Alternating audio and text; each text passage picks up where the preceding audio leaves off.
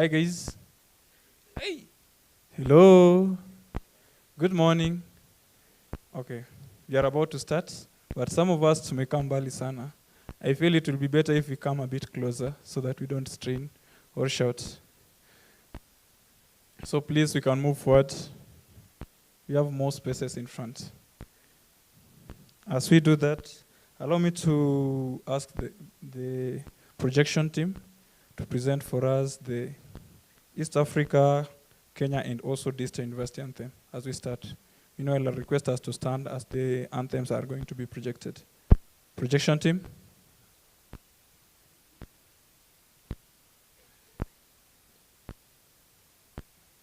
We'll start with the Kenyan anthem.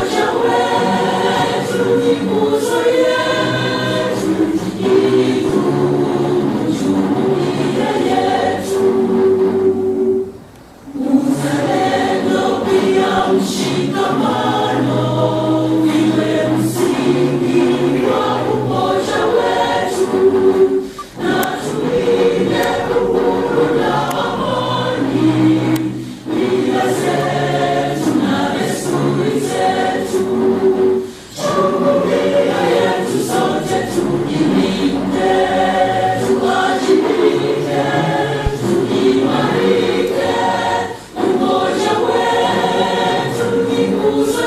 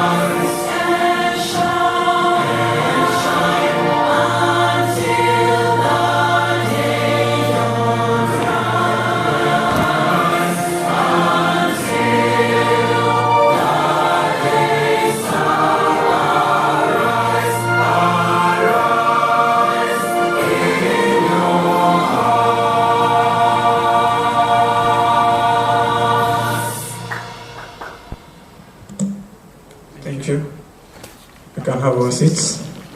May allow me welcome Rev Susan Siole as she's taking us through the devotion of the day. Karibu Rev.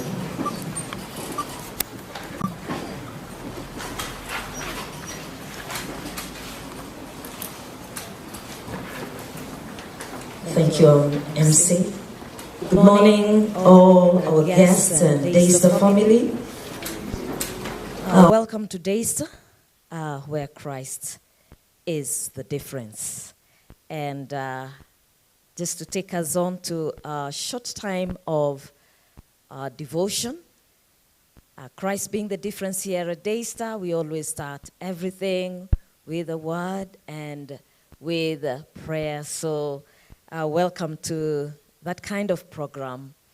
So today we are pleased to have the School of Science, Engineering and Health hosting this great sitting, the Actuarial Association of Kenya, and with a wonderful, powerful theme that we are all able to see. So I was looking at the word that will go in line with what we have today. And what came to mind is just looking at the Bible and searching who was young and qualified to be an actuary. And I got to Joseph. Maybe some of you have heard about Joseph. Joseph was one of the sons of Jacob. Jacob had 12 sons, and Joseph was one of them. Joseph got to be sold by his brothers to slavery in Egypt. And he went through quite some bit of tribulation there because he landed in jail, not for anything wrong he had done.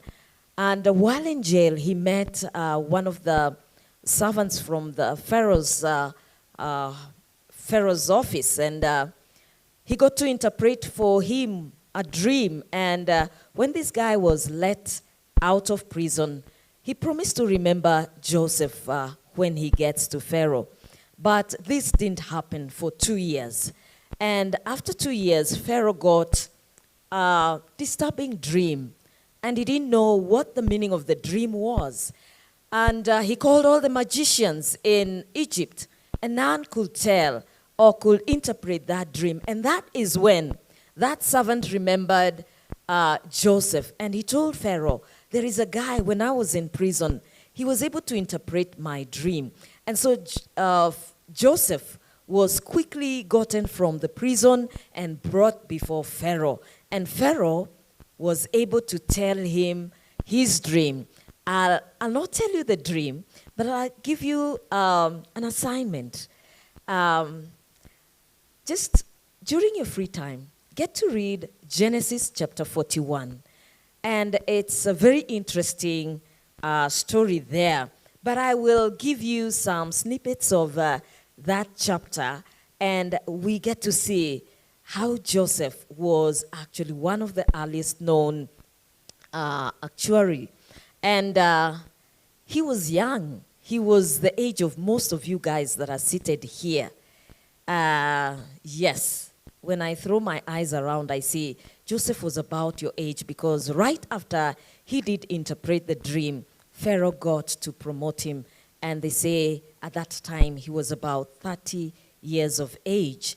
And so let me get right to just the first verse that we are going to read, and then get to see what qualities Joseph had. Genesis chapter 41, I read verse 29 and 30.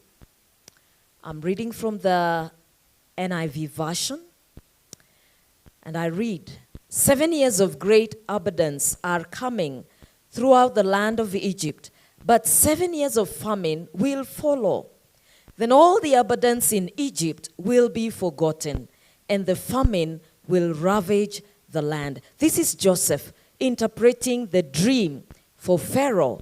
And so we see Joseph getting to receive data from Pharaoh about the dream.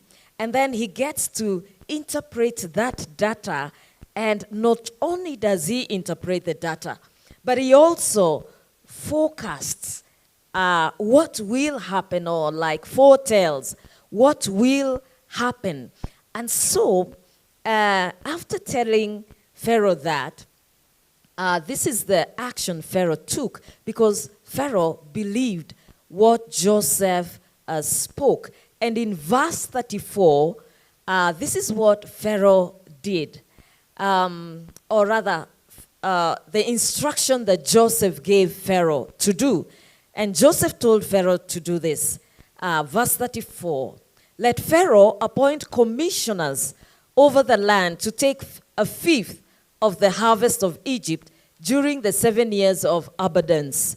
This food should be held in reserve for the country, to be used during the 7 years of famine, so that the country may not be ruined by the famine. So what we see here about Joseph, not only is he able to interpret data and give a guidance or a forecast, but he was also able to process the raw imagery of Pharaoh's dream.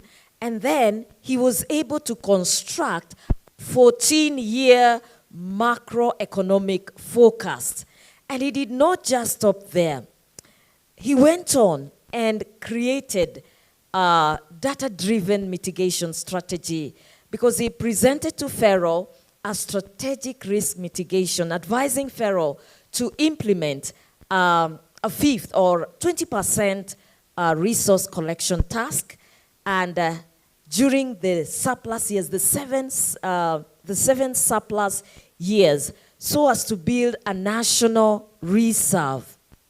And so Pharaoh did exactly as Joseph advised him to do.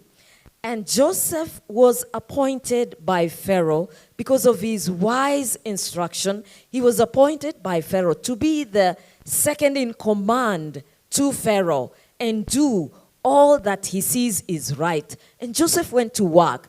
And what he did is written out in verse 48 that says, Joseph gathered all the food produced in Egypt during those 7 years.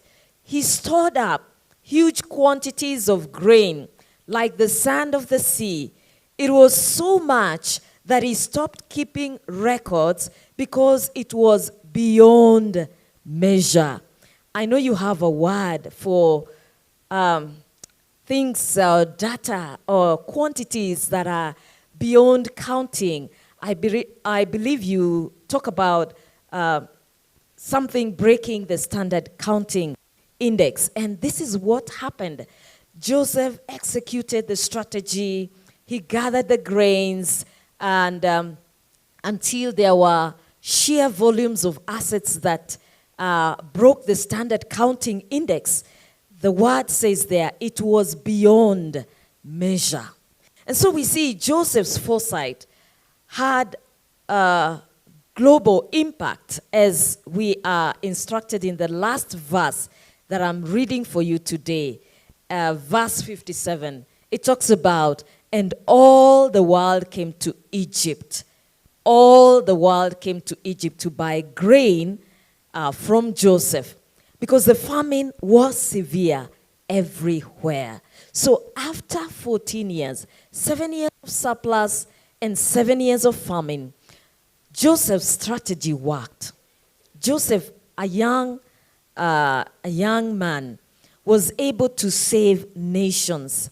And this is because of his foresight in being able to gather and store grain that was beyond counting. And so we see his actuarial style preparation preserved surrounding nations. And not only was Joseph able to accurately interpret the data of his time and save nations from the impending famine, but we also see he was able to discern the signs of his time. And so we see data is our raw material, but divine wisdom is our guide. And this is the wisdom that Joseph had. And it's divine wisdom that is given by God, is able to help us to see the real human needs behind the data. And so it is our prayer that even as you go about the work that you're doing, that you will seek the wisdom from God. As Proverbs chapter 2, verse 6 instructs us, for the Lord gives wisdom. From his mouth comes knowledge and understanding. And so let the spirit of wisdom, knowledge and understanding guide every calculation and concept that you're going to build today and that you're going to continue to work out and build in the future as actuarial scientists. Allow me to pray as we begin. Heavenly Father, you are the source of all wisdom, knowledge, and understanding. We come before you today with grateful hearts, thanking you for the unique intellect and talents you have bestowed upon all these dear students in this room today. As we start day one of this profound development competition, we ask that you flood their minds with inspiration and creative insight. Grant each team unity, mutual respect, and clarity of thought. May the innovations designed by these teams ultimately serve to protect, uplift, and bring peace to others. We commit this day and even tomorrow and the competitions that are before us into your hands, praying that all the efforts done will honor you. We thank you and bless you, for this is our prayer in Jesus' name. Amen. Amen. God bless you all.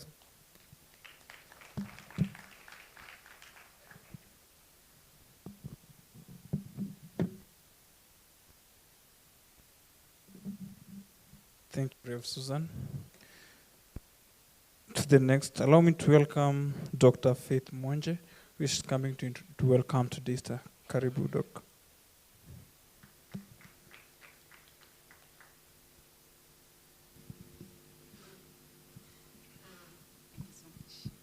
Yeah, thank you. Thank you so much, MC, for the great job. Thank you, Rev. Siole, for the great presentation and encouraging us on the Word of God. Good morning.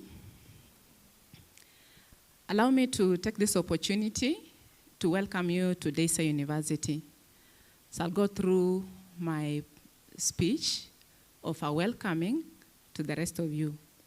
Good morning, distinguished guests, esteemed sponsors, judges, faculty, and our esteemed students. On behalf of Desa University, it is my great honor to welcome you all to the National Product Development Competition 2026. My name, as you've heard, is Dr. Faith Mohonja. I'm the head of Department of Science, where actuarial program sits. Currently, I'm acting dean because our dean is out on assignment. So it is my pleasure to stand before you today and welcome you to this presentation. Desa University is proud to host this competition, living out to our mission of excellence, transformation, and servant leadership. While our Vice Chancellor could not join us today, he extends his warm regards and support. We also recognize the Deputy Vice Chancellors, whose leadership continues to strengthen our academic, research, and student affairs. This year's theme, Actuaries Beyond Numbers, Shaping Resilience, Data-Driven Future. It reminds us that actuarial science is not only about calculations, but about foresight, as we have already been given by our Reverend, that Joseph had foresight. So it's about foresight, it's also about resilience. And the Word of God has encouraged us that we have tough times that can come, the 7 years, And therefore, you need to be resilient, to have foresight, to prepare in advance. And the power of data to transform society. Being resilient and having the power of data to transform our society. Today, we celebrate the creativity and rigor of our students and the teams that are represented here, who are pushing boundaries. You are pushing boundaries, you are setting new standards, and you are offering solutions to the real world challenges, to the real world problems. We are grateful to our sponsors and our partners for their unwavering support in making this event even successful. And to the Actuarial Students Society of Kenya at large for creating this platform where talent meets opportunity. May this competition inspire bold ideas, foster collaboration, and strengthen the future of our profession. I wish all the participants success even in their presentation. And I encourage you to embrace this moment as a stepping stone towards shaping a resilient, data-driven future. Once again, welcome to Daystar University. Thank you.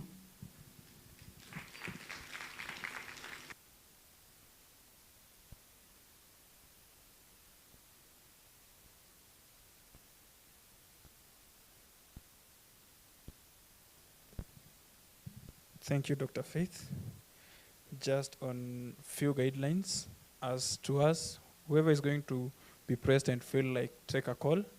Our networks are just on your left hand from the entrance, opposite reception. So if your phone has rung and you feel like taking a call, just get at the reception, opposite reception on your left. We have our networks there. Thank you. And to the next person, I want to introduce a leader who have always been doing a good job to introduce to us the judges. Karibu, Madam President Shermit Mange.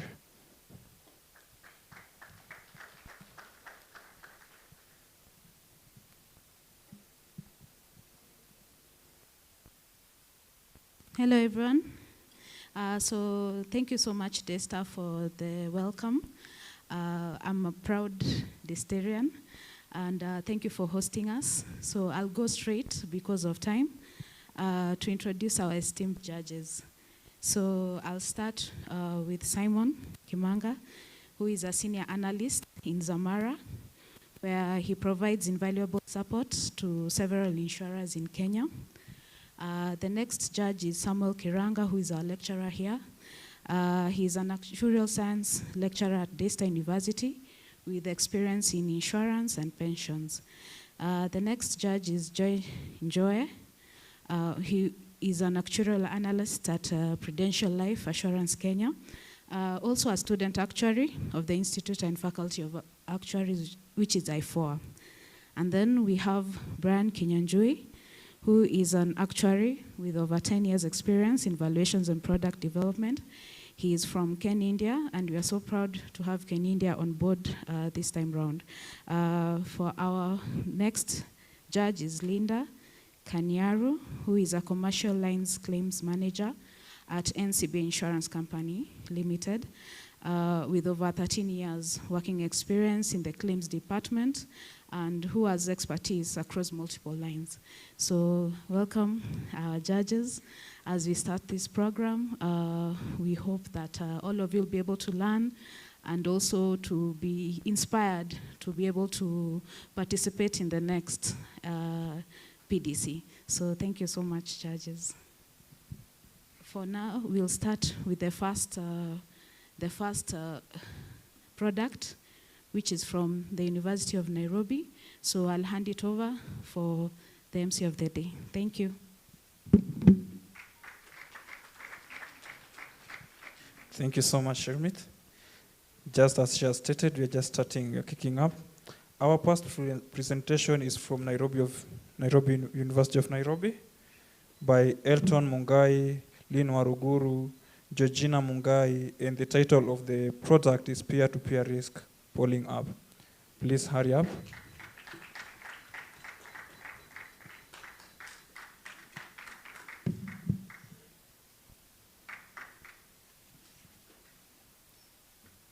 And to the presenters, you only have 15 minutes.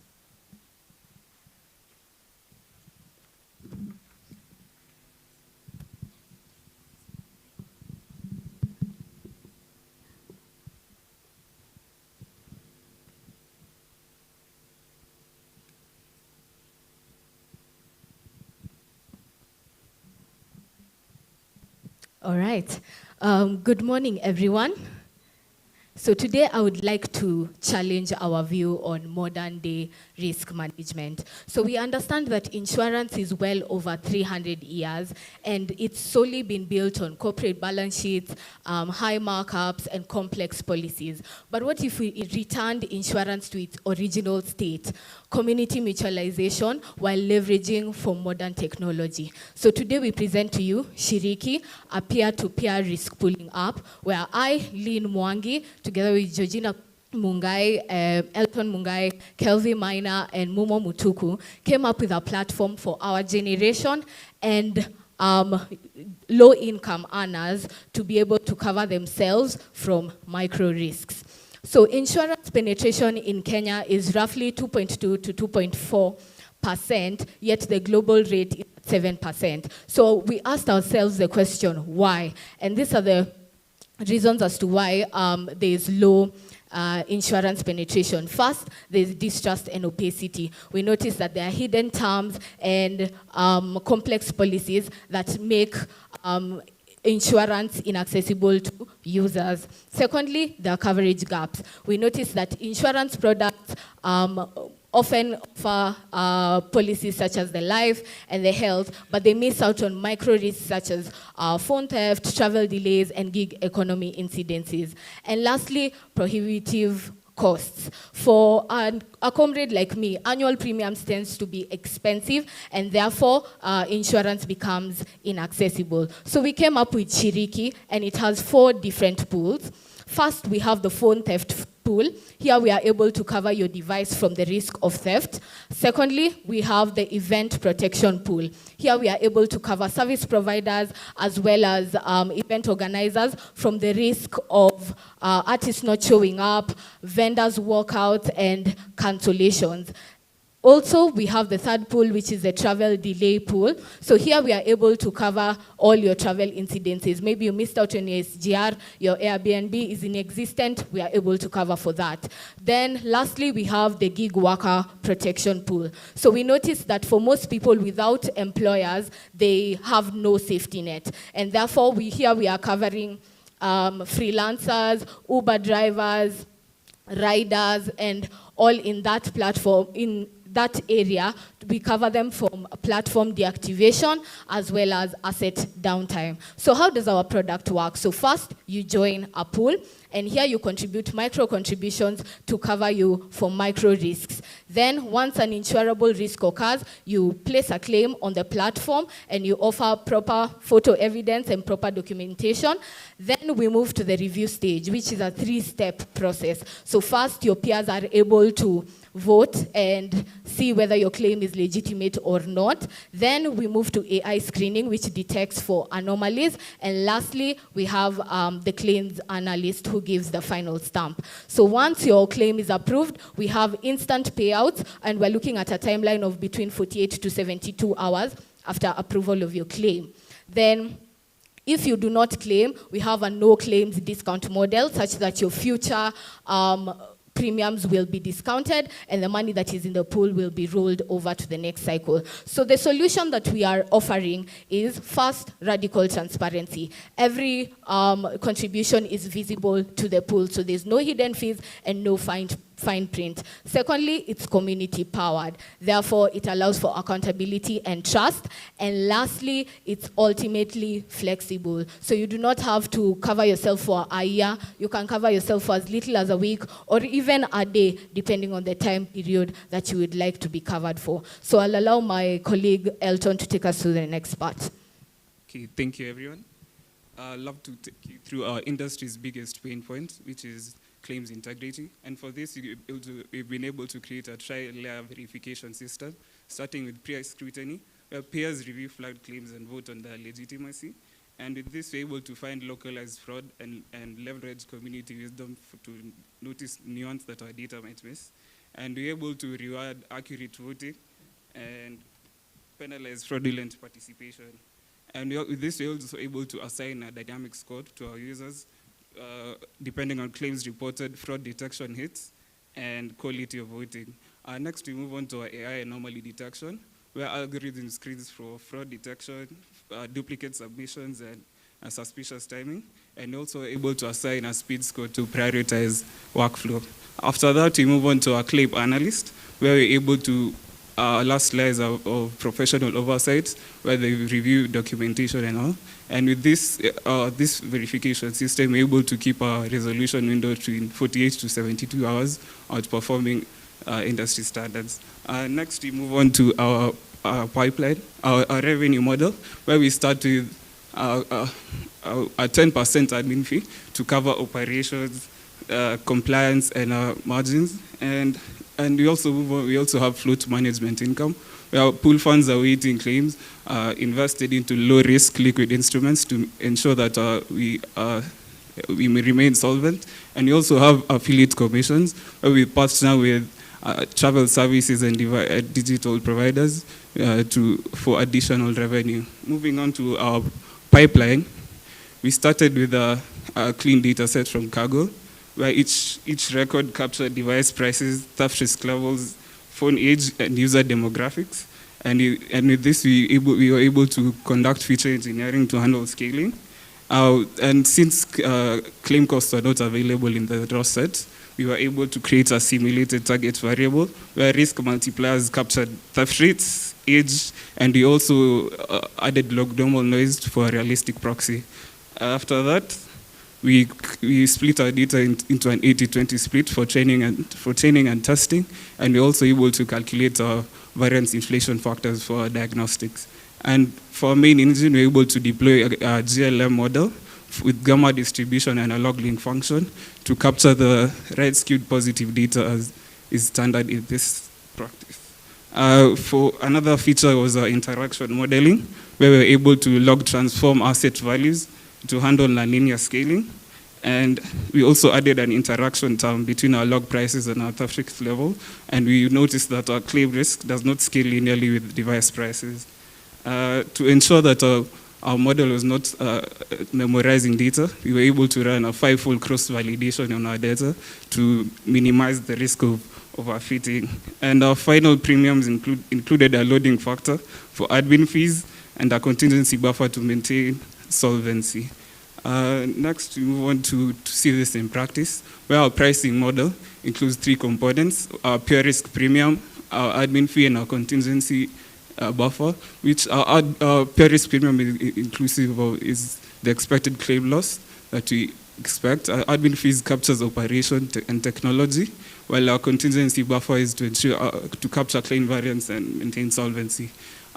Next, you can see the indicative monthly premium schedule, where you can see at our lowest risk exposure for our cheapest device, we are able to maintain a highly accessible premium.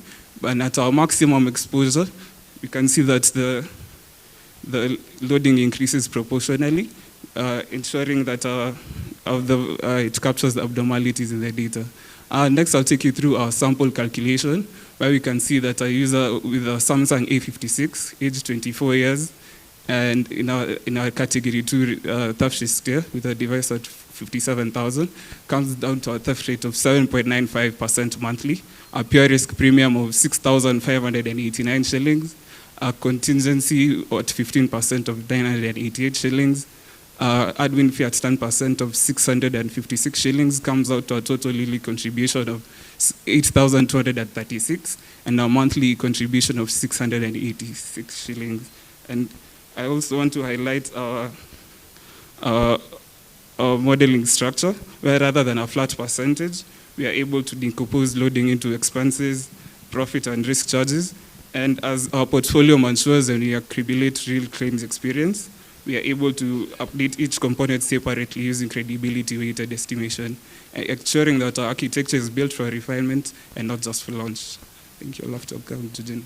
All right. So we would like to say that our target market is the youth, and specifically the tech-savvy Gen Zs and millennials. So at the moment, we have 450 million youth in emerging markets. And in Kenya, 78% of these youth are uninsured. So we plan to roll out our product to the gig economy workers, which will account to 2.49 billion market of uninsured micro-risk in Kenya at the moment. So apart from that, we also understand that our product will face a variety of risks. And some of these risks that we would face are fraud. For fraud, we plan to implement anti-fraud controls such as digital timestamping for assets and also implementing biometric user profiles. At the same time, we also plan to add IMEI verification for pools such as the phone theft pool. Another risk we might face is insolvency. And for this, we plan to have a minimum pool threshold, so any pool will not be activated until that minimum pool threshold is met. And on top of this, we will combine with stop-loss reinsurance just to make sure we cater for the catastrophic risks. Apart from that, we also will face regulatory risks. And for the regulatory risks, we plan to roll out our program, product on sandboxes. And sandboxes such as the Ulinzi and the Bima Box that are offered by IRA. And we plan to do this to allow for real-time testing of consumer safety margins and capital preservation parameters under strict regulatory oversight as we consult with insurance regulators. So now I will show you how our product works. And I'll allow my colleague to just play. So as you can see on your screen, that is our product, and our app just explains to you everything that it does. To get started, you click on the Get Started button and create an account the way you would create any account on social media. So this, as you create an account, you're required to tell us about yourself and provide details about yourself that we will use to understand you and also to, in future, in the app. Once you do that, you get an account, and this is the dashboard that you're going to be seeing. So as you can see, you can be able to see the pools that you're in, the claims that have been paid to you, the premiums that you have paid, and the rest of the pools that are available. So for you to join a pool, you click on the Browse All button, and you can be able to see the pools that we have set up.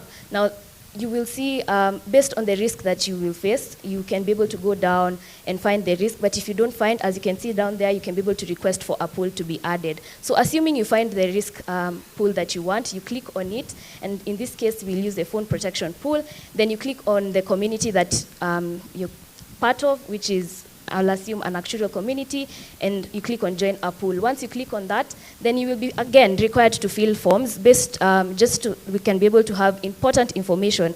We can be able to allocate you in the pool, and also to supply our model so that we can be able to calculate a premium for you. And once you fill in the information accurately, then you will be able to generate a rate for you, as you will be able to see there. A premium that you can be able to pay. And once you approve of this and you accept, pay, and join the pool. And it is as easy as that. So once you're in the pool, then you can be able to see the members in the pool, you can be able to see the range of premiums that they pay and what has been going on in the pool. So for you to be able to submit a claim, at the top right, you can be able to see a plus claim button. You click on it. This is if you encounter the risk that you're being insured. Once you get onto the there you're going to be asked to again to fill in your details, and once you do that, then you click on the submit a claim. Now this then will go through the review process that we've been able to outline for you. So the peer review, the AI review, and the claims analyst, and you can be able to track that on your app. And once all that is done, then and your claim is approved based on the documents that you have submitted, then the funds are disbursed to you based on the risk that you faced. And that is it. So you'll be able to be taken back to the pool page, and you can be able to see other stages for other people in the pool, as well as the payouts that have been disbursed. Just As you can see, others have been rejected and others have been disbursed. And that is how the risks are insured. And you can repeat this for as many pools as you're in and the risks that you may face.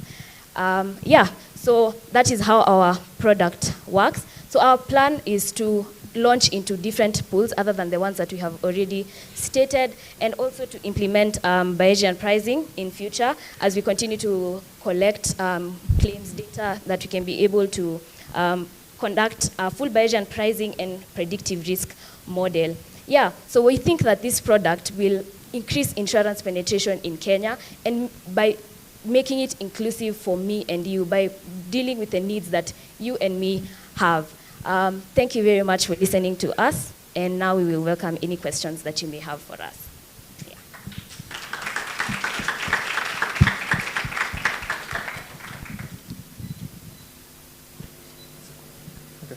Okay. Thank you, Tim Yoen. Judges, any question? Hi, great presentation. A quick one. How does the peer review work for claims, and what's its purpose, considering you already have a policy document that has coverage? So why would you need to send a claim for peer review? And my assumption is the four of us are in the pool, right? I have a claim. I submit documents. So these are now submitted to all of you to review its validity or not. And how do you also protect the client's data now that you're sharing claim documents with other people?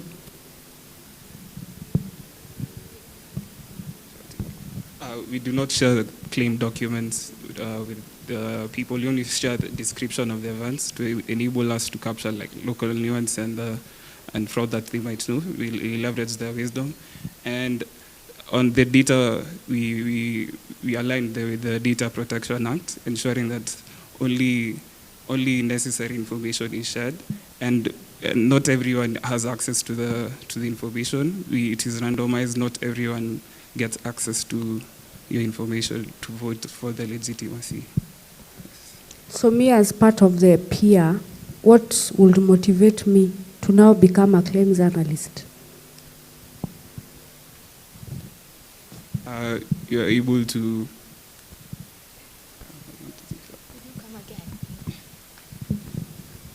We are part of the pool, right? I have a claim. You have said there are specific people that will review the claim and decide whether it's payable or not as part of the peer. I'm just trying to understand the peer review. Why would you need the peer review? I would say the peer review is more of a recommendation than it is a final stamp. So we just want the community to be a part of our claims review process. But then you've mentioned about the claims analyst. The documents are solely in the back end, so they are not necessarily presented to other members in the pool. Therefore, they do not have access to that. Yeah.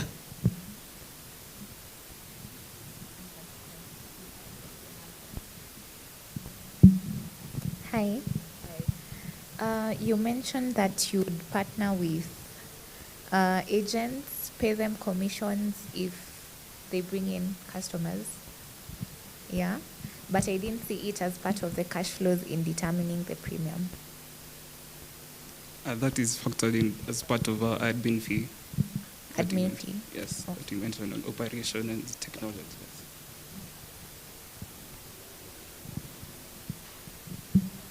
Yes. Hi, thanks for the product presentation.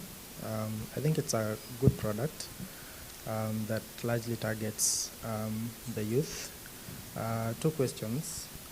What would be the screening criteria for onboarding purposes, just to ensure that the risks that are being onboarded are, because you see for insurance, there are good risks and there are bad risks. So what would be the screening criteria? And option two, are there sort of exclusions that you have thought about when coming up with this product to handle issues like moral hazard and all that. Yeah. Please, could you repeat the first question? So the first question is there a screening criteria for onboarding purposes, just to ensure that the risks that are being, because I'm seeing that it's something that you just sort of download an app, and then you log in, and then you select the pool. So is there a screening criteria that will help the insurer from the side of underwriting the risks to sort of understand the risk they are writing and also help with the rating process? When you're joining the platform, the questions that he asks you, and when those questions, together with when you're joining onboarding into a pool, the documents that he asks for and information that he asks that helps in the underwriting process. And with that, you're able to get a premium and get a quote. Okay. The other question? So the other question was on, are there sort of exclusions, and how do you handle issues to do with moral hazard? Thank you. Time is up. Let's clap for Team Nairobi as they get off the stage.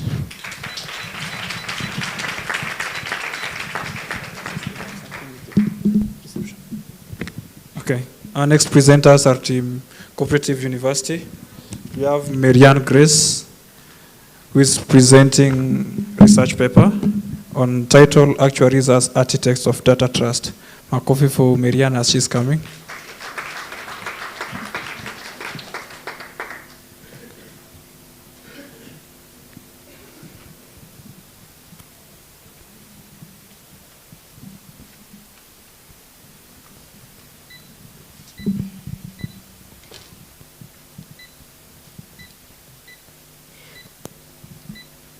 Good morning, everyone. My name is Marianne Grace, a student at the Cooperative University, and today I'll be presenting a research paper I did titled Actuaries as Architects of Data Trust, Leveraging Blockchain and IoT for Risk Transparency in African Insurance Markets.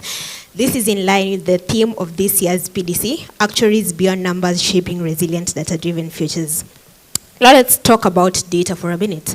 Data is unprocessed information, and in this time and age, we describe data as the new gold. It is the highest selling asset. That's why we've seen a rising demand of data scientists and data engineers, and a time has come for us as a profession to ask ourselves, how are we fitting into the data space? How are we shaping resilient data-driven futures? Next slide, please.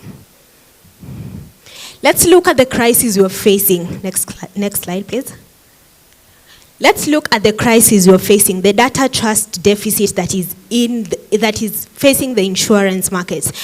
The previous presenters, I think, have also talked about it. We still have a low insurance penetration in the country. We're talking of a penetration of below 3% in this time and age, with only 1% of catastrophic events being insured. That leaves us behind emerging economies by 10%. And so what is the cause? The biggest question is, what is the cause of low insurance penetration? And that is where I talk of the data credibility crisis we're facing. We're still talking of poor record keeping, we're talking of claims manipulation, and we're talking of limited real-time data. This impairs accurate underwriting and pricing. We still have operational inefficiency. That's why we are having low insurance penetration, with fraud counting up to 10% of claims a year. We're talking of information asymmetry. Information asymmetry is where one party possesses more information than the other. For example, when acquiring health insurance, you possess more information than the person who is insuring you. So information asymmetry is still another problem that is causing low insurance penetration in Africa. Let's move to the next slide. And what is the solution to these problems we're facing? Number one, let's move to the next slide, please, sorry.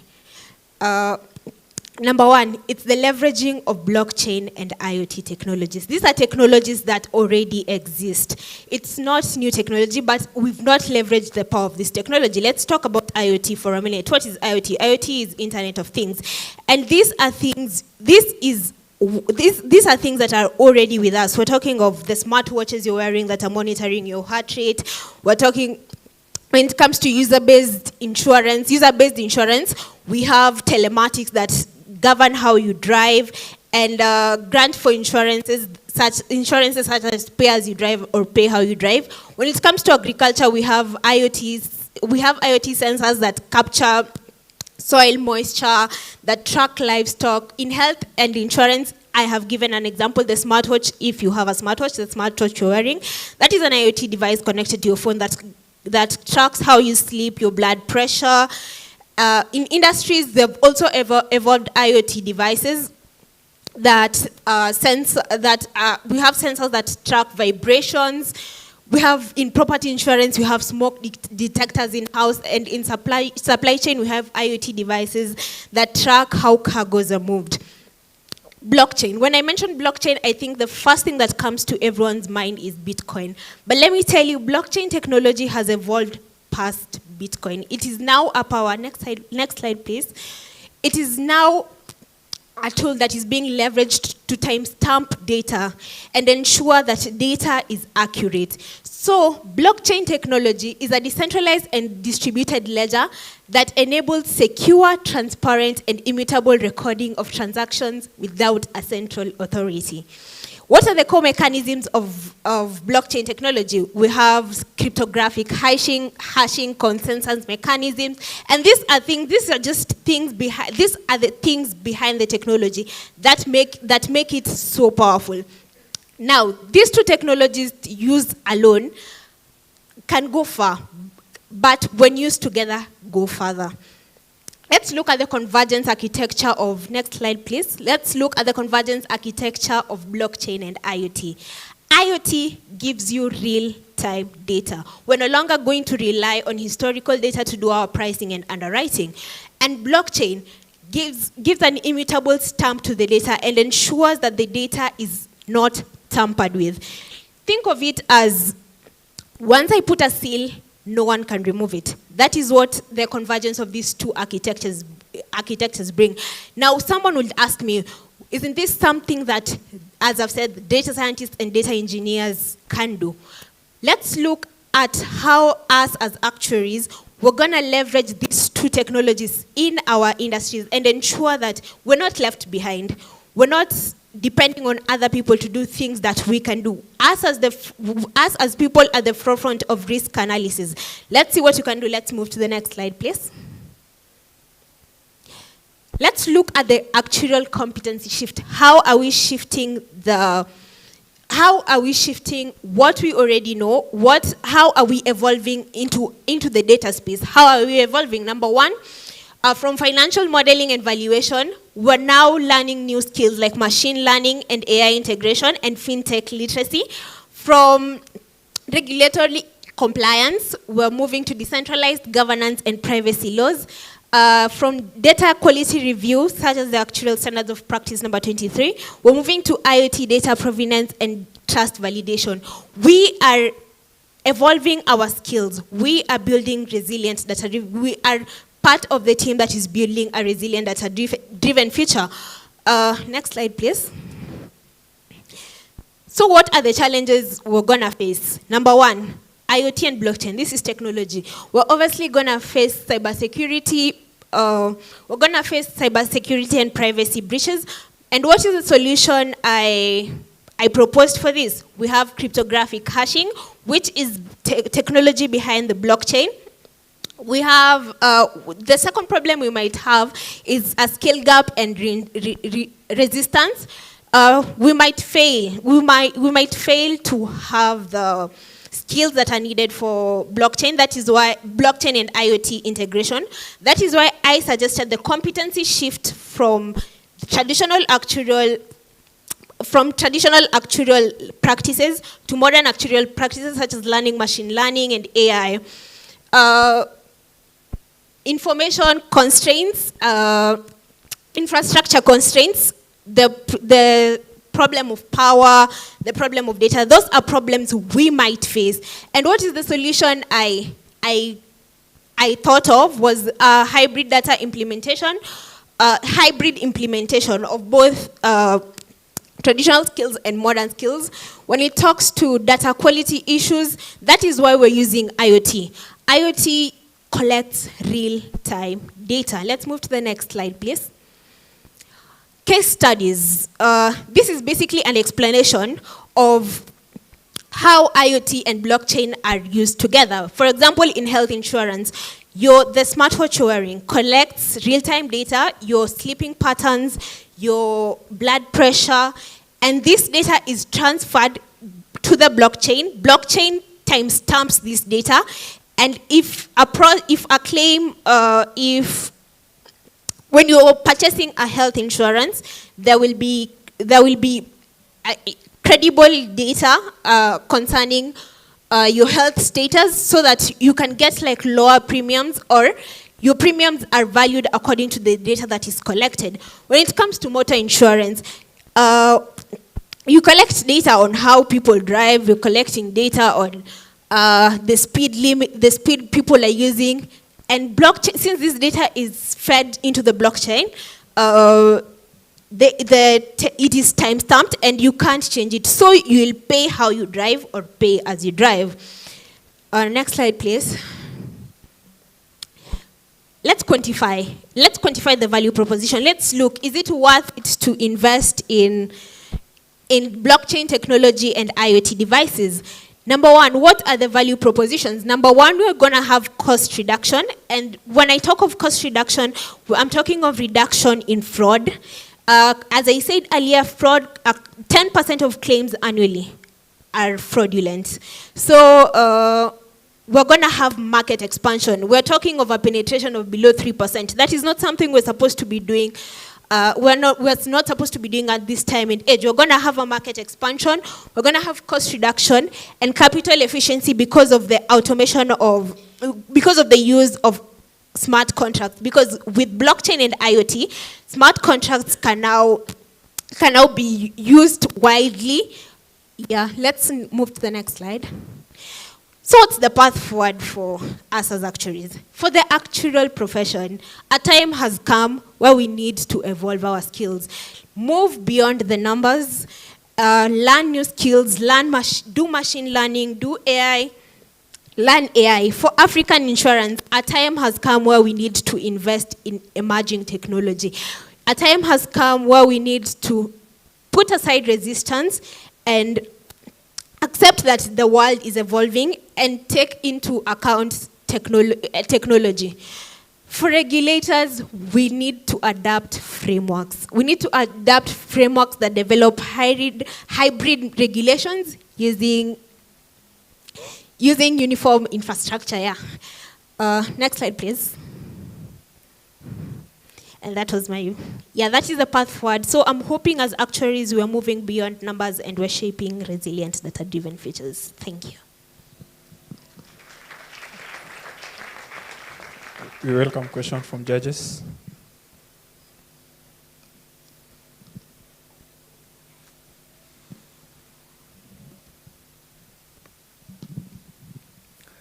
Thank you for the presentation. It was quite a lot of information and quite interesting.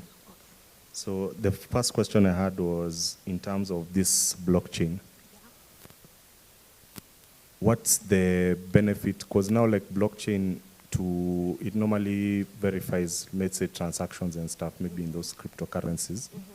So what's the purpose? Wouldn't it add an extra layer of maybe unnecessary computing in terms of verifying this data? And you're saying these are very many small things like data coming from smartwatches and car telemetrics and all that.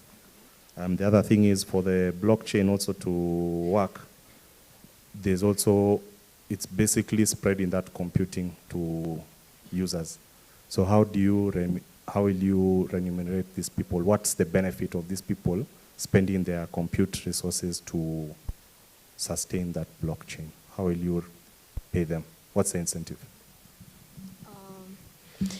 I think I'll answer. Okay, thank you for the question.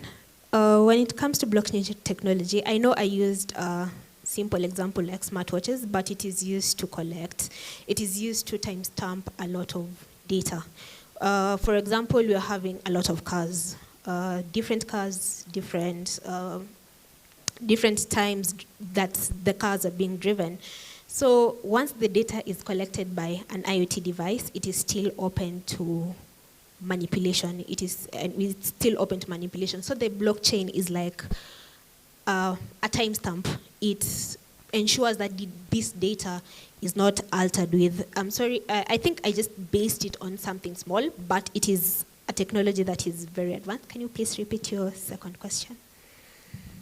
For this blockchain to run, you're basically, it's using people's computing, like spread across many people to verify these transactions or verify this data that you're talking about. I'd also like to know who's running this blockchain, who is actually doing the computing, and how are you remunerating them? Blockchain technology, that is why I mentioned we're coming in as the architects of the data trust. As actuaries, we're the ones, after we have evolved our skills, we're the ones who are coming in and writing the programs. For blockchain technology, you don't need someone actually seated there. You don't actually need someone seated there because it's like a network. It's actually a chain of people. Once I make a transaction to you, the person next to you knows that I have made that transaction, and it will actually, there will be acceptance if the transaction is supposed to take place. But if it's not supposed to take place, then the transaction will be cancelled. But it's not needed for someone to actually be seated to control the technology. Okay, what I meant was it will use resources. Oh, yeah. Yes. So, and those resources are owned by people. So how are you remunerating these people? Or what's the incentive of these people using their resources to verify those transactions?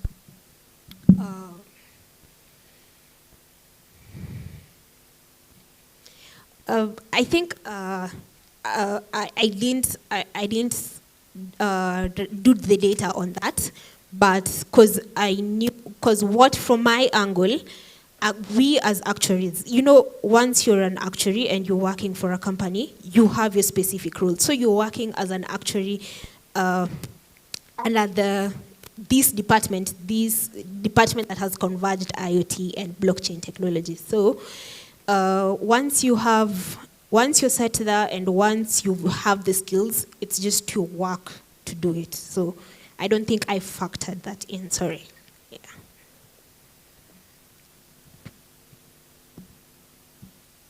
So a question, a quick one. If you're going to go the blockchain way, do you have examples of where blockchain has been used in the insurance space, and what lessons can we learn from that? There is a recent study that has been done by the Institute and Faculty of Actuaries in convergence of the blockchain and IoT technologies. But currently the blockchain technology has been used mostly in Bitcoin, as I said. It has been adopted by Walmart, one of the biggest supermarkets in the United States. It has been adopted to ensure that once deliveries are made, the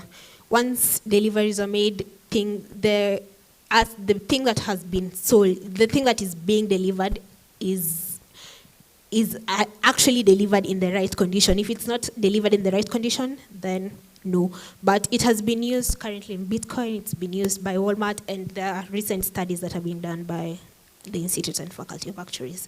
So it's new technology that is evolving in the insurance market, yeah. Okay, hi, Grace. Now, just one question and a quick one. Is this a research paper or a product? A research paper. Okay. I'm confused a little bit because there are some things I expected us first to see. Okay. Number one, I expected us to start with the objectives because all along we don't know what we are doing. We don't have objectives of your study, such that at the end, we'll be able to sit down and say whether the objectives have been achieved or not. I also expect that to be very keen on the methodology. So we don't know how you got your data, if there's any data that we've seen, though we've not even seen any data anywhere from a research paper. You've not presented us the data the way you got it. We don't have insights to your data, even to move further up to the conclusions. So I'm just left confused whether it's a research paper or whether it's a product. It is a research paper, and I think I did most of the work that you've asked on my PDF. I didn't put it on my PowerPoint presentation. Sorry for that. Okay, let me take your word. Hi. Hello.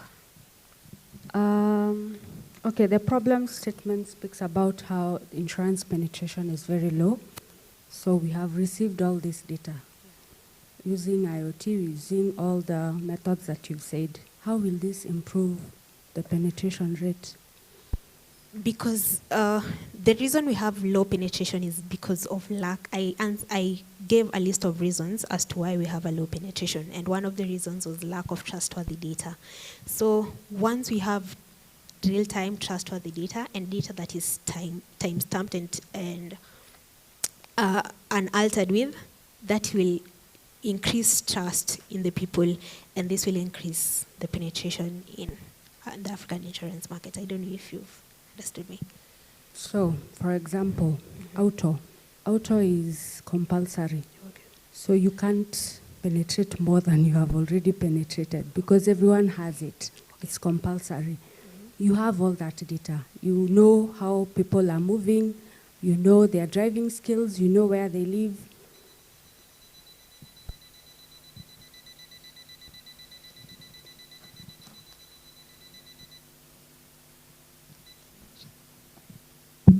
Okay, thank you. Let's clap for Marianne as she takes a seat. Our next presenter will be from Murang'a University of Technology, Gideon Kiarie, who is presenting a product on title Mamorisk. Gideon.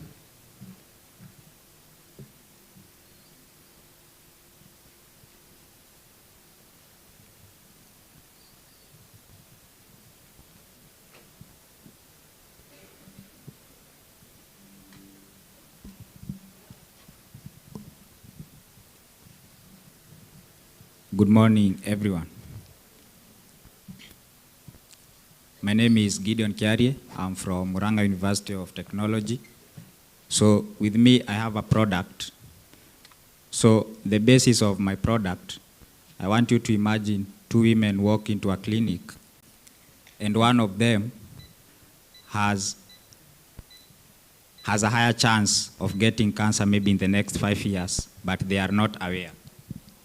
So I decided to come up with Mamorisk to solve the issue of prediction rather than classification. So on the first slide, breast cancer is a challenge to individuals in Kenya and women, and also it brings financial challenges. And one of the reasons is because it's always detected at late stage. So in Mamorisk, we are trying to predict it before it appears. Can go to the next. So for the product, on how the product works, once we have the last mammogram from an individual with some clinical data or metadata, that is maybe medical history and maybe some pathology information about the mammogram that is based on the breast. So we can use this information. We extract the information from the image, we combine it with the metadata, then the information is fed into a survival model. So with that, we are able to predict if they are in a higher chance of getting cancer maybe in the next 5, 3, or 10 years' time. So for the market analysis, who needs this product? One, it's the women. Then, additionally, we have the clinics. So in most cases, what we have currently, we have models that can classify whether an individual has cancer or not. But very few, they are into predicting whether an individual can have the cancer in a future time. So that is the main purpose of Mamorisk. And also for the market analysis, we also have insurers. So for the insurers, so once we have an individual and we have assessed and we have known that maybe in the next 5 years they have a higher risk of getting the cancer, the insurance company comes in and now they can be able to price a policy that can fit such individuals. So mammo risk basically combines, we have the patients, the providers, which is the insurance companies, and now you have payers who I can explain on the next. So on the next slide, the market fit of my product. So for the market fit, you can see that from that image, from the mammogram screening to the clinical metadata, then we have the actuarial risk engine, and then we have prevention intelligence. So based on those 3 individuals, we have the women, then we have the clinics, and now we have the insurance companies. So they need to partner for the product to work efficiently, whereby, so for the clinics, we'll be able to provide clinical data and mammogram screenings. Then the insurance company comes in based on the risk profiles of the individuals, and now they can be able to maybe price the policies that fit these individuals. Next slide. So for that slide, that is just a pipeline layout of how the product looks like, whereby you get to upload the mammogram. So for the mammogram, information has to be extracted from that mammogram. And the model being used for that purpose, it's a segmentation model. It's a unit segmentation model.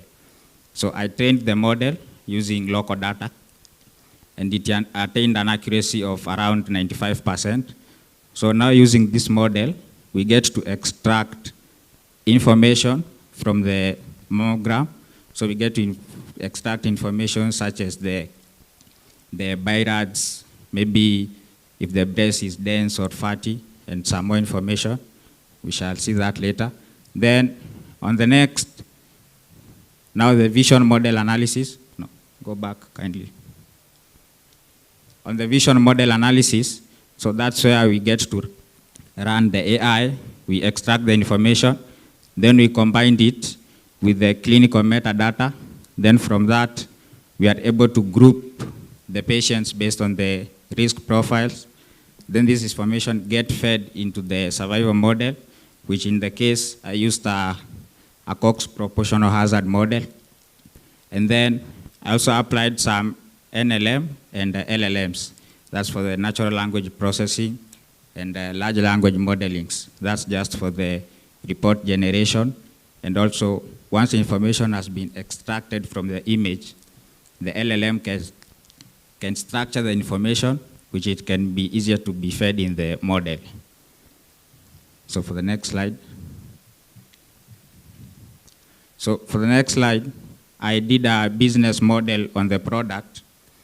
So mammogram, it's a product that can be made into the market through subscription. That is one. And both businesses and consumers can subscribe. So for the business to business, this can be between the clinicians and the insurance companies.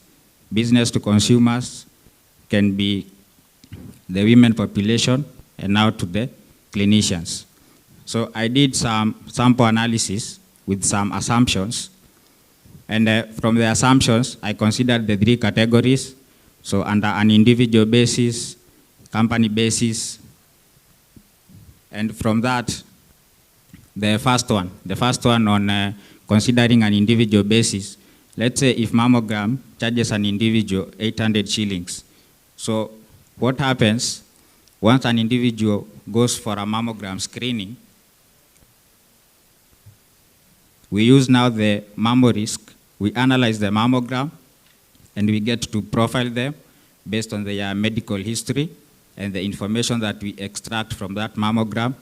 And now, if they are on a higher risk of getting cancer, we can now get to devise some policies that fit them, or maybe we can now refer them to to an insurance company, and they can get best policies for that.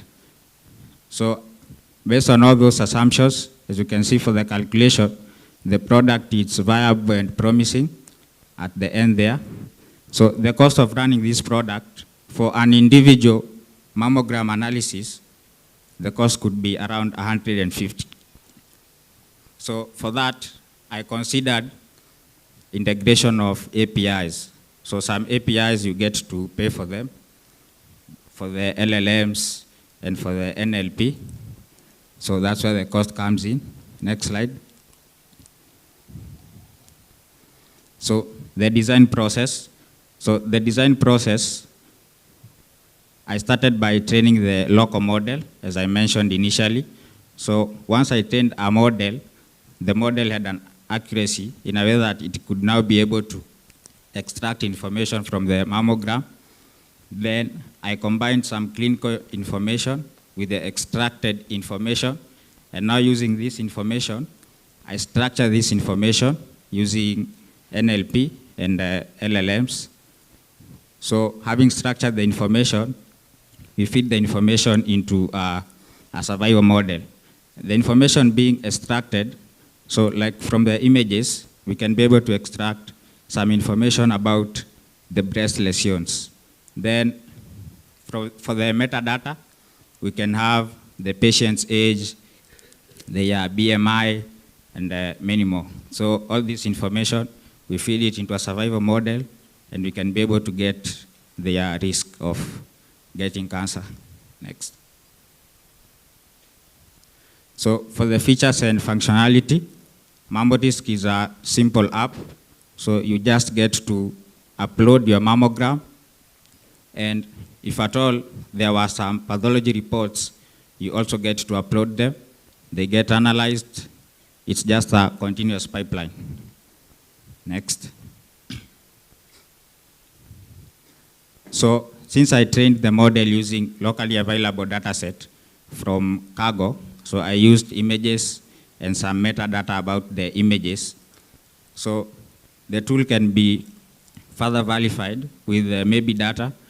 Now the Kenyan data, maybe it can be gotten from our local hospitals, and we can use it to train the model. And that way we can be able to verify the validity of MammoRisk. Next. So partnership is needed for MammoRisk to work efficiently. So this is partnership with the insurance companies, screenings from the clinicians. So this partnership is needed for MammoRisk to work efficiently, because the insurance companies will need the data from the clinics and from the screenings departments. Next slide. So for MammoRisk to go into the market, so that's just an outline of what can be done, so that we can do a 3 months pilot study that is verifying the patient information based on the pathology reports and the mammogram scans, if they've been going for scans for a quite period of time. Then from that, we get to the pilot launch program. Then, since I considered a local data set, we can now consider a Kenyan data set, maybe from one of the hospitals within. Then we can now try to scale the program out and see how it works. Next. So coming into conclusion, MammoRisk, it can be used as a prediction tool rather than a classification tool. And this way, we can be able to maybe group individuals based on their risks, and that way, insurance companies can give them policies that works best for them. So for that, I just want to showcase a demo of that.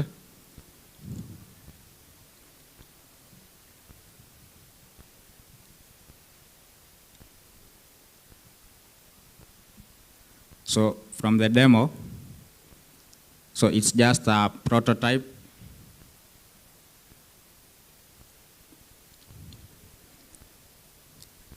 So from number 1 there, you get to upload the image. So that's a sample of an image I had already uploaded. Then on the right, we have some medical information about that particular individual.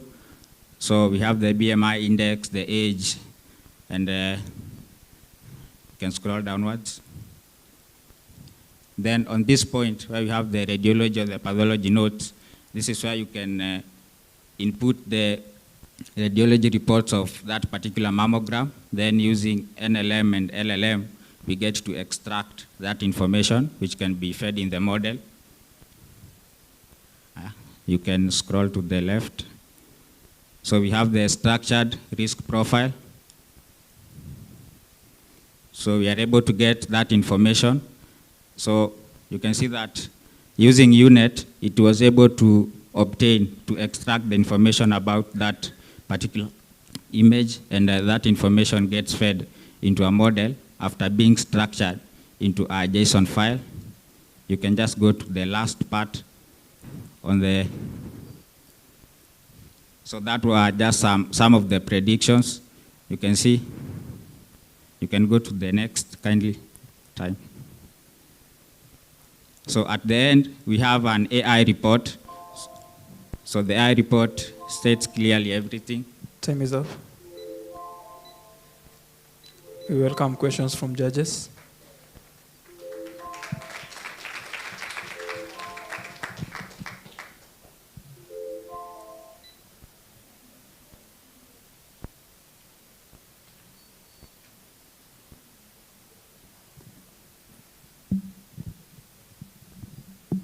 Thanks for the presentation. That was quite good, and it's something quite needed in the market.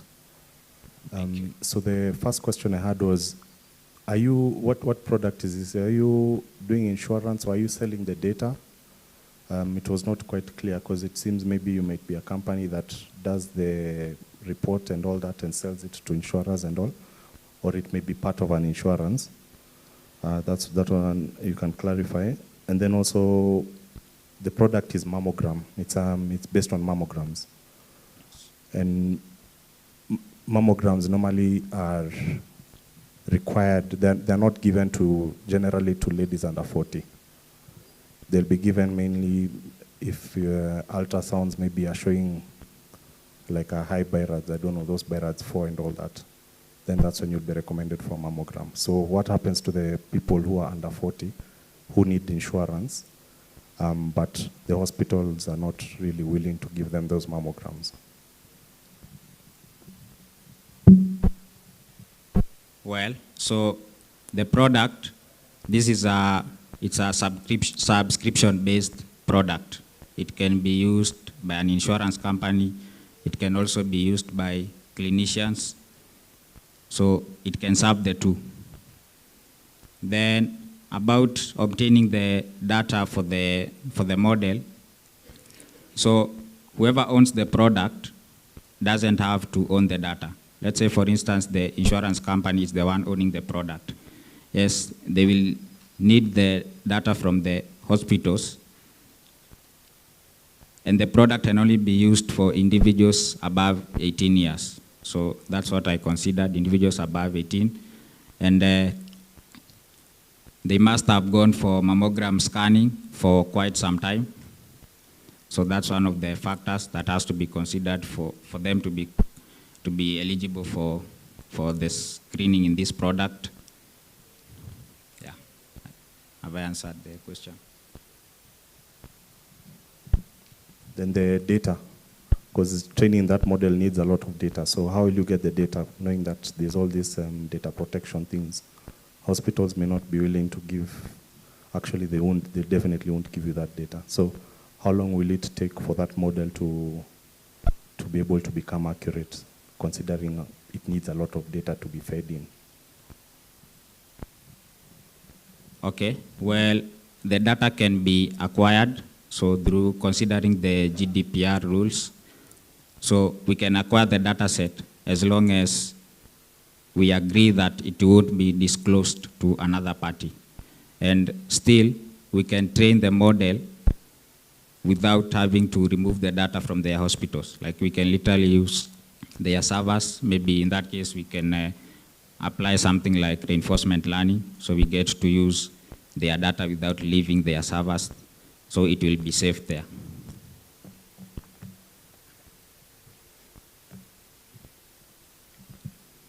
Hi, good presentation. Thank you. I'm having a hard time understanding what the product is for the insurer. So, does the insurer have to have a product to cover the individuals that have been referred by the clinics? Because the product is not, it's not the insurer who is offering the product. The mammo, yeah. Yeah, that's what I'm trying to understand. Does the insurer have to have like a critical illness product to cover the individuals who have been referred? Or what's the relevance of this product to the insurer? Is the insurer offering it? Okay, so what happens? So once we have an individual from the clinic, and let's say the individual, they have a higher risk of getting cancer, maybe in the next 3 years, that's when we get to refer them to an insurer. Maybe having referred them, they can get policy based on their risk profile. So the insurer has to have a product that covers that particular segment. Yeah, actually, Mammo Risk is trying to help them now on how they can have a product that can fit the individuals, so they can develop the products after having to experience the risk profile of the individuals.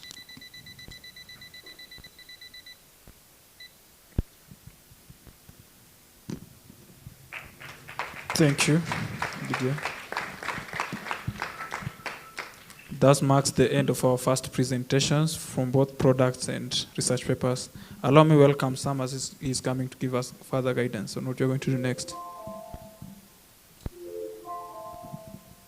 So, hello everyone, and good morning.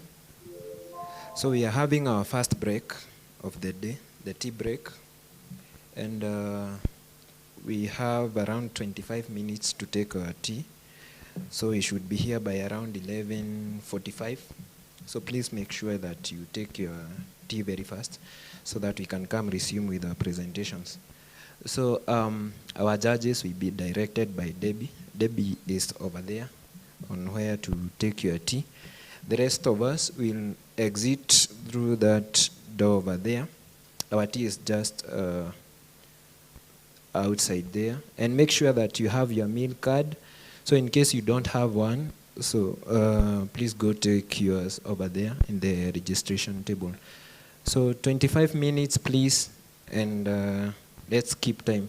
So we can give the first priority to our judges and guests so that they can leave, and then the rest of us will follow.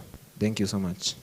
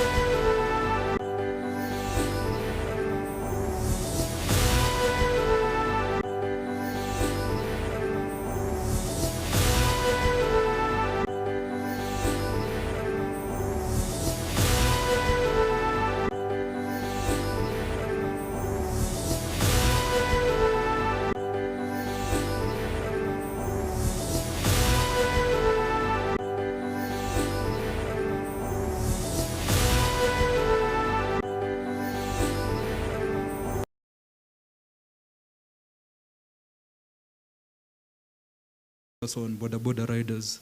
So the reason why they're actually underserviced is because, number one, the nature of their profession itself. Compared to most professions that exist, their profession requires them to be on the roads. And this also introduces another risk, and that is road traffic accident, which is a big issue in Kenya currently. But then again, these road traffic accidents usually also lead to death, hence elevated their mortality risk, which sometimes is not really accounted for when it comes to pricing products that are going to be owned by a profession that has a high elevated risk. So this product aims to actually address that, by number one, accounting for the fact that these people actually have high levels. So the main objective is actually now to construct a product that now accurately prices their mortality exposure.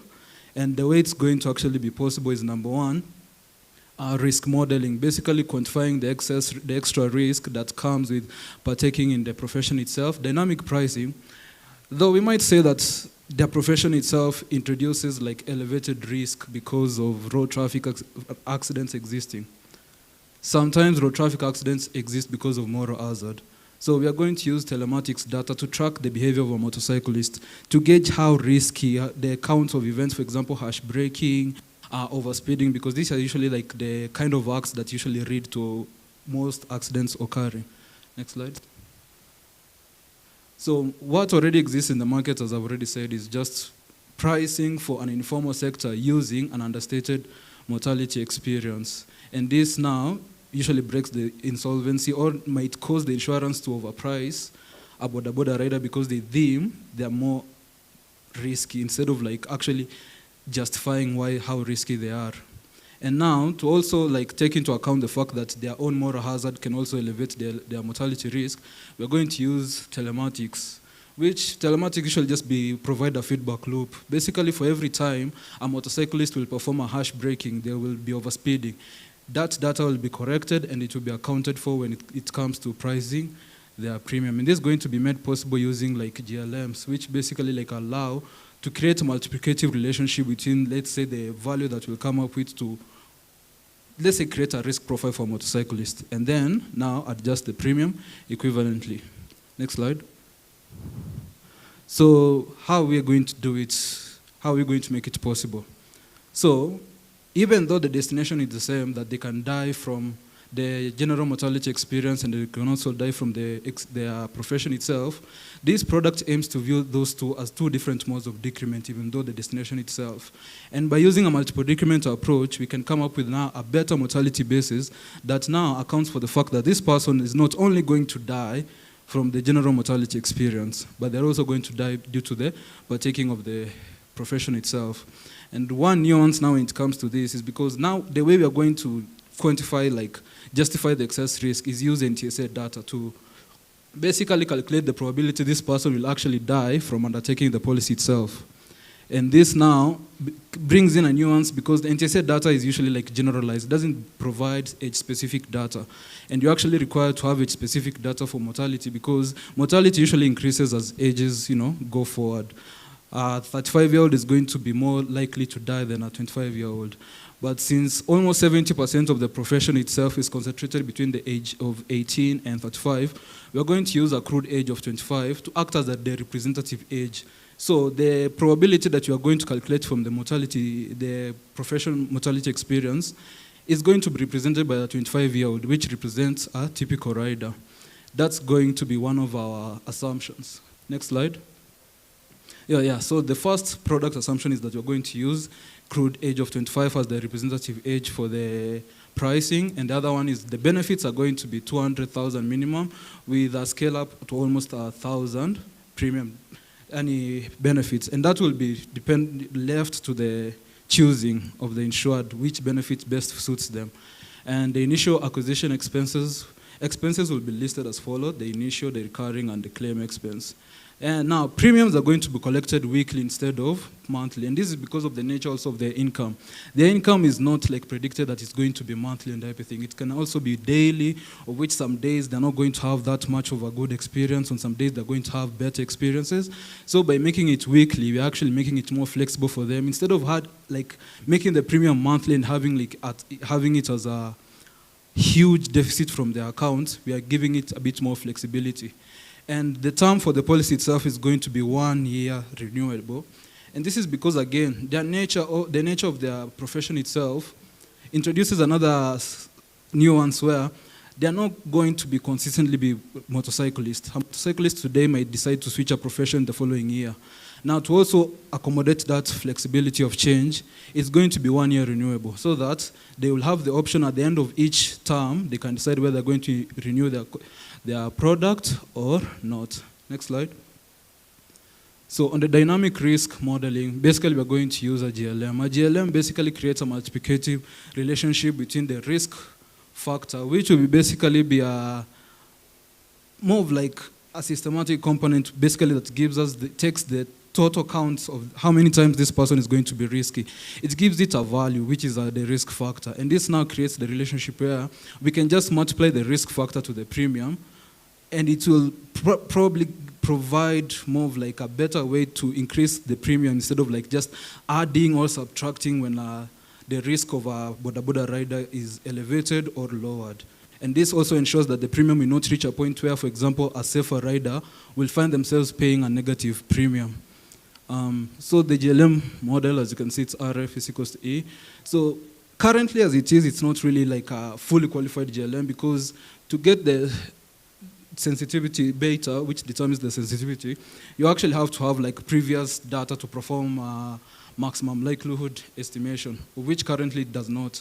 But the sensitivity, the beta sensitivity that you're going to use here is going to be determined based on the maximum loading factor, which is 1.50. Basically what it means is, for the most risky rider, we're going to expect him to pay 1.5 times the base premium or the pure risk premium. And by using algebra, we determine that beta is equals to 0.02703. Next slide. So on the table, you can see there are two tables. The first table basically shows the mortality experience for motorcyclists, where it gives us the number of deaths relative to the people who die, number of deaths based against the total number of motorcyclists in each year. For example, in 2018 we had 684, which gives 684 deaths, which gave us a probability of dying due to the profession of 0.00084. So that already gives us the probability of dying through the profession itself.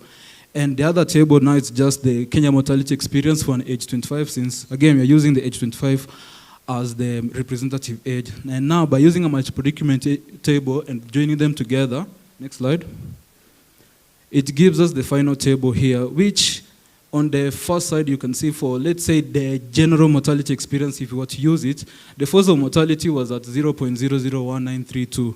But by applying the multi-predicament approach, it was elevated to 0.002616, reflecting a 35% increase in force of mortality, which, if not accounted for, will cause the product itself to fail due to lack of solvency. Next slide. So on the dynamic pricing, we are going to basically assign some weights to certain acts that actually lead to increased road traffic accidents happening. For example, like harsh braking, aggressive cornering, overspeeding, and night driving, because these are usually the events that usually lead to most accidents happening. Next slide. Then, now, this is going to, next, we are going to use this table. We are going to assign some counts of events. For example, per 660 kilometer, for a gold rider, we are going to assume the harsh braking events is 5. For a standard, it's going to be 20 and 40. This is just for illustrative purposes, to show how the premium is going to fluctuate when it differs from a safer rider and a risk and a more risky rider. Next slide. So when calculating now the standardized risk score, which will basically be our linear predictor, gives us that for a gold rider it's going to be 10.61, standard 26.51, risky 56.06. Then the risk factor that will now multiply to the premium to give us now the actual premium that a motorcyclist is going to pay based on their risk profile is going to be 1.01 for a safe rider, 1.5625, 3.7663. But again, for the product, we are actually trying to set a maximum capping to 1.5 because we are trying to get penetration into the motorcyclist community. If you were to allow it to scale up even further, we will scale them way faster before we even give them the chance to actually come in. Next slide. So using the equivalence principle, we actually now, just by using like the pure risk now using the multiple document table that we came up with, we find that the weekly premium, which is now the pure risk premium, is 55.15 per week. But this now is just the pure risk based on now the mortality basis that we came up with, but it doesn't actually account for the fact that these people are going to also elevate the mortality based on their own hazardous behavior. So next slide. Now, using the risk factor that we actually used, you can see for a less risky rider, who's a gold standard, we'll be paying 56.07 per week. For a standard and risky, they'll be paying much more, which is 82.73. Now, what it does basically, it punishes harsh behavior by giving them a higher premium, but rewarding those who are able to like drive well by giving them like the chance to actually pay less instead of paying more. And for financing, next slide. Oh, go back a bit. So on this table, one thing it reflects that for a less risky driver, they're going to pay less, and they're going to be rewarded by paying less premium because of their safer driving, compared to a way more risky person who's going to end up paying more because of their risky behavior. Next slide. So what this product basically accomplishes or like aims to actually like deal with is, number one, is the elevated risk of motorcyclists. Those guys usually have a higher chances of dying than the general population, but then again, they are underpriced. No, they are underinsured because of their major risks. So it solves that, or tries to solve that by introducing a multiple document approach to quantify the extra risk. The other thing it does, it actually now more cautions the riders to more be wary of their own driving patterns. So if they want to pay less premium, they will be more forced to actually drive safer on the roads. And by any chance, if they decide to do otherwise, they will be forced to pay more. Next slide. And in conclusion, it successfully develops an insurance product that is actually sound and dynamically priced. The multiple decrement approach captures the increased mortality risk, and the GLM now allows us to actually now quantify their own risk profile based on their driving tendencies, and now charge them a premium for that. But then again, the Achilles heel for this product is the generalization of NTSA data. We had to use accrued age because NTSA data usually does not specify age-specific data. But the recommendations to make this product better is calibrate the JM using a pilot telematics, which will allow us now to come up with a better sensitivity, used previous data that actually reflects the driving nature of most motorcyclists in Kenya. The other way is integrate safety incentives by using telematics feedbacks and rider training programs. Basically, they will be informed that if they want to pay a less premium, they will have to drive safely, and they will be cautioned if they actually now go overboard, they will actually end up paying more.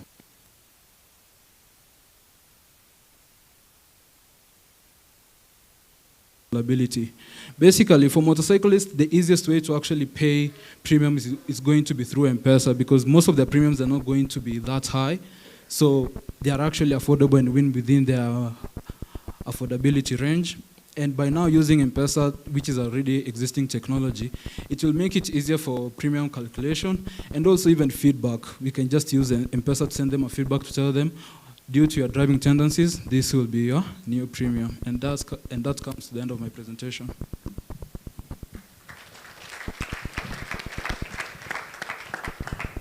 Welcome questions from the judges.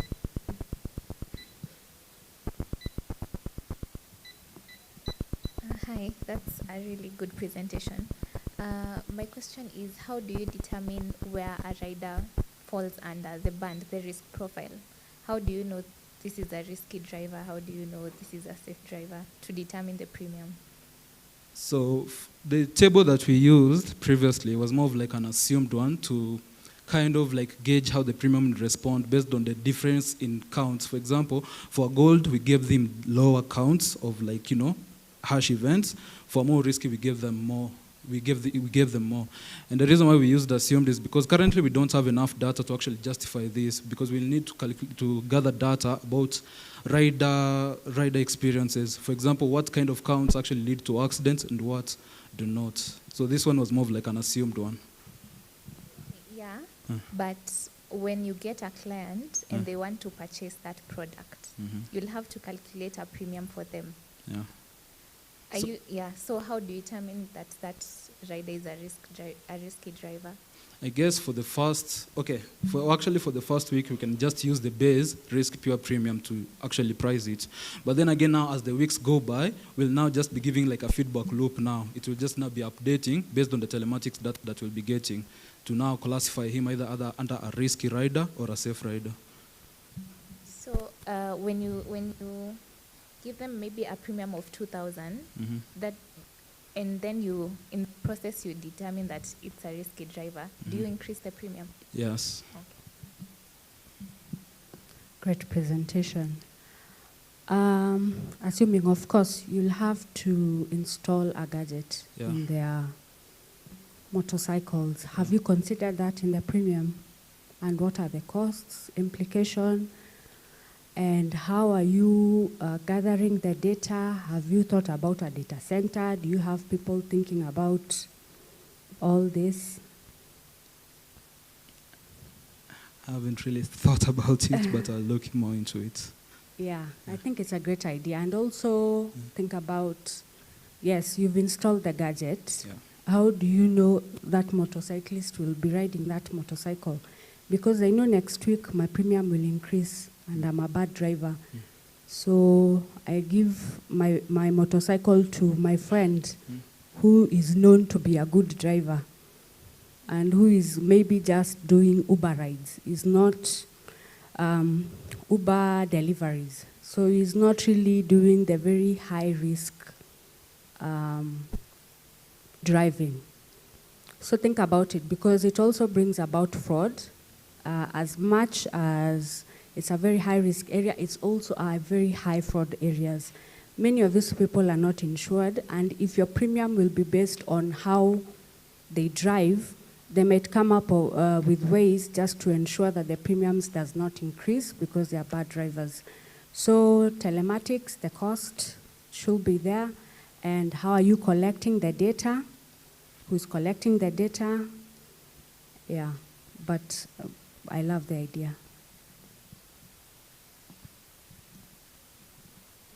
And also, just to add on the question I asked earlier, also think of how you will manage your clientele when you want to tell them that you want to increase their premiums, because that's not something a client would want to hear. Yeah. So how will you manage that?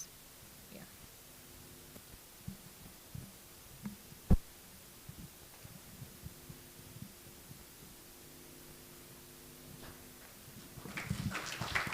Thank you, Justin.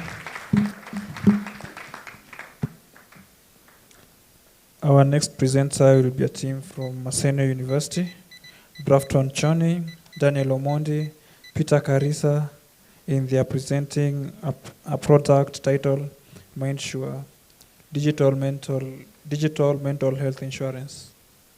Maseno team.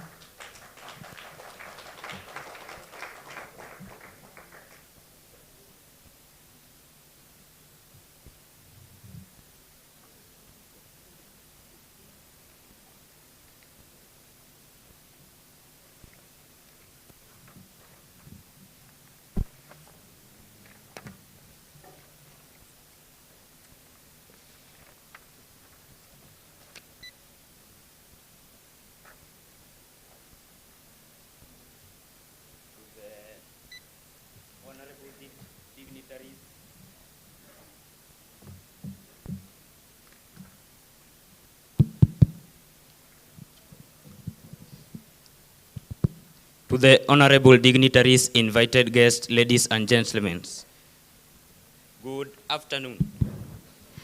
I'm Brafton Otieno, actual student, Maseno University. I'm here with my team members, Daniel Omondi and Peter Carissa. Today I'll be presenting to you a digital mental health insurance, an affordable, an accessible and digitally made for the global mental health treatment gap. So this is a a product that is actually preventive and behavioral incentive, in that we use a model to react to a mental health wellness as early as possible, rather than proactive well-being. So today, as you know, mental health is a global burden, where in worldwide you find that 1 in 7 people suffer from mental health illness, and this is according to the World Health Organization.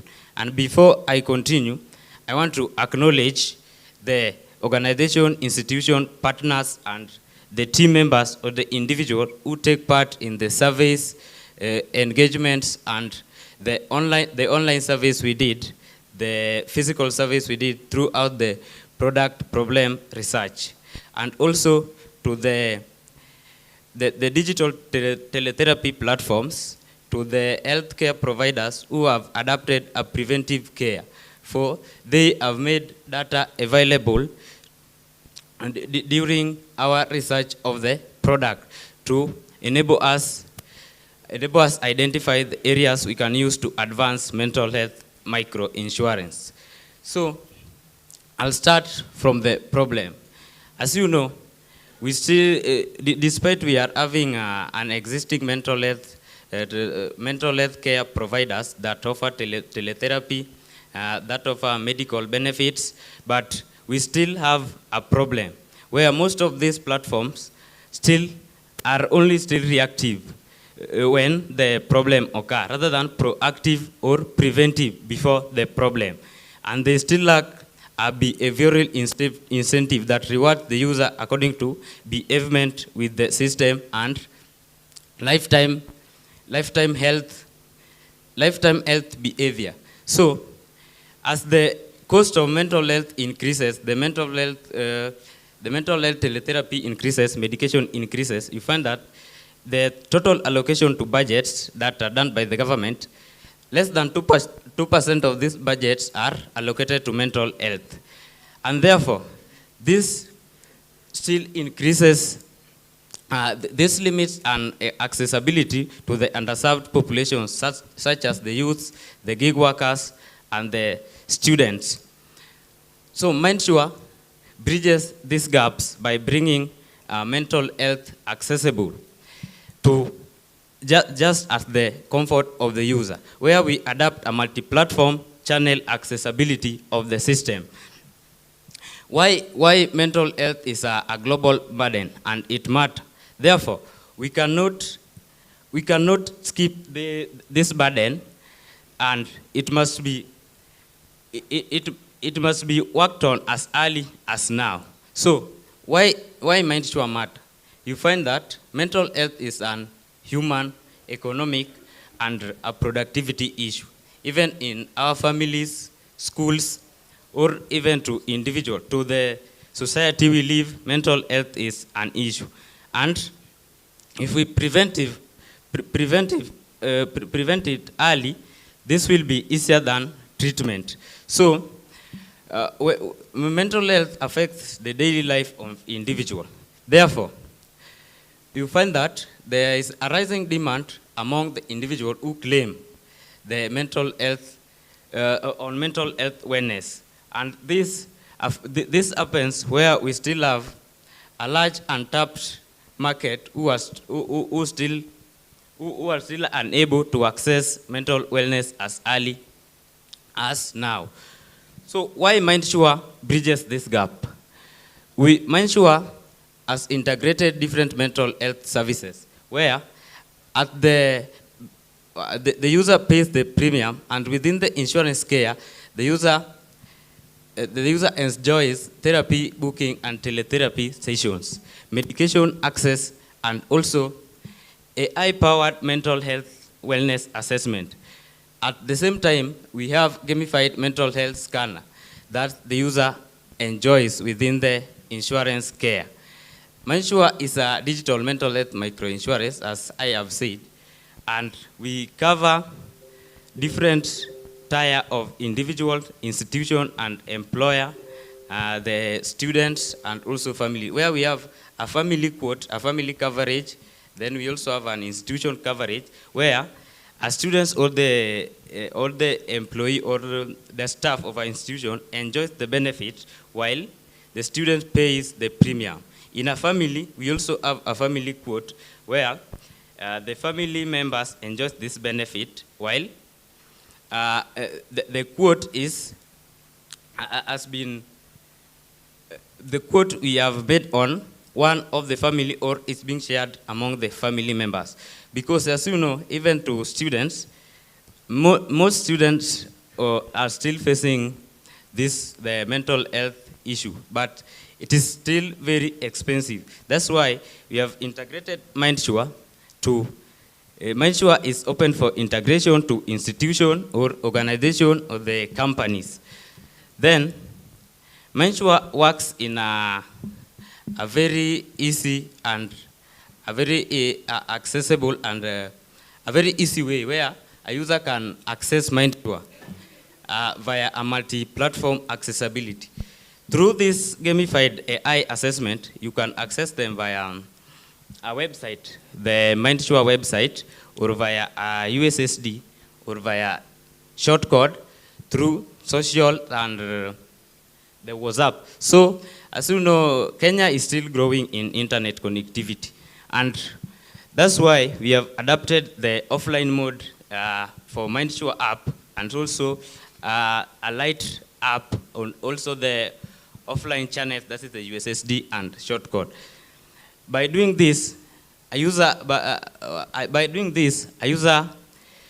finds a smoother interface with the system. So this system is highly compliant and regulated by the Insurance Regulatory Authority and the Data Protection Act. Therefore, the user data is encrypted and compliant as per health data. So, we also have the partners and the providers.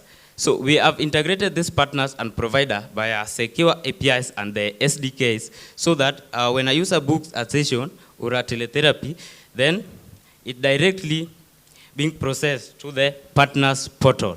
So we have a pricing model, which is, because this is a micro-insurance platform, the pricing model works in a way that it identifies a very affordable premium. And let's check how these numbers came through.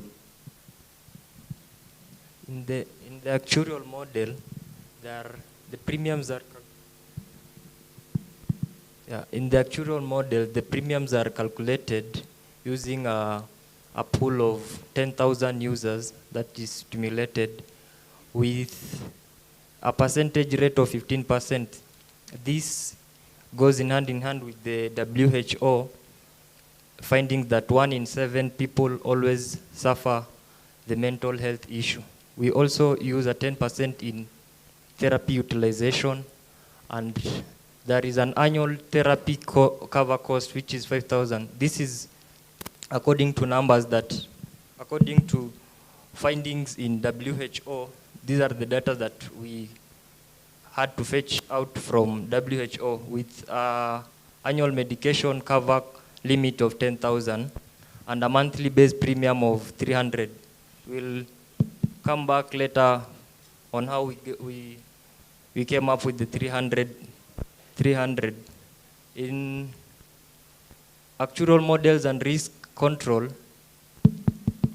these are the back-end analytical engines where we use the frequency model for finding out the claim rate, with which we use the binomial distribution with a stimulated number of 10,000 users and a claim rate of 15%. And we came up with the severity mode. This mode looks on the skewedness of the numbers, which we use the log normal distribution and the credibility theory, where we use the dynamic pricing in calculating the percentage in which the people will, on how the people will claim.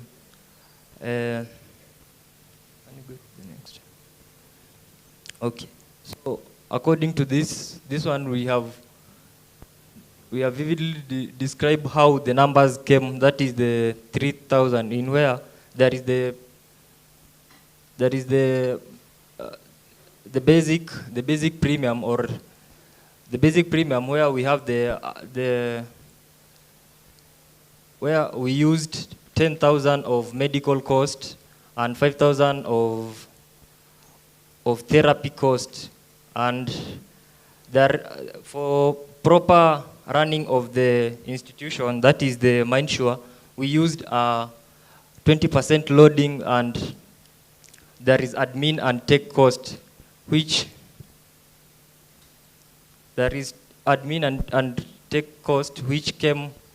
brought 2,800, and when we divide by, that is the annual rate.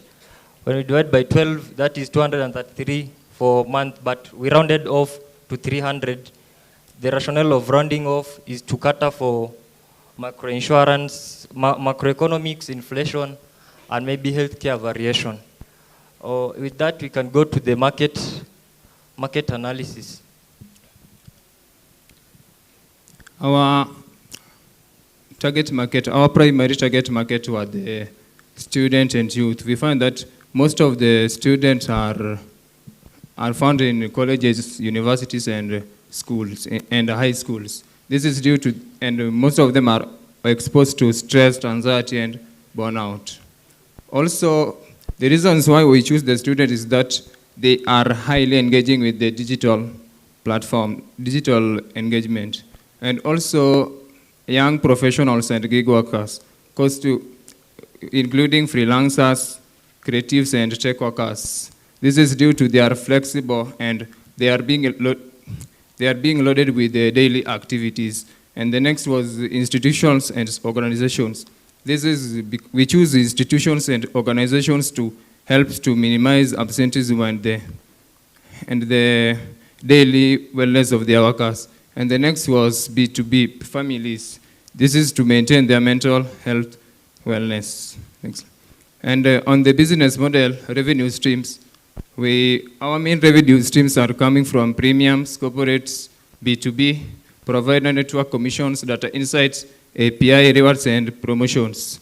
Then this is how Mindsure acquire users. We can acquire our users through strategic partnership, multi-platform accessibility, app, and digital social media marketing through either TikTok, FB, or WhatsApp. In any business, you must give the impact to the either community, society, and to ourselves. And Mindsure is giving economical impact to this is how Mindsure gives economic impact to the societies. It reduces mental health awareness through daily engagement, and to the institutional impact, it reduces the absenteeism of the workers and the students, and to the social impact, it makes it affordable and accessible to all workers, and public health, it bridges mental health awareness to all people. Next slide. And on cost structure and sustainability controls and future visions, our cost structures overviews were claim cost, technology and admin loading, customer acquisitions and provider network cost, compliance and risk cost.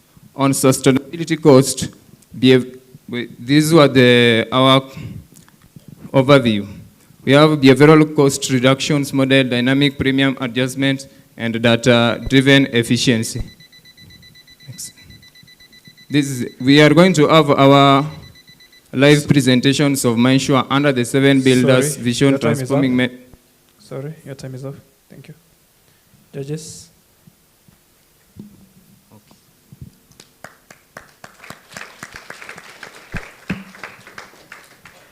Hi, great idea given what is happening in the world.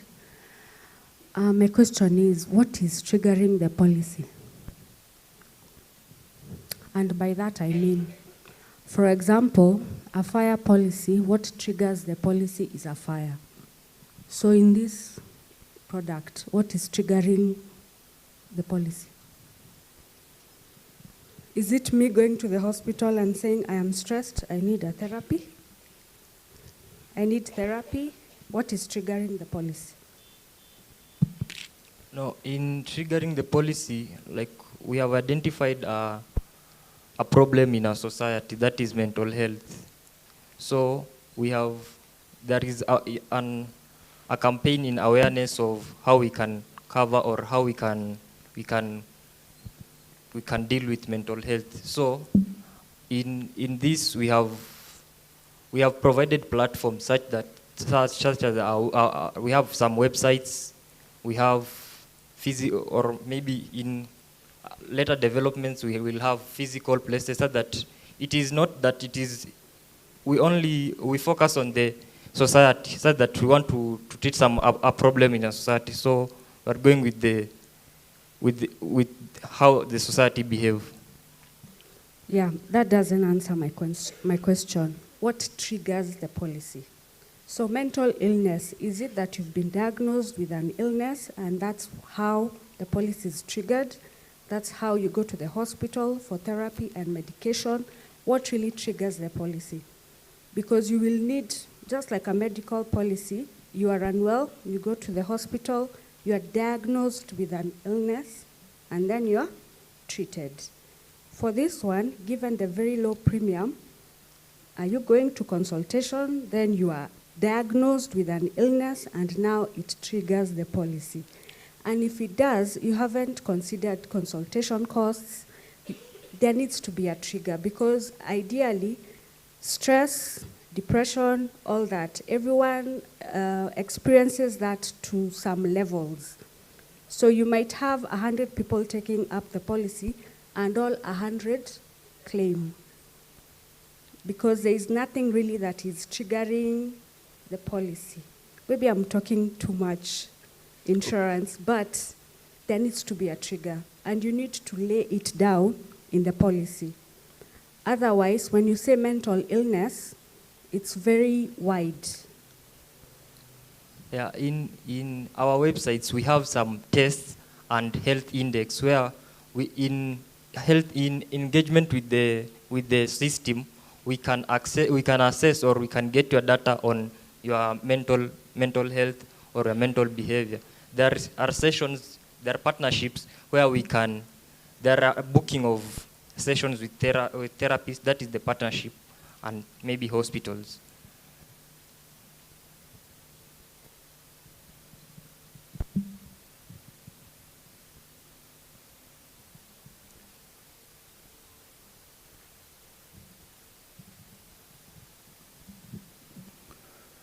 Thank you for that. Mental health is something important, and it's good you've addressed that. So the question I had was, this product is it's focused on mental health, and it seems like it's for the low income, if I'm not wrong. So the question is, for these people who are low income, and they also have top of mind, most important things are also things like medical, like just for getting ill, which they deal with on a very regular basis and they see. Maybe there should be also that awareness to teach these people about mental awareness and all, because the most forefront thing is illness, getting sick, or the normal illnesses that people know about. So the question is, again, also would be, so above this, they also have to get normal medical cover if they want to be covered medically, which now it becomes a bit of a problem for macroeconomic low-income people. So it's just the question is, since it's low income, they will also be forced to get also another additional cover to cover now the normal medical. Okay, mind sure is the mental health is a global it's a global burden. So mind sure basically focuses on mental health. That's why it is a preventive care, and we have made it accessible to even the low income and those who are even in the areas with low internet penetration. That's why we have introduced USSD and the shortcuts.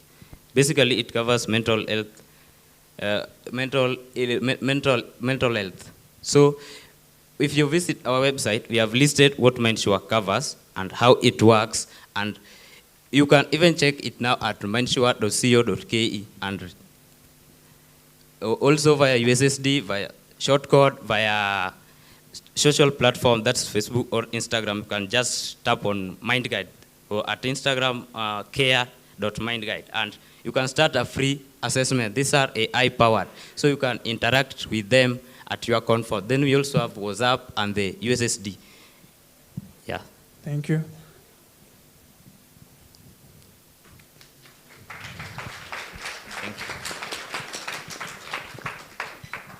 Our next presenters are coming from Muranga University of Technology.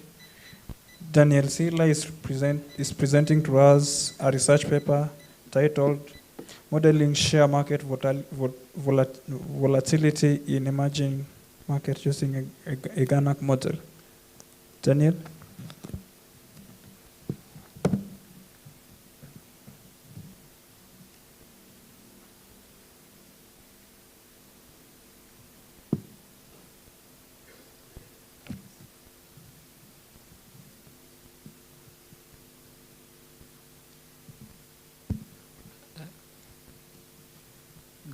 Good afternoon. My name is Daniel Sila. I completed 4th year just a few months ago in Muranga University of Technology, and today I'm presenting a research paper on modeling share market volatility in emerging markets using GAC modeling. The background of the study, it's basically from the investment market, or else what we know as the share market. And in emerging markets, that is growing economies, there is a high tendency of investors investing there because the risk is high, and again, the market is growing, still growing. That means that at the end of the day, there will be returns. After analyzing the market, I found out that there is high risk due to various issues. That is in the problem statement slide. Due to various issues, there are a lot of risks which arise due to investor-based factors, due to economic issues, due to global pandemics and stuff like that. And you find that there is volatility, and the volatility is not constant. Traditionally, we used to have models that assumed that the volatility is constant. Like the volatility that was there yesterday in the market, they used to assume that it is constant all through. But after various studies done, the studies actually spanned from 1982, whereby Inco, a guy named Inco, published a book where he came up with the ACT model. And when he came up with the ACT model, later, other guys like Bolaslev, Tisey, they developed the study, and they have shown us that volatility is actually not a constant. And therefore, we need models that are capable of capturing the ever-changing volatility in these emerging markets, so that investors may not invest in the market blindly or else just having anticipations which are not powered by statistics. My objectives, I'm going to just cover 3 through this presentation. 1, we're going to examine the characteristics of market returns, and also we will also examine the characteristics of return series. We'll also see the price series, and we'll also fit different GAC models.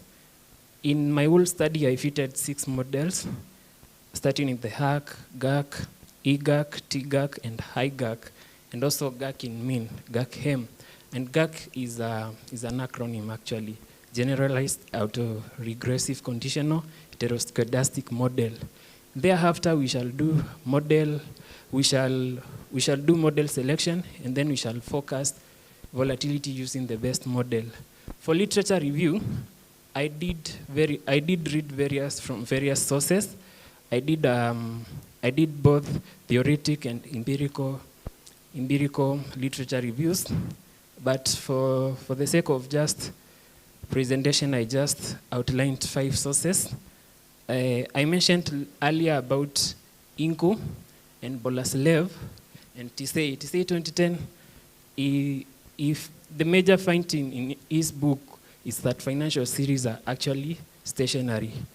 Another guy in India, Kamakar, in the year 2007, he studied the market and found that actually the market, the best model for the market was IGAC.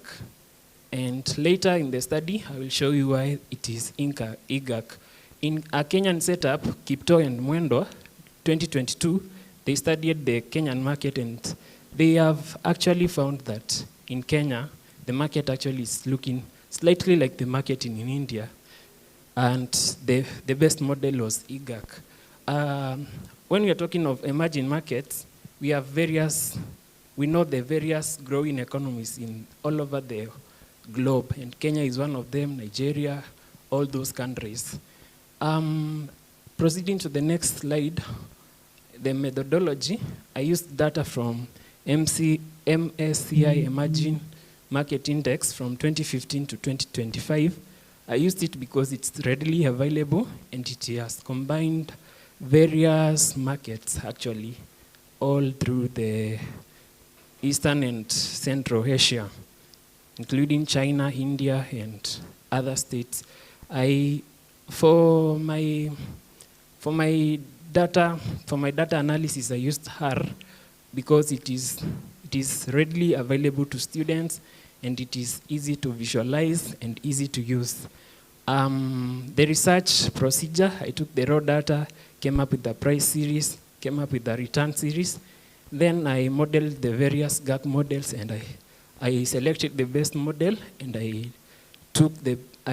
then thereafter I did forecasting. There is the formula of getting the returns, and we normally use log returns because they stabilize variance. Next slide. That's now what we call the price series. If you look at it, you see that it is not stationary. Sometimes it's going up, sometimes it's going down.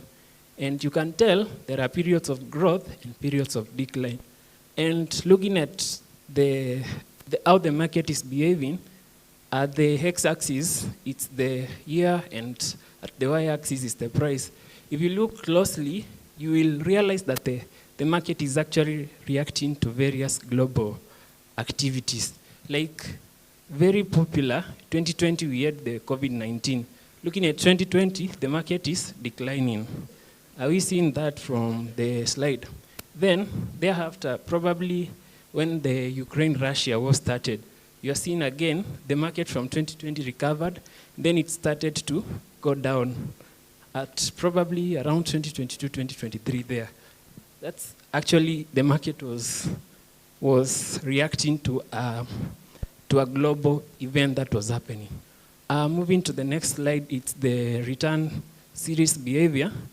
And when you look at it closely, there is what we call volatility clustering. And to describe what volatility clustering is, it's what you see as a period of high volatility will be also followed by another period of high volatility. What do we mean? A high spike will be followed by another low spike, and a shorter one followed by a shorter one. And we can also see the mean revert in nature, whereby the return series will always be circulating almost to a value close to 0, and that's where the mean of the returns is. Moving to descriptive statistics, I aligned mean, standard deviation, and skewness and kurtosis. But I want us to just look at standard deviation, and for standard deviation, that is the measure of volatility. And in statistics, we say it's the deviation from mean. Kurtosis, it's a very large number, 17.17176. And this indicates that there is leptokurtosis. when you plot the histogram, you find that at the center, the bars are too high, and here at the beginning they are too low, at the end they are too small also. For skewness, you realize that the skew is negatively skewed. Moving next to the next slide, I did several statistical tests, but for stationarity test, I used the augmented Dickey-Fuller test, ADF, and my null hypothesis was that this data is not stationary, and the alternative hypothesis was the data is stationary. And therefore, I found out that the p-value was smaller than the test statistic. Therefore, I concluded that I have to reject the null hypothesis and go with the alternative hypothesis. To see whether the series was showing arc effects, I did the arc-LM test, and the chi-square actually was a very huge value, higher than the p-value. Therefore, I concluded the data was showing arc effects, and when a data can exhibit the arc effects, that means we can do generalized autoregressive modeling. We can model what we call GAC. For models specification, I have just outlined two of them, the GAC 1.1 and the EGAC. The reason for GAC 1.1, I wanted to calculate the half-life. Half-life is the time the market takes for a volatility shock to decay. And from my GAC 1.1, you can see my parameters. That's the formula for calculating the half-life, and therefore I got an half-life of 5.8 days. That means the market will actually try to decay for a volatility shock. Sorry about that. For a volatility shock to decay, it will take 5.8 days. And that is also evident in our country. You see, when something is coming up in a trend, then it goes down for maybe 6 days, and that's the sort. For EGAC, you see that there are various parameters, but I'm interested in the gamma. You see the gamma is negative. That one, we will conclude that this data is showing coefficient, the gamma coefficient is confirming there are leverage effects. Then this means that the market was asymmetric. Model selection, I selected the best model based on Akaike and Bayesian information criteria and log likelihood. And I highlighted, for the sake of easier presentation, EGAC had the least Akaike, it also had the least BIC. That means it was the best fit. And for log likelihood, it had the highest. If you look at ARC is the poorest, because ARC assumes that volatility is a constant, and that's where I began my presentation. Looking at ARC, it's actually the poorest. That means that the volatility can never be a constant, and that's why we have to do various studies. As I had mentioned earlier, the market is asymmetric. The next slide, after I selected EGAC, I did a volatility forecast, a 30-day ahead, and from that diagram, you can see that how I did my forecast, it's almost rushing to where our standard deviation was, and that is what we call mean reverting nature of financial volatility. I have not captured this, but after I applied the EGAC model, I did a residual diagnostic, whereby I applied L-Jung and Jack-Bera test and plotted a QQ plot, normal QQ plot, and then this exhibited that the arc effects were removed completely by EGAC. That meant that EGAC was the best model. For conclusion, we have seen that there is volatility clustering. We have seen that the returns were actually showing stationarity. And we have also seen negative shocks. They were affecting the market. And in investment, investors will tend to always react faster to the negative information more than they will react to the positive information. For recommendations, because many of us here are students, I will just insist on, for researchers, we need to have models which will involve multivariate GAC, a model that can combine two GAC models or so. We can also have machine learning models which are consistent with GAC because they are not there. And for investors, actually, for asymmetrical markets, we can use EGAC models. And for policyholders, I recommended that they should monitor markets using market volatility. And that was it. Yeah, I have just summarized. Thank you.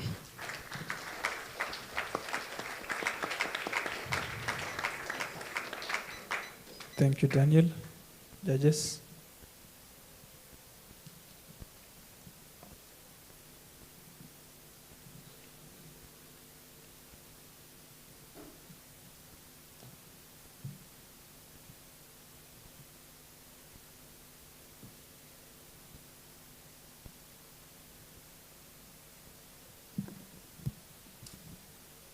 Hi, that was really good. I remember I did something similar to this in uni. So in your second, I don't know if it's second or third slide, you mentioned under literature review that IGACH is the best model. Yeah, your research has also proved that it's the best model. So is the research supposed to be an improvement of what has already been done, or you're verifying what has been done? My research is actually an improvement of what has been done. And I've first of all verified what was done. And then for MSI data, that's for emerging markets, I have actually tried to, because the research that was done for MSI data was done back in 2014. So from my research, I ended up concluding that IGAC was best for this data, not for the the other markets. Yeah, I hope I've answered.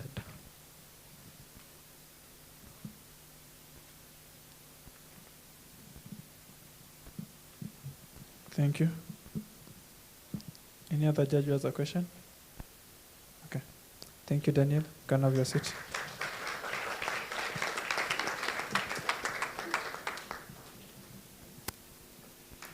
Our next presenter will be a product presentation from Kisii University. Hazel Ambassa, Maxwell Ouma, Lewis Minor, and the title of the product is Measuring the Ultimate Probability of Ruin.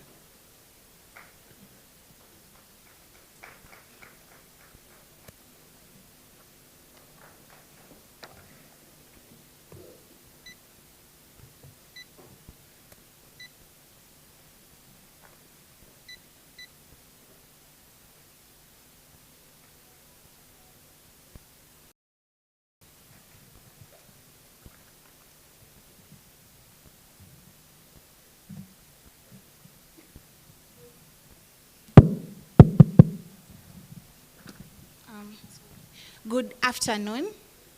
Hazel Ambassa. These are my colleagues, Lewis Minor, Ian Maxwell, and Steven Sangalo, the students from Kisii University. And we have a product on estimating the ultimate probability of ruin using exponential weighted inverse Gaussian distributions.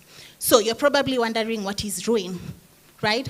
Ruin is the likelihood of an insurance surplus becoming negative. Like imagine an insurance company facing an unusually large claim in that if they do not have enough reserves, that means that the company could become insolvent, which might lead to bankruptcy. Now, to understand this, we're going to look at the classical risk process, which is what we are taught in classes, which has 3 factors. It has the initial surplus, it has the premium income, and then it has the claim amounts. That is what is denoted in question 1 of our slides. And then we all know claims follow an exponential distribution. That is what is shown in question 2. Now, this will give us this will give us the probability of ruin shown in equation 3. Now this is where our focus is on, because we want this probability to be as low as possible. In our case, we want it to be below 0.05. Now, there have been various attempts to come up with the closed form solutions for this probability of ruin. Like for example, in the next slide, the next slide will show you the closed form solution when claims follow an exponential distribution. But an exponential distribution is not ideal in application, because the exponential distribution underestimates risk because it has light tails. But the exponential distribution underestimates risk because it has light tails. And also it has one parameter, so it's not flexible, because theta in that equation represents the loading factor, which is the additional amount added to premiums to cater for additional costs and profit margins. Now we're going to extend this work, but now we're going to use weighted inverse Gaussian class distributions. Specifically, we're going to use the special cases of the GIG. So, the next slide. So we'll consider the mixing approach shown in our slides, where we're gonna B is going to be our mixing distribution, and then we're gonna compound the exponential distribution and the GIG classes. And then this will give us now the probability of ruin. And then now, moving on to our objectives, we have one objective: to generate ultimate probability of ruin models. And we're going to do this specifically by constructing the aggregate claim size distribution, and then we'll estimate our maximum likelihood parameters using the EM algorithm, that is the expectation maximization algorithm. And then lastly, we're going to fit this real-world data into this model, so that you see that estimates that have been found using exponential models are versatile and can be adjusted accordingly in order to factor in capital allocations of the company. My colleague is going to take you through the next. Now let me take you through the ultimate ruin probability models that we've constructed. We start by taking gamma as our mixing distribution as shown in equation 10. The ultimate ruin probability becomes equation 11, while the claim size distribution becomes the Pareto distribution as shown in equation 12. When we take inverse Gaussian distribution to be our mixing distribution as shown in equation 13, the ultimate ruin probability becomes equation 14, where the claim size distribution becomes equation 15. Lastly, we've been able to do other models. We incorporate them in our science due to the of science that you give us, but we were able to consider RIG, which is reciprocal inverse Gaussian distribution. You can check in the proposed actuary tables that we've offered you with. We were able to consider RIG at GIG at the x3/2, which we were able to obtain the ultimate probability of ruin at the claim size distributions. We were also able to, if you can check it in the proposed table that we've offered you with, we were able to, in page 4, you were able to find the parameters for the gamma distribution, exponential distribution, and Gaussian distribution, while in page 6, we were able to derive the parameters for the exponential mixtures, which exponential models that we are able to construct. That is the mean variance, skewness, and kurtosis. My colleague will take you from there. So, to our judges, I'll kindly request you to open the table that we provided you to page 12. So, if you go to page 12, you can see we have 4 models we have the Pareto and the Gaussian classes. And in our case, we will consider the Gaussian classes and the special case at 3/2. And my friend at the far end will be running a code, an R code, to showcase how we obtain the values of delta and the values of gamma. Kindly, please. So if from our codes, you will be able to see that we obtain the values for delta and gamma, and if we check them, and the values of delta and gamma, they will produce the likelihood, and from the 4 models, we were able to find that the Pareto was the best performing. However, in our case, we will be measuring on the 3 Gaussian classes. That is why, kindly run the code.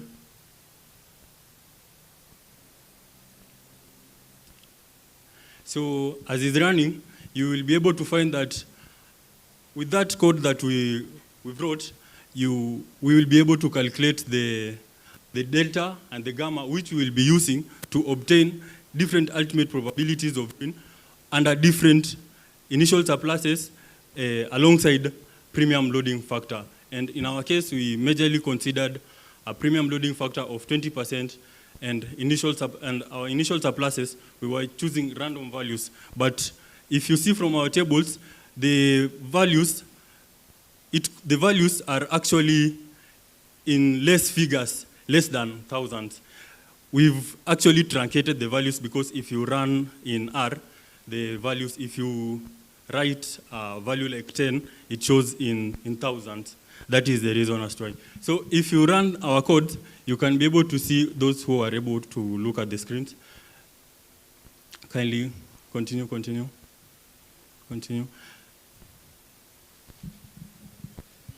Yes, now for our case, during the exponential distribution, we found that our lambda is there, 0.15 and some decimals. Next, please. And we obtain our log likelihood as negative 3730. You can confirm with our tables also. And we're able to find our alpha. In our case, from the codes, alpha shows the delta parameter, and the next parameter was, kindly show them. Yes, so I don't want you to confuse that if I'm talking of delta and you think I'm talking of another value. It's just the way we were labeling. Okay, so with that, we were able to, you can go to page 12 of our tables. You see, we have different initial surpluses alongside different premium loading factors. And you can find out that Pareto, regardless of the Pareto doing so well, when you compare it against the Gaussian classes, you're able to see that the GAG at 3/2 best outperforms them. Because if you're using Pareto and you have an initial surplus of, let's say, 33,500, you'll be able to see that the ultimate probability of ruin will be less than 0.5. However, if you check alongside the different Gaussian classes, you find that the Pareto was underestimating it. And we try to cancel that out. So next slide, please.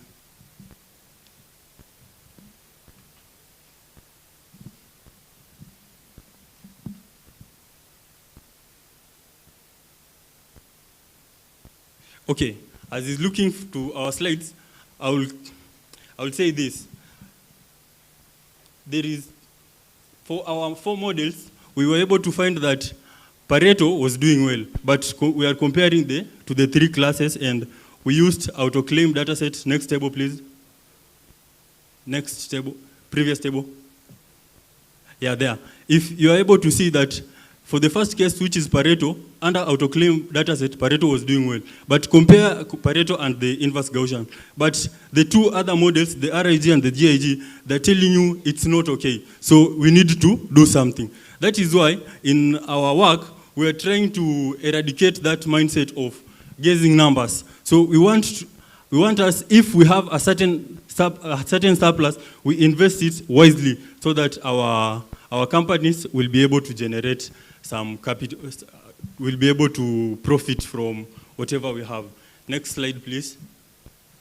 Yeah. In the next slide, we compared the GIG, our special case, at 3/2, and you can see if we increase our premium, if we increase our surplus, the ultimate probability of ruin now drops. That means you had to, from your company, you had to increase your premium. No, not your premium. You had to increase your initial surplus so that you're not. I'll say you're not able to go to solvency. And also, the first one is for auto-claim and the second is for auto-buy. On the next, please, next slide. Next slide, it shows we fitted from our models, we fitted it into a graph, and from the graph you can see the trend, the curve that it follows. And you can be able to see that higher surplus and maintaining a certain profit loading factor, and you are actually avoiding ruin. That is generally what we were doing. Also, I would like my friend to move to an Excel sheet. And to our judges, if you can be able to go to page 19, which shows Pareto, we're trying to see what capital must you have so that you don't get to ruin. So if you go to that, you see that there are different initial surpluses, and the initial surpluses have been run alongside the premium loading factor. And as I said earlier, we used R to obtain these values of beta that we are using in our calculation for the ultimate ruin. So you can say, let's take, for example, a value that we were given. We were finding that at 105 with Pareto, you will be able to, your company will be doing well. But if you compare it, I would like us to go to the GIG special case, which is on page 39, please, our judges. And if you go to page 29, you'll be able to see that the GIG, regardless of you using 105 as your initial surplus to your company, using the GIG special case, you'll find that you will require even a lesser surplus. Therefore, this amount of about 15 as calculated, you can see you will use that 15 to invest elsewhere and make profit. So I would like my colleague to wrap up the conclusion of our product.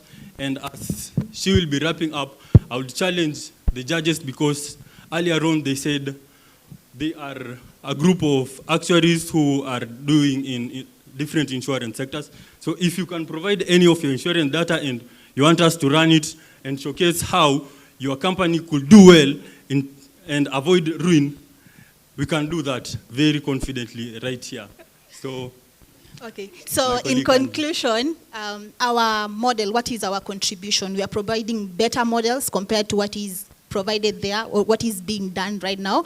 And also we are turning whatever we are taught in theory into practice. So we are giving better models, which means we are giving models that have heavy tails, which means they can factor in the nature of real world general insurance claims. That is our contribution to what. And also, this is just what we've done using exponential weighted inverse Gaussian class, which means it's still a large area. Someone else can come in with another exponential and another distribution and still come up with more distribution. So it's an area someone else can still explore.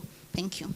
Okay, and to finish up, I would like to say our model, we think the GIG special case was the best performing because it outperforms the Pareto. Because if you are in your company and you're using Pareto to analyze your ruin, you definitely are underestimating. Maybe one day you may go bankrupt or something. So we try to avoid that.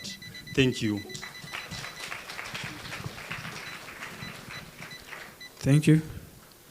Judges, if you have questions.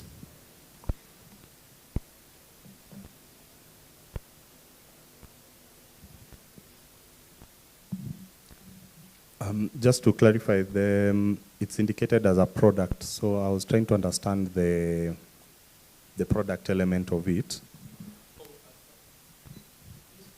Oh, as I said, this product, the tables that we've come up with,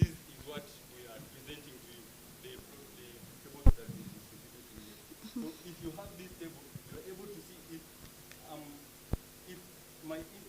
in my insurance company we are having a surplus of a certain amount and we are using the market premium loading factor of 20%, or you can go to 30%. We're able to see from our tables that you need either to increase your surplus or decrease based on the model that you're choosing. You may say that you are dealing with Pareto, but in the long run, you see Pareto is underperforming. So it's not giving you what you necessarily need. So that's the reason as to why we've just come up. These are just a few pages which we can produce many more, provided we are given a certain data and we're able to produce this table to show the real.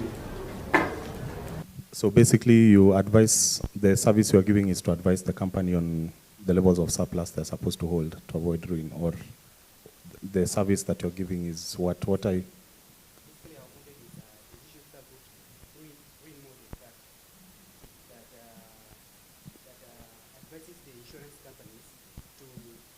Can either increase the initial surplus or increase the premium loading factor to avoid getting into insolvency, which is a greater risk in insurance companies, where the actual number of claims exceeds the expected number of claims.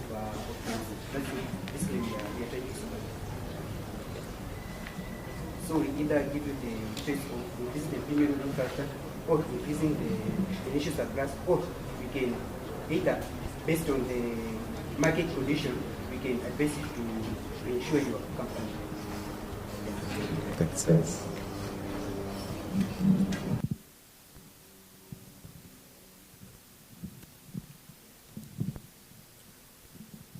Thank you.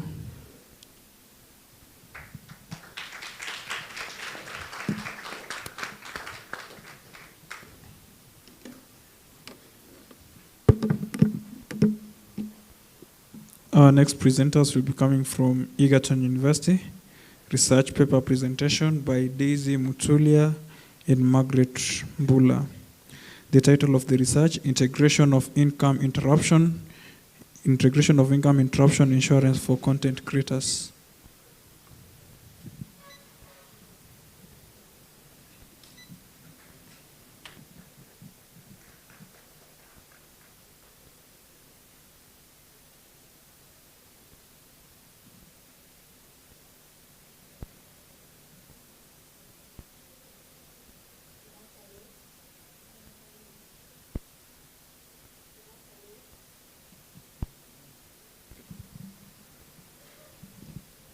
Imagine a situation whereby you wake up one day and you find out that your source of income is gone.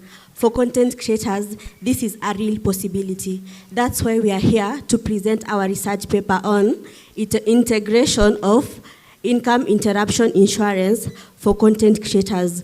You can be asking yourself, what is income interruption insurance? This is a policy that cautions content creator in case an interruption occurs. And what are these interruptions? They are like account bans, loss of clients, and also account deactivations.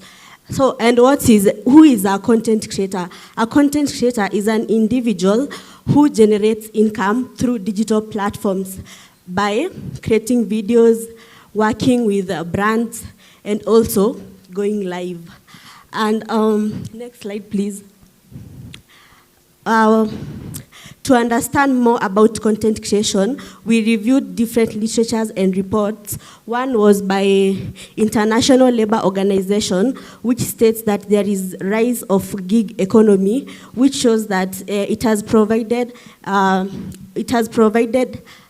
employment for young people and women.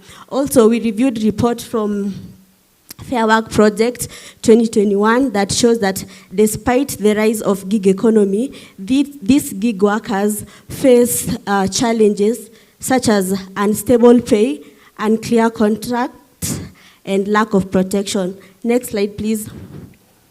What is the problem we are trying to solve? Content creators face interruptions, and there is no protection that is cushioning them from this interruption. Therefore, they tend to depend on loans and short-term financial arrangements so that they can cater for their daily needs. And yeah, next slide. What are the objectives of this study? One was to conduct a questionnaire to provide information on income interruption among content creators. Another objective was to design a premium pricing framework for content creators and to develop a digital reporting app in Sutok that will help in collection of data and also managing claims to reduce fraud. Next slide, please. What are the drawbacks of this study? One is moral hazard. You know that these content creators are the ones that manage the rhythms of their work. So you can find that some of them will tend to fake a claim. Yeah, that one was one of the drawbacks of this study. Another one is income volatility. Their income is very volatile. You cannot predict the income of a content creator. This month, they can earn maybe 5,000 next month, maybe 10,000, the other month, maybe 20,000. Another drawback was verification difficulties. Some interruptions are very difficult to verify, such as demonetization, and if maybe your content is not reaching many audience, that is audience decline. Yeah, that's one of the verification difficulty. Next slide, please. What are the methods we are trying to use in this study? We worked with a sample of 50 content creators, and our data sources were from questionnaires and surveys, and also we used secondary sources, that is different literatures and different reviews from different people. Next slide, please. Okay. We assumed that our claim frequency follows negative binomial because negative binomial caters for dispersion, whereby you can find a content creator. One content creator can experience more bans, while another content creator can experience 0 bans. We also assumed that our claim severity follows log-normal distribution, where log-normal distribution assumes that the income is skewed. That's true.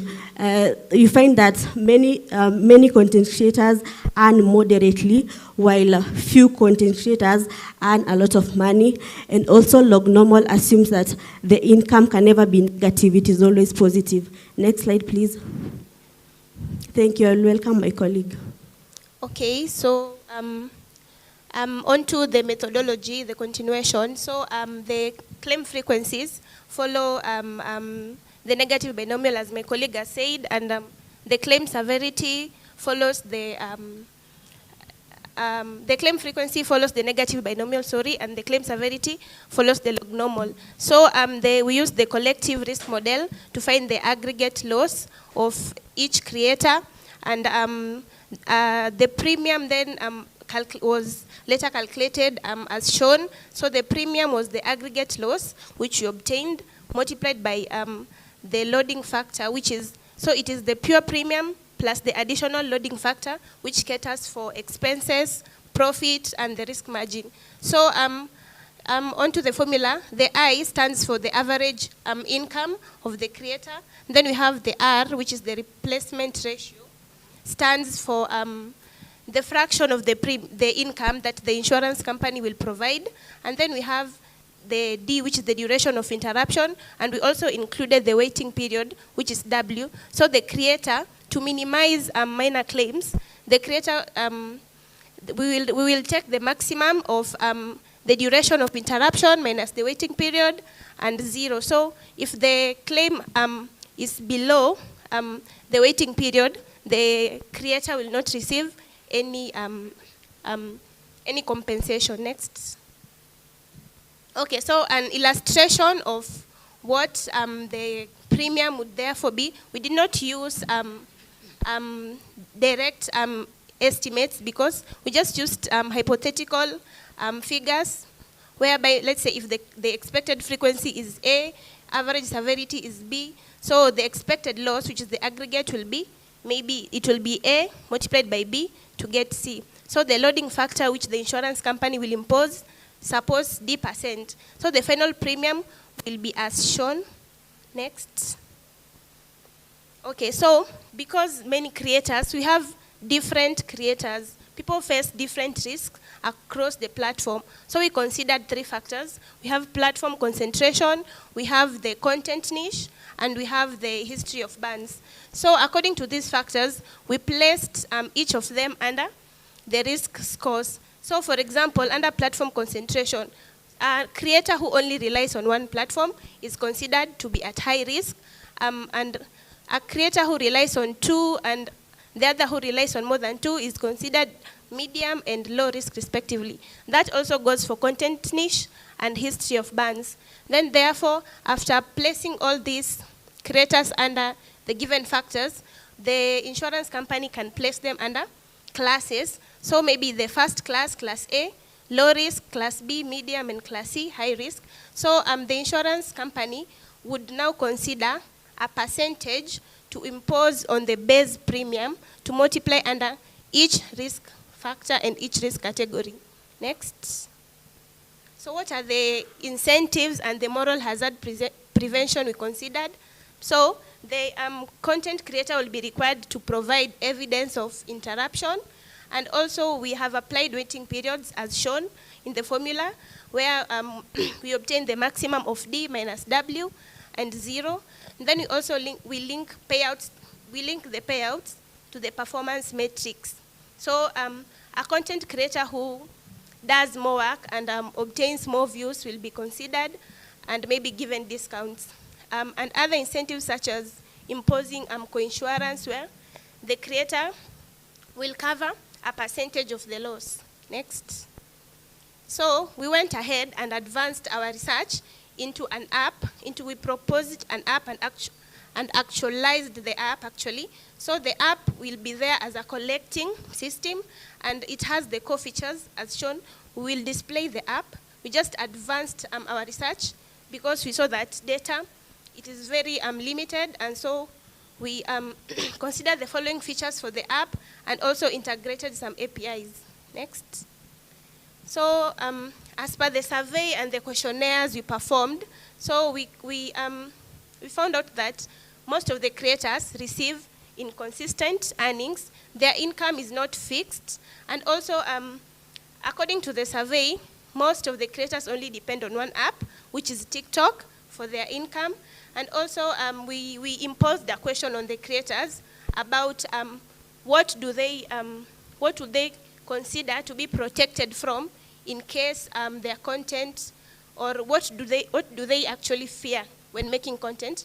And they answered that we had many people talking about account bans, brand deal losses, and algorithm changes. And then we also found out that most of the creators began content creation in search for career-wise opportunities. Next slide. So the recommendations are that insurance companies should develop tailored products for content creation, because content creation is not just a hobby right now. Many people do content creation to obtain income. Then we also advise the creators themselves to maintain records of income interruptions and platform logs so that they can act as evidence when submitting claims. Then we also urge insurers to recognize that content creation has become an emerging sector in the economy, so they should be part of the policies they come up with. So just an overview of the app, kindly. So we just went ahead and advanced our research to actualize the app and see if it can come into place. So this is just an advancement.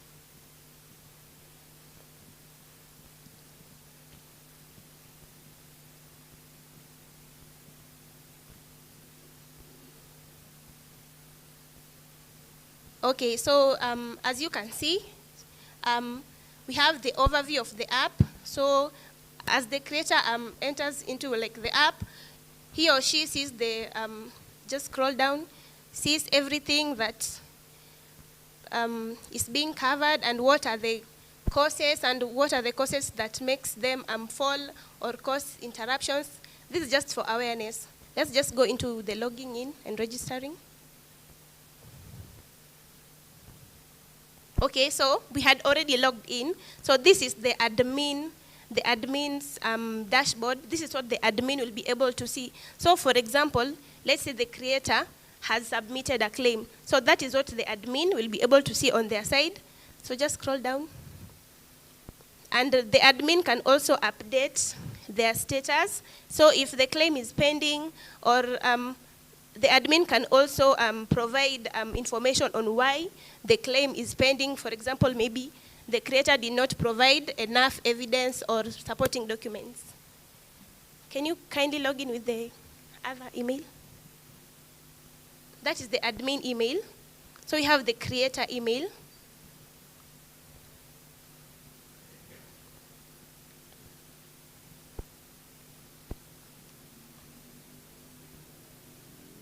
The other one now.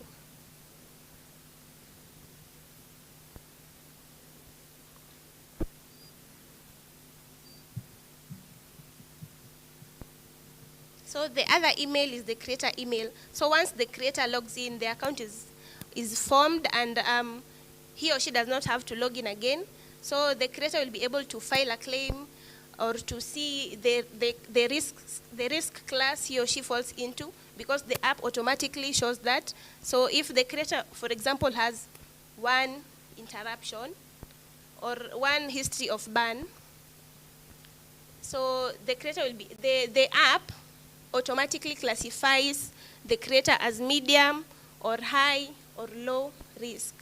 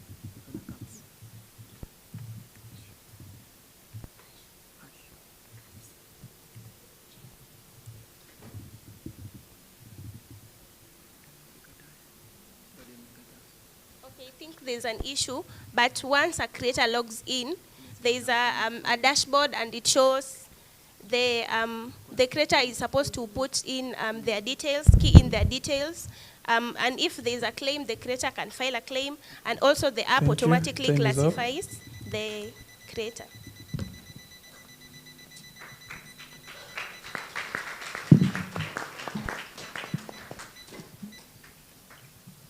Any question from judges?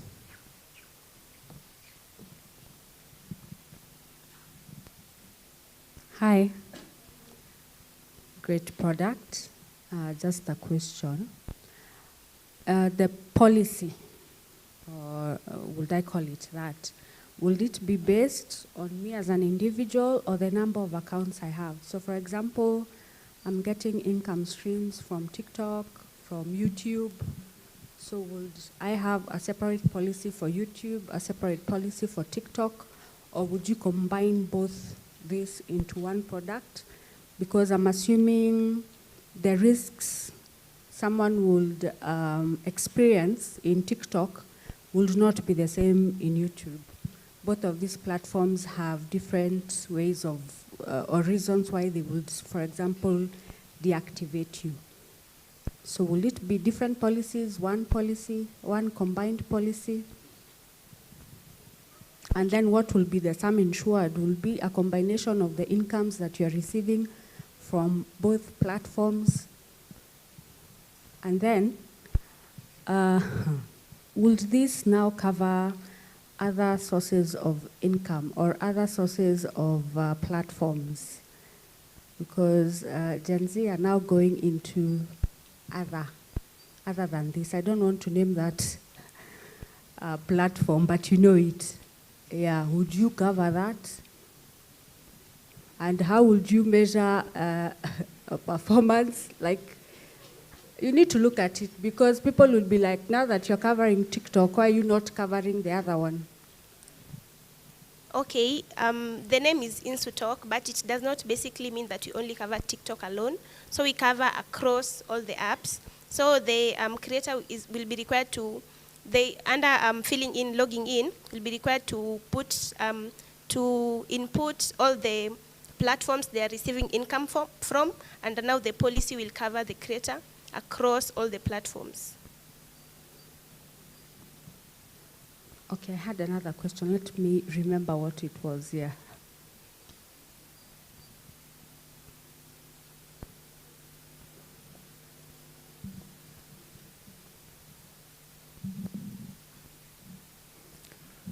Thank you for the presentation. I wanted some clarification on there's a certain claim event that you had there for maybe if the views change or the algorithm changes. So how do you verify something like that? How do you get, because maybe someone just isn't producing content. So how do you verify, how do you prove something like that? Okay, so in verification, under filling in the details in the app, the creator will be required to upload documents. So for example, if the creator says that the account has been banned, the creator is supposed to upload maybe screenshots of maybe a message he or she received from the app.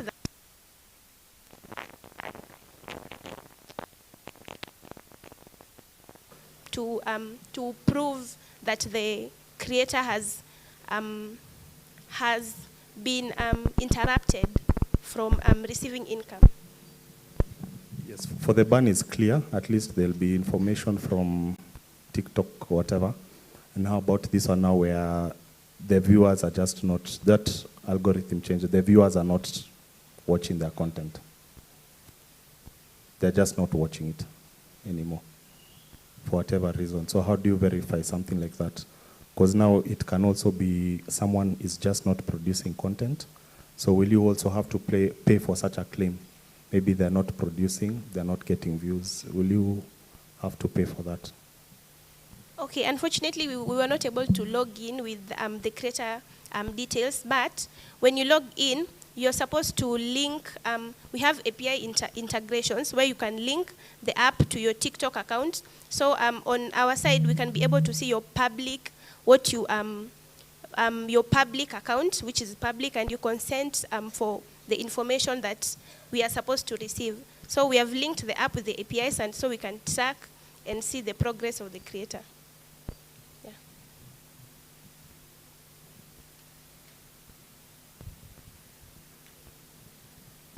And another thing, it was a research paper. We just advanced it to the app. We just advanced, and we thought of actualizing the app so that it can be more advanced.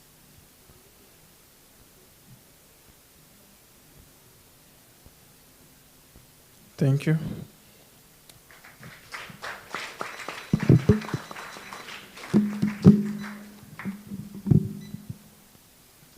Our next presenters are coming from Chuka University, Lewis Mwangi, Okeo Esther, Ida Kinyi Junga, and they are presenting a product of title, Income Deficiency Compensation System.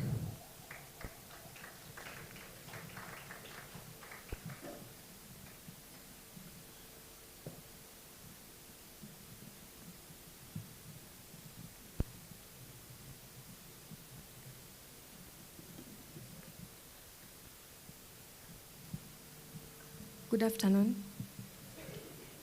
Okeo Esther Wangari. I'm from Chuka, and my teammates, Lewis Mwangi and Ida Kinyi. I was the technical analyst for the income deficiency compensative system. To abbreviate it, I'm going to be calling it IDCS. And when we were coming up with this project, we simply asked ourselves a simple question, which is, why is it that in a country that is digitally connected, why is it that the informal sector workers, they really work hard and they have the least financial protection when things go wrong? So this question was our foundation to the project, and the answer is what we built. And now the problem is, I'm going to use an example of what you see every day.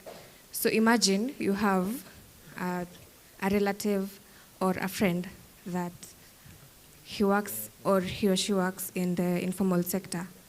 Now, assuming maybe they're Boda Boda riders or the gig workers, so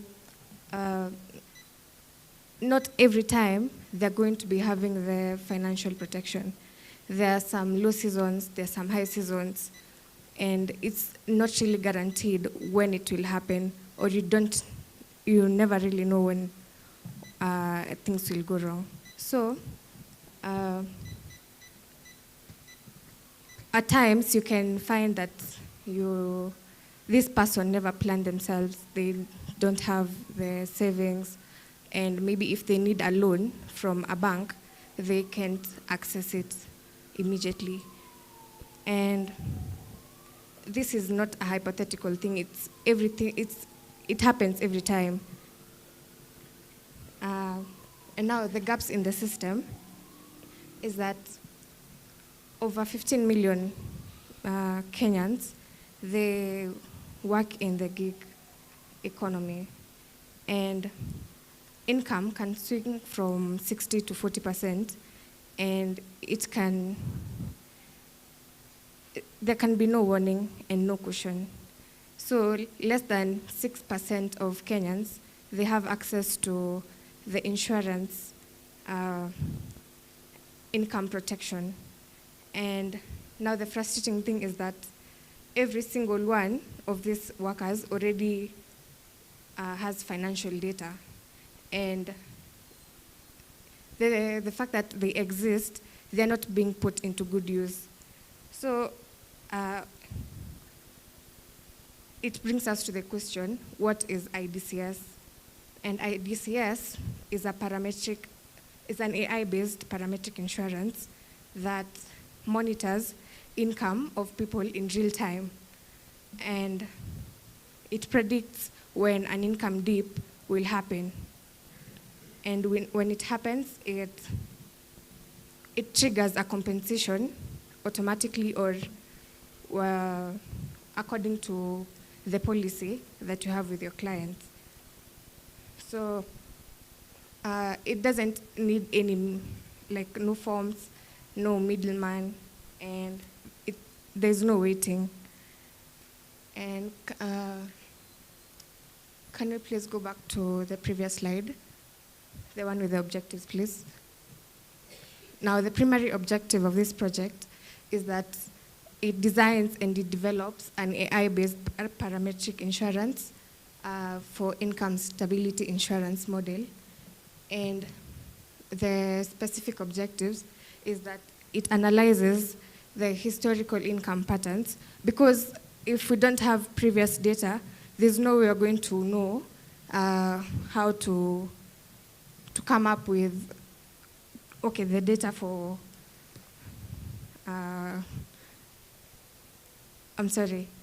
we're not going to know how to analyze or the income dips. And also the second specific objectives, develop a linear regression income prediction model. And afterwards, we'll now define a compensation trigger threshold. And then we design a risk scoring and premium pricing mechanism.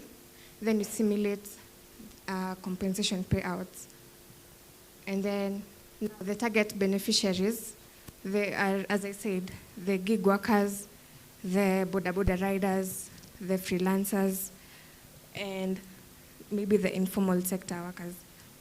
Now, with the gaps that I've listed, we have the failures of the status quo. Next slide, please. This is where one of the failures is access, when access is broken. Now, with the informal sector workers, you don't expect that they be having the formal employment contracts or the pay slips. So the gig workers might not be having this. So that's one of the failures. And then the verification is also impossible because they don't have documents on paper. So we can't really verify that this is what they are earning per month or even daily. And the moral hazard, you see, if anyone hears that there's compensation due to like an income dip, so they are likely to forge their incomes so that they might get a higher payout. Now with these failures is what my colleague Lewis will be addressing to see how, yeah. Thank you, Keo. As mentioned, my name is Lewis, and I acted as lead developer in creation of the income deficiency compensative system. And next slide. And the following were initiatives taken to correct the broken status quo that has been mentioned.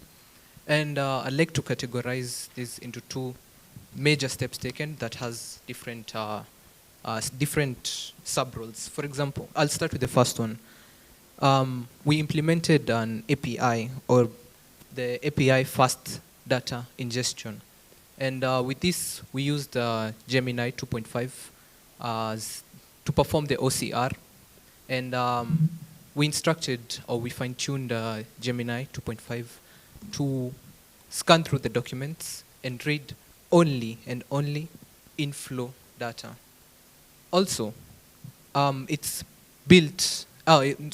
fine-tuned to filter out loans and chama contributions that might spike the mean. As mentioned before, we need your income history, be it 6 months, 12 months, or 24.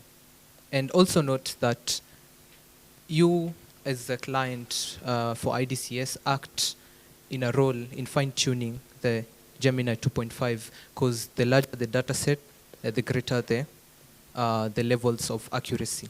Now, once it reads the income history, calculates the mean income for each month. Number two, that was only role number one. Number two is implementation of Prophet AI. Now, this may come as a new term, but Prophet AI is similar to Grok. For those who have based information on AI, you know that Grok analyzes market trends or everything that is happening in real time, similar to Prophet AI from Facebook. Now, next slide, Kali. With Prophet AI, we're able to use your data and try and forecast the next 6 to 12 months of your income. And from that, we are able to know how many times of the year or how many times of the quarterly or the halfly you need to be compensated. For this, we fine-tuned it with a few things. One, to ensure that us ourselves we are insured, we do not compensate 100% of your main income. We compensate 70%. And this is not just random. This is as a result of study from the KNRB that states that most informal workers use 70% of their income in consumption and consumption only. So to ensure that your business is ready to continue in the case of a dip, we only give you 70%, which is most necessary to ensure that the next month is flowing. Number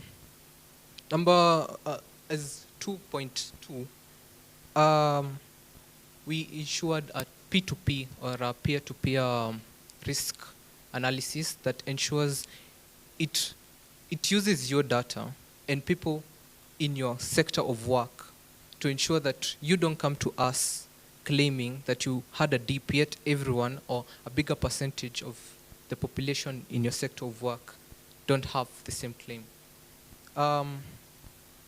Lastly,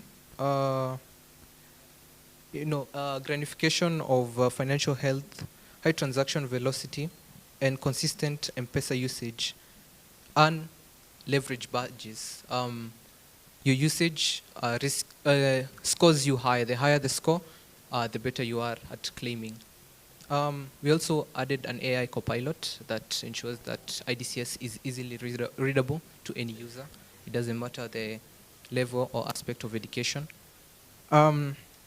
We had, next slide kindly, the feasibility of IDCS in insurance. It's mentioned, and I will just pass by through it. Technical infrastructure, and relies on existing accessible technologies, stacks, and data pathways. Mentioned Gemini 2.5. Daraja, I forgot to mention Daraja. Daraja ensures that us as IDCS are able to monitor your day-to-day earnings regularly, and we are able to track and ensure that we ourselves are insured from you or insured from moral hazard. I'd like to introduce, to allow Ira to take you through the rest.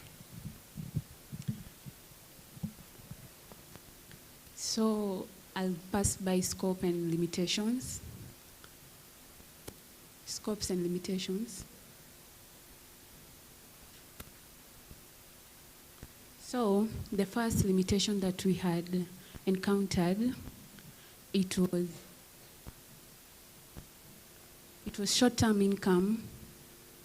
IDC, it focused on short-term income volatility rather than permanent unemployment, whereby when the customer does not update the M-Pesa transaction for a period of time, we reach out to them through unresponsive messages for 1 week, and if they do not respond, we have to deem it as termed lapse.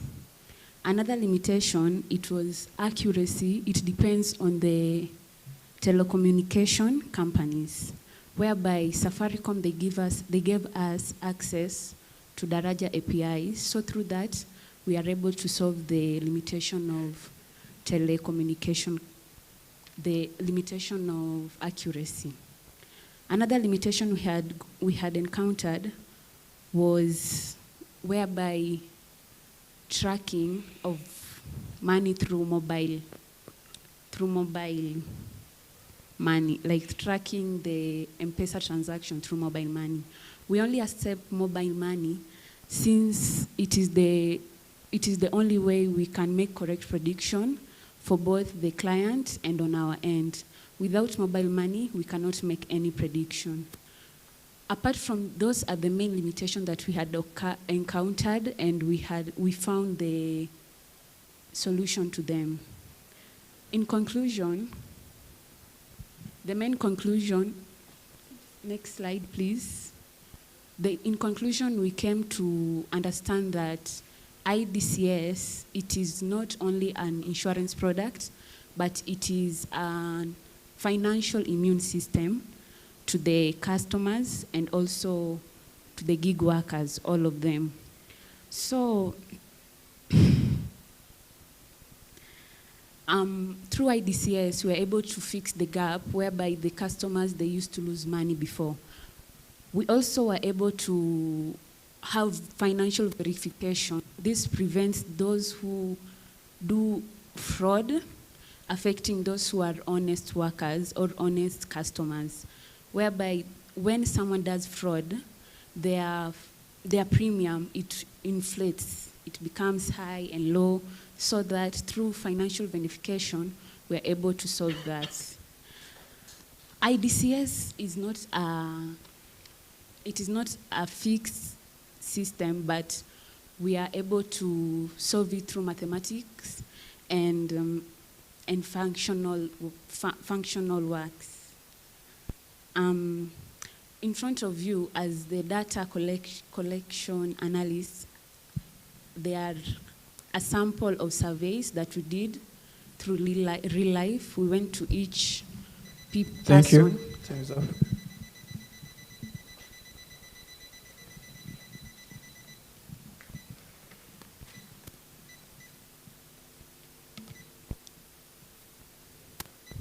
I welcome questions from the judges. Yeah.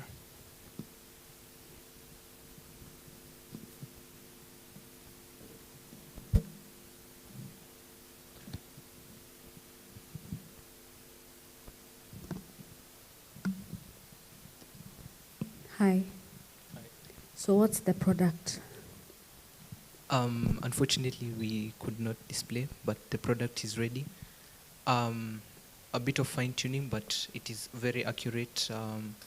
We didn't have the chance to interact with our IT. So it includes like insurance, premium models, claims, all that? Yes. Nice. What you see before you are screenshots of the actual product. At the very top, no, actually at the middle, this is the middle block. I'd request you move to the next picture, that's the first one. Okay, let's just use that. What you're seeing is income history portrayed from what the user uploaded. There's live action or upload PDF statement where you upload your M-Pesa. Now, I wanted to be clear on what M-Pesa statements we use. We use business M-Pesa statements. That means in order to be insured by IDCS or in order to have a claim in IDCS, you must have either a till, pochi, or a pay bill number. So send money is excluded in order to reduce the sample size that we need. That's the first one. That's the last page where you choose your income safety plan. Initially, actually what is implemented right now is a day-to-day premium payment. I'd give an example, very brief. If you earn 500 shillings or your 200 shillings or 1,000 shillings per day, only a small percentage, or from 1% to 5%, 5% being the maximum amount that shall be withdrawn from you at the end of the day. Your stability is indexed, the probability from Profit AI, and your average income is shown at the very top. That average income is calculated from the data that you've given us, the 12 months data, and divided by the 12, which is basically how you find the mean. And note also, only 70% of your displayed income data shall be compensated. So the policy is triggered when the claimant is either unwell, injured? No, not necessarily. The claimant is insured if and only if their income drops below a calculated threshold. This threshold is not hard-tuned to the code. It varies, it swings, because a boda rider earning is good 20,000 and a person earning is 60,000. Their swings are very different. So, yeah. So, you've said you either need a pay bill, till number, pochi. Yes. So how will you determine that the claimant is telling the truth? Maybe that time they are working, but they are now telling their clients, usinilipe kwa hii till, nilipe huko kwingine. I think also that's a very good question, and it's the main area we focused on, and we implemented a few things. Number one, the privacy policy should tell you that the more your M-Pesa shows, the more that you are likely to get claimed. So you're not only bringing fault to yourself, to us. You're not trying to build fault to us, but also to yourself. Number two, transaction velocity check is active. That is, if and only if you can only be compensated if and only if your transaction velocity is greater than 0. So I don't think claiming that okupatado is really the issue here, because also note it's on a day-to-day basis. So your end your daily earnings are to your premiums. Sorry, to your compensation. Okay, just briefly, because I'm seeing time is running out. Yes. So there's the no claim discount based on your peer group, I saw. Pardon? A no claim discount Yes, on yes. your peer group's performance. Yes. So someone may feel like unfair, that it's unfair that they have not claimed, but this group that I would assume they don't know these people, they have claimed and all that. So it may be penalizing the people who are actually not claiming and helping. Okay. Yes. That was one thing. And then also for there's that element of comparing the experience of one person. So if they report a dip and their peers or people in the industry have not reported a dip, that they may not be compensated, but it may be something specific to that person which may warrant. So I don't know if you can just comment on that. There's no problem. You should note that the threshold actually answers that question, because despite being in the same sector, your earnings are totally different. So your threshold is not their threshold. So if theirs drops below their determined threshold and yours doesn't mean that everyone won't be compensated.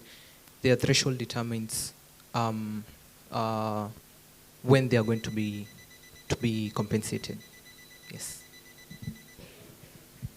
Thank you. Our next presenter.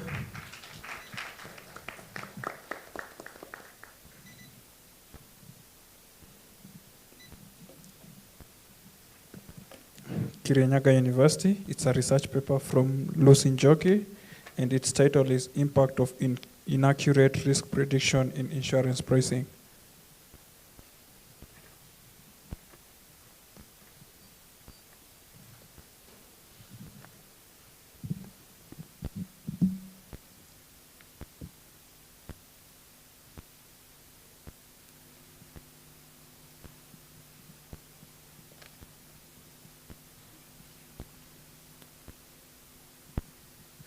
Good afternoon. Good afternoon. How are you? Yes, my name is Lucy Njoki. Sorry, give me a minute.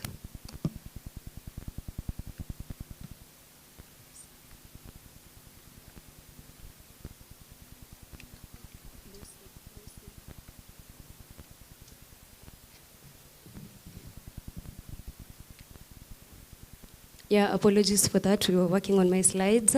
My name is Lucy Njoki. I'm from Kirinyaga University.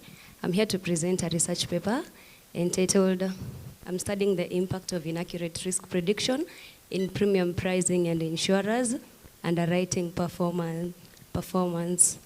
So basically, this is a study to analyze what happens when an actuary is working on their predictive model and then they make some sort of error. So what happens to the insurance company? What happens to the premium pricing model? That is generally the study that I am going to conduct. Let's move. You see, insurances, they rely on accurate risk prediction for pricing, underwriting, and profitability.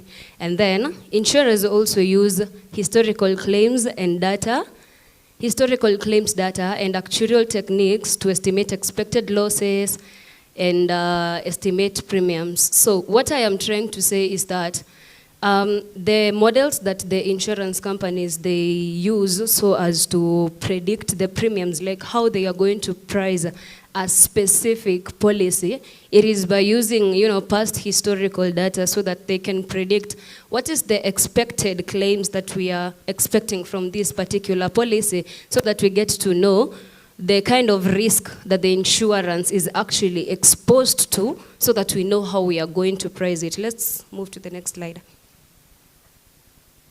The problem statement is the fact that insurance companies, they are exposed to the risks of, insurance works by taking up risks.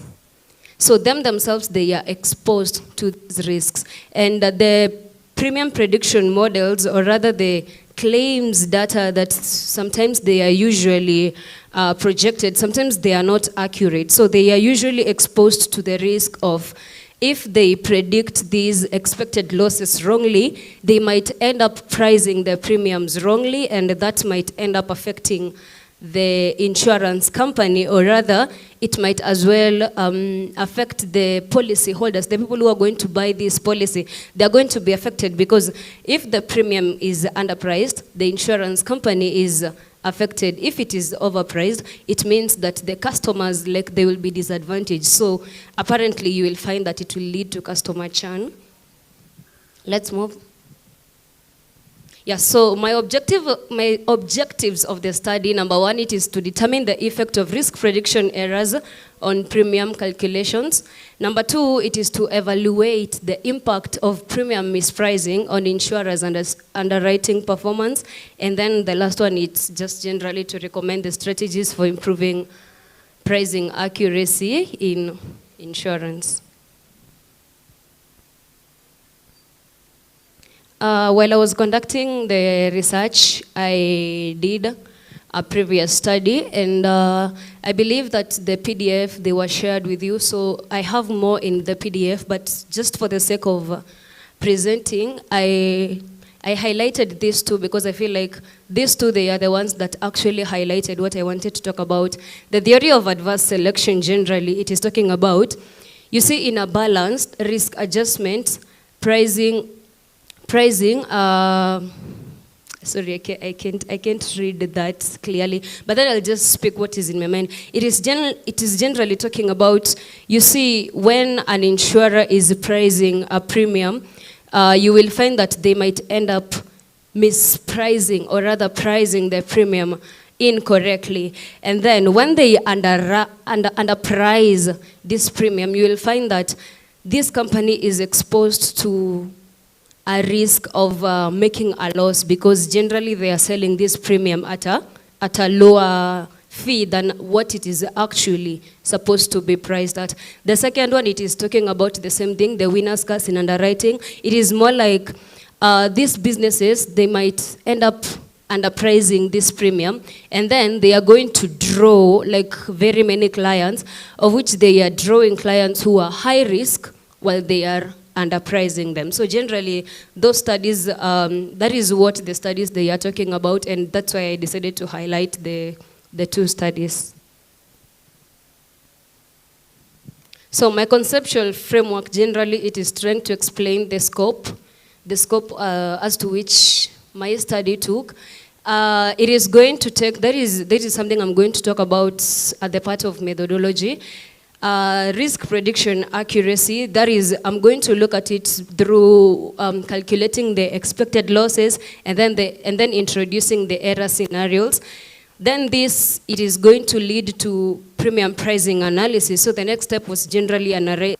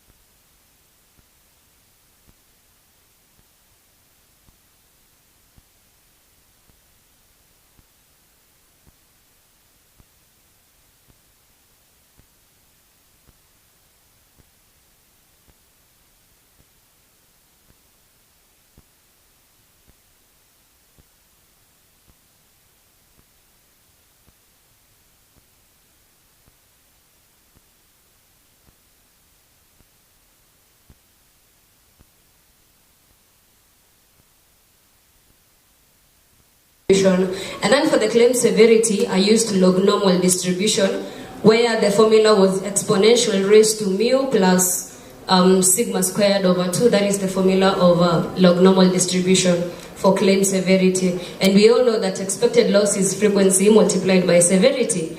And now from the expected losses, as I was talking about the loading factors, I just did, you know, the expected loss plus the expenses plus the profit loading, where my 30%, which is indicated in my PDF, that 30%, it's generally covering the total expenses and the profit loading. So it's more like a 20-10 distribution. Let's move. Yeah, and so here I ended up doing now the error scenarios. I assumed the errors at different levels, and then I compared them with actually the accurate risk prediction model that I had from the beginning. Now, if you look at this second column, I have the scenario. Now, if you check at the table, when we make an error of a negative, that expected loss that we have ends up being lower than what actually is supposed to be. That means now when we underestimate the risk, that means and then now when the error is now on the positive side, we are generally overestimating the risk. It's more like we're expecting this loss, this policy to be like too bad, like, we are going to get like so many claims. So we are going to overestimate the risk, and then we are going to end up overpricing the premiums. Let's move. Yeah, and then I came into now the impact on loss ratio analysis. We can still see as the error is moving on to the positive side, the loss ratio is reducing. That means the loss ratio is reducing. That means that the underwriting performance is getting better. And once the loss ratio starts increasing, it means it is getting bad. Because when we have a loss ratio of like 70%, it's more like we are saying, in a portfolio of 100 policy, we are expecting 7 policies, right? So when the loss ratio is increasing, it means that the underwriting performance is getting bad. So that makes us see that the more we are going to underprice the premiums, that's where we are exposing our company in the risk of making losses. Let's move to the next slide.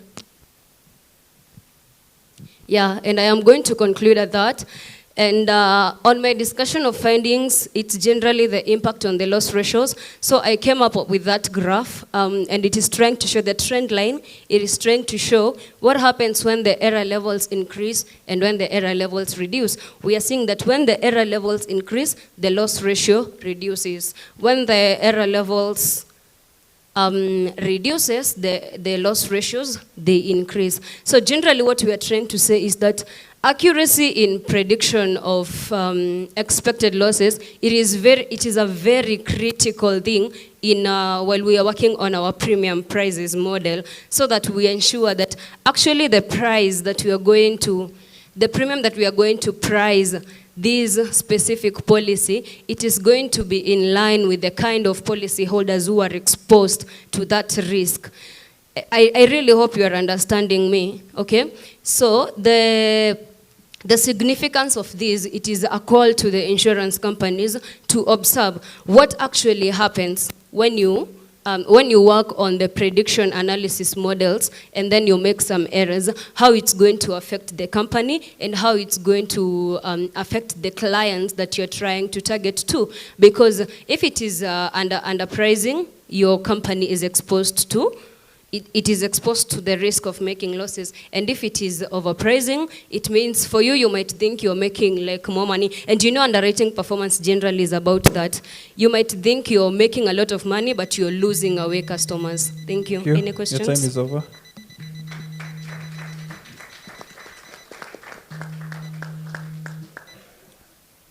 Questions are welcomed from judges.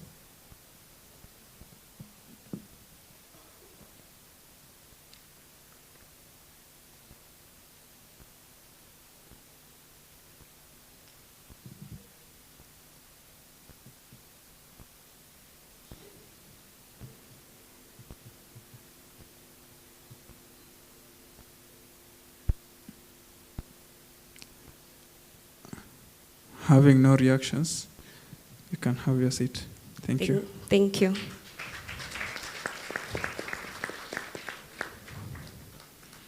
Good afternoon, everyone. You look tired, and it's a time to take a break. But before we take a break, let me invite Sam to give us further instructions.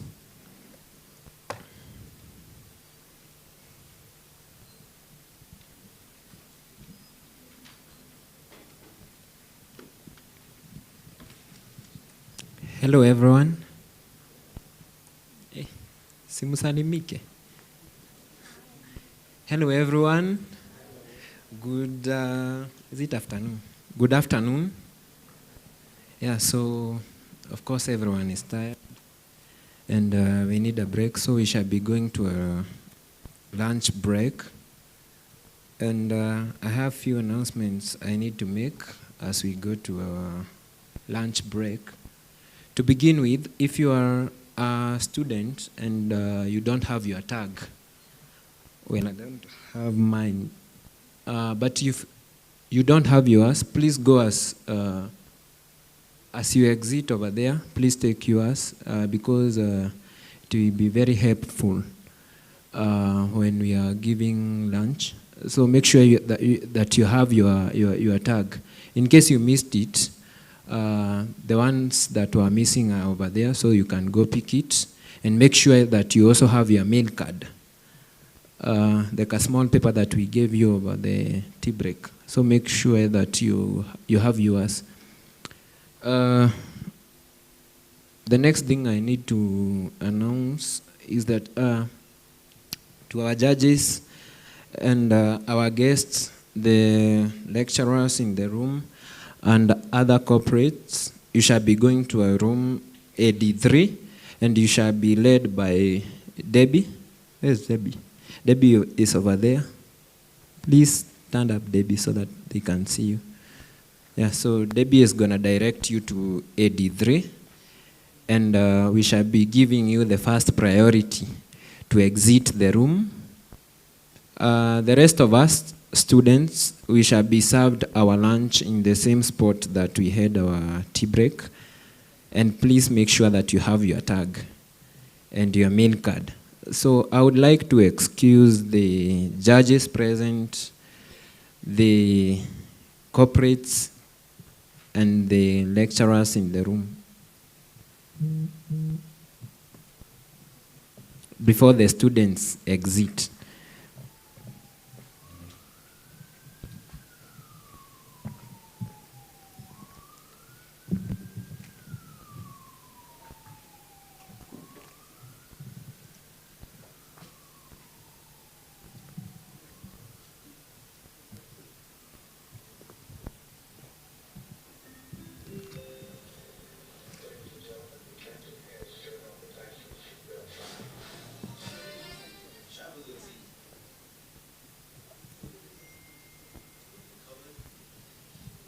I've said the judges, the corporates, the guests.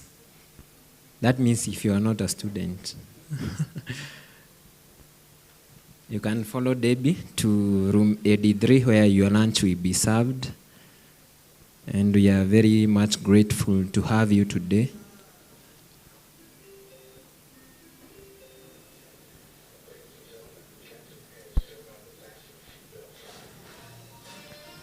I want to believe that everyone else who is seated is a student. So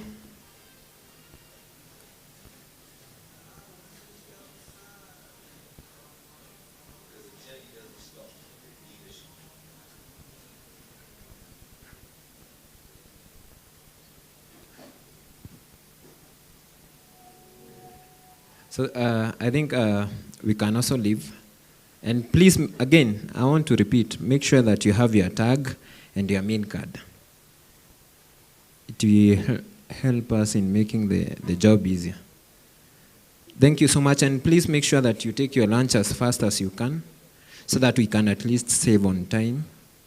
We should be here by, let me check.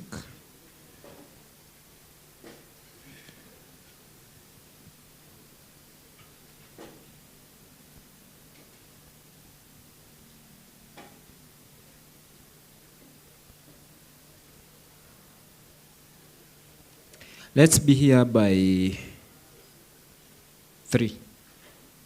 We have around 45 minutes or 35 minutes. So make sure that you hurry up.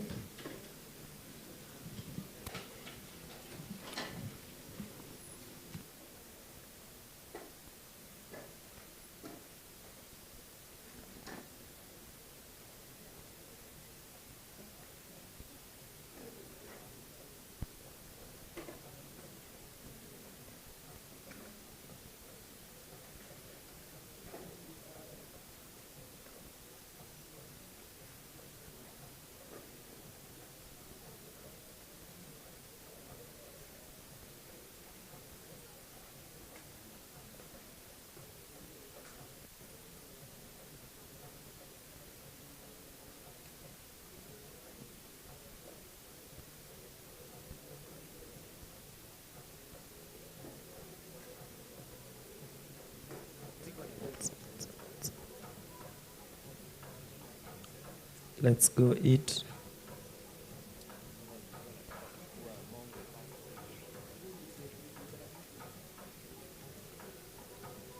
Mpaka mni include.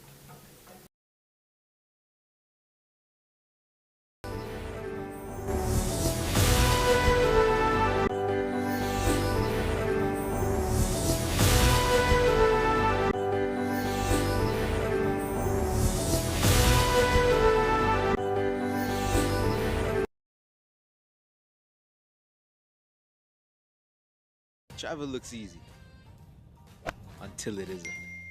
But when you're covered, you keep moving.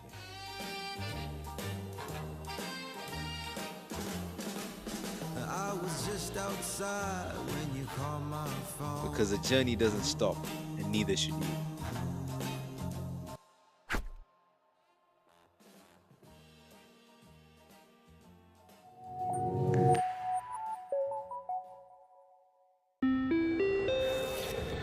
Ladies and gentlemen, the captain has turned on the fasten seatbelt sign. Travel looks easy until it isn't. But when you're covered, you keep moving.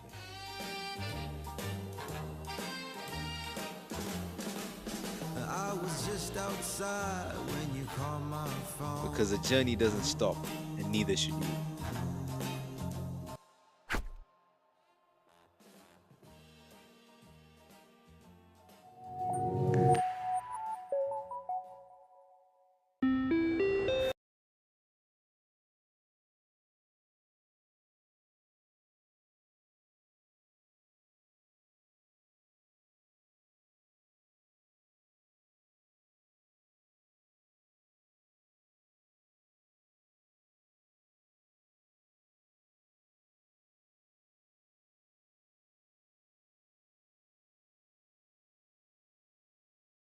Listen. We care. We show up.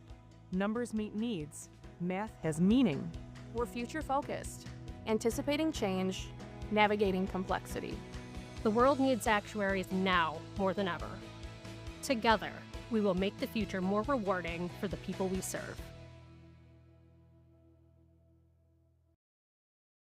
At the SOA, we support actuaries every step of the way, always there and celebrating the wins. For over 75 years, we have built the Society of Actuaries to be that trusted ally. Everything we do is inspired by possibility. We model a brighter future through our global community and multiply member impact. Our common denominator is a commitment to the profession. We love what we do and who we do it for. We listen. We care. We show up. Numbers meet needs. Math has meaning. We're future focused, anticipating change, navigating complexity. The world needs actuaries now more than ever. Together, we will make the future more rewarding for the people we serve. At the SOA, we support actuaries every step of the way, always there and celebrating the wins. For over 75 years, we have built the Society of Actuaries to be that trusted ally. Everything we do is inspired by possibility. We model a brighter future through our global community and multiply member impact. Our common denominator is a commitment to the profession. We love what we do and who we do it for. We listen. We care. We show up. Numbers meet needs. Math has meaning. We're future focused, anticipating change, navigating complexity. The world needs actuaries now more than ever. Together, we will make the future more rewarding for the people we serve. At the SOA, we support actuaries every step of the way, always there and celebrating the wins. For over 75 years, we have built the Society of Actuaries to be that trusted ally. Everything we do is inspired by possibility. We model a brighter future through our global community and multiply member impact. Our common denominator is a commitment to the profession. We love what we do and who we do it for.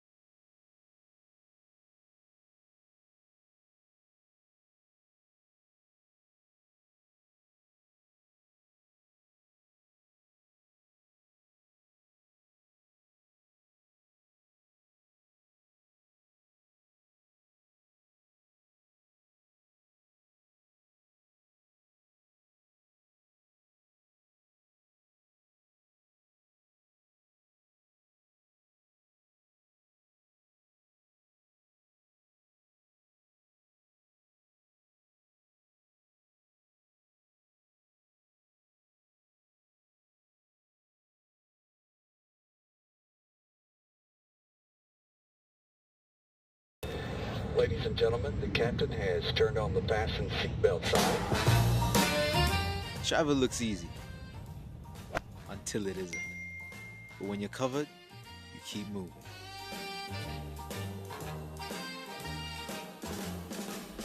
I was just outside when you called my phone. Because the journey doesn't stop, and neither should you.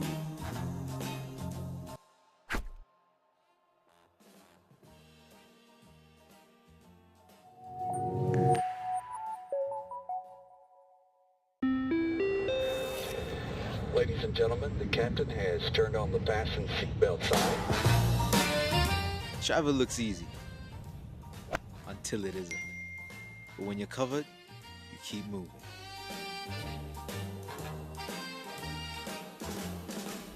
I was just outside when you called my phone. Because the journey doesn't stop, and neither should you.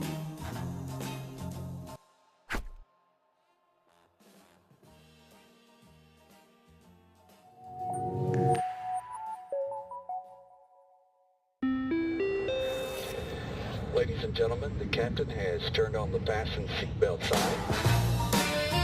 Travel looks easy until it isn't.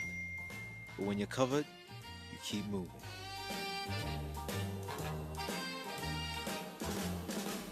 I was just outside when you called my phone. Because the journey doesn't stop, and neither should you.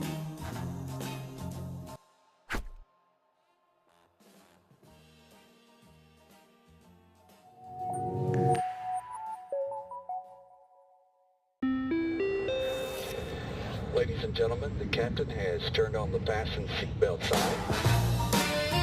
Travel looks easy until it isn't. But when you're covered, you keep moving.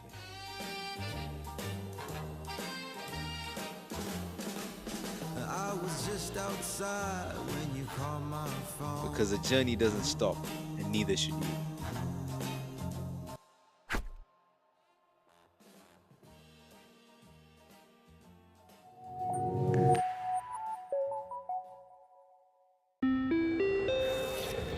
Ladies and gentlemen, the captain has turned on the fasten seatbelt sign.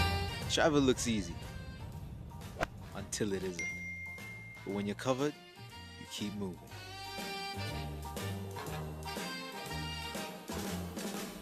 I was just outside when you called my phone. Because the journey doesn't stop, and neither should you.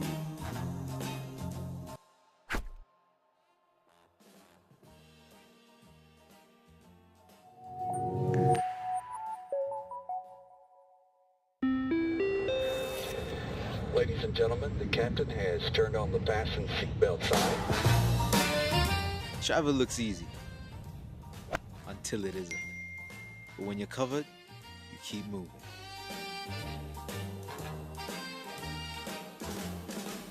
I was just outside when you called my phone. Because the journey doesn't stop, and neither should you.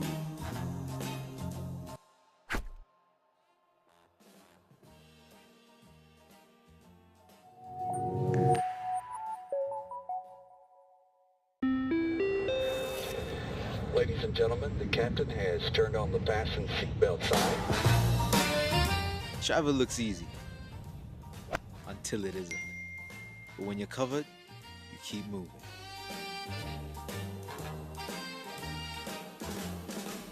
I was just outside when you called my phone. Because the journey doesn't stop, and neither should you.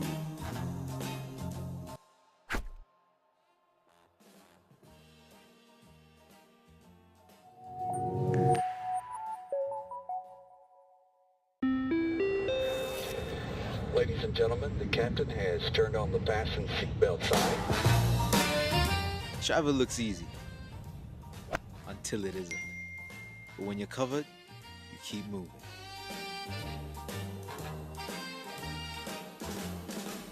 I was just outside when you called my phone. Because the journey doesn't stop, and neither should you.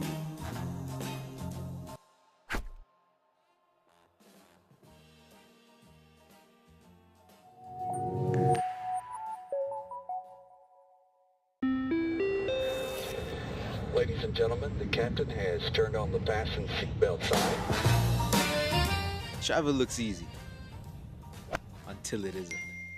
But when you're covered, you keep moving.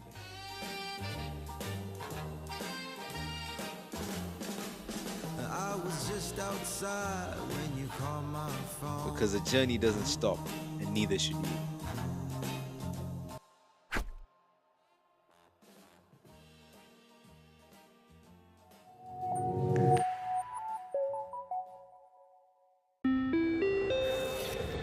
Ladies and gentlemen, the captain has turned on the fasten seatbelt sign. Travel looks easy until it isn't. But when you're covered, you keep moving.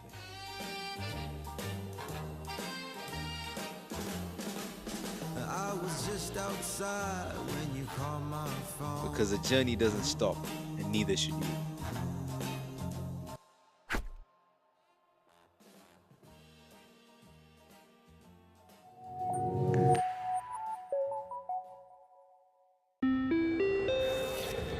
Ladies and gentlemen, the captain has turned on the fasten seatbelt sign. Travel looks easy until it isn't. But when you're covered, you keep moving.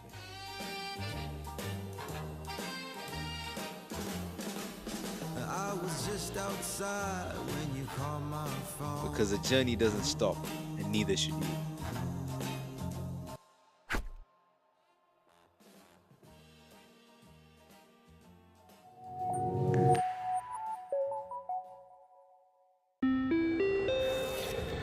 Ladies and gentlemen, the captain has turned on the fasten seatbelt sign.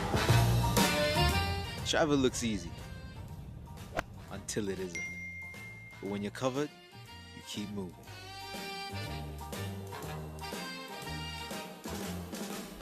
I was just outside when you called my phone. Because the journey doesn't stop, and neither should you.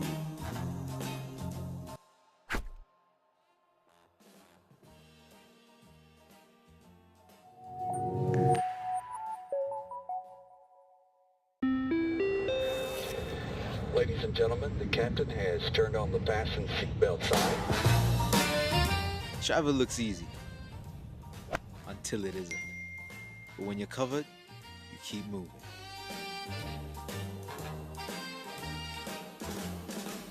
I was just outside when you called my phone. Because the journey doesn't stop, and neither should you.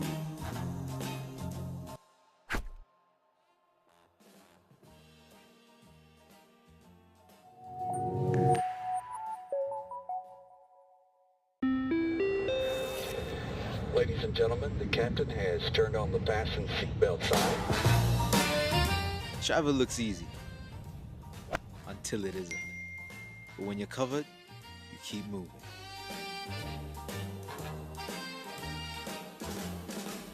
I was just outside when you called my phone. Because the journey doesn't stop, and neither should you.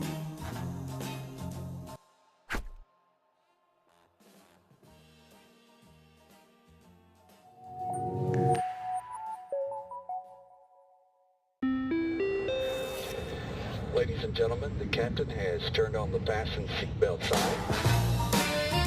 Travel looks easy until it isn't.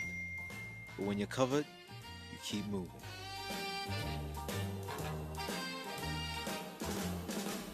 I was just outside when you called my phone. Because the journey doesn't stop, and neither should you.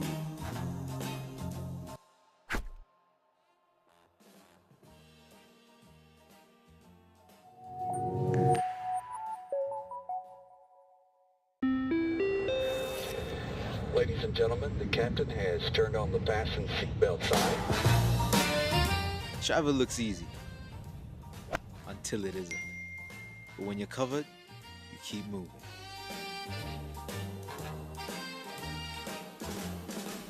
I was just outside when you called my phone. Because the journey doesn't stop, and neither should you.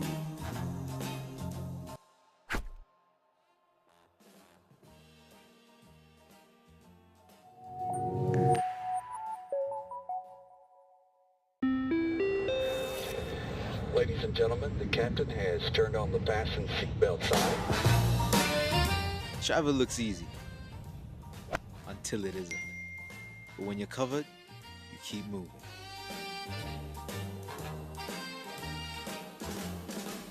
I was just outside when you called my phone. Because the journey doesn't stop, and neither should you.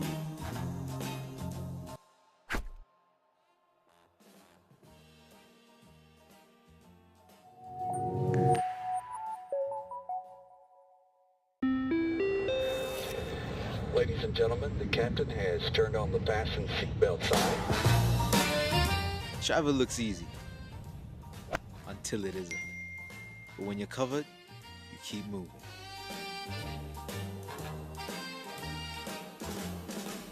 I was just outside when you called my phone. Because the journey doesn't stop, and neither should you.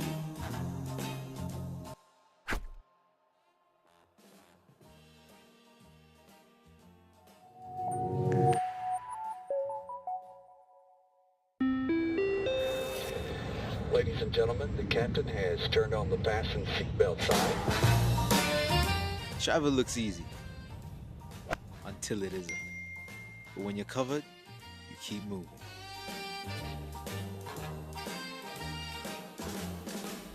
I was just outside when you called my phone. Because the journey doesn't stop, and neither should you.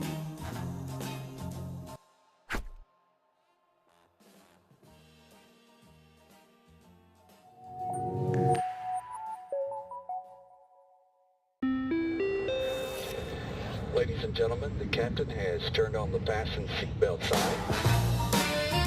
Travel looks easy. Until it isn't. But when you're covered, you keep moving.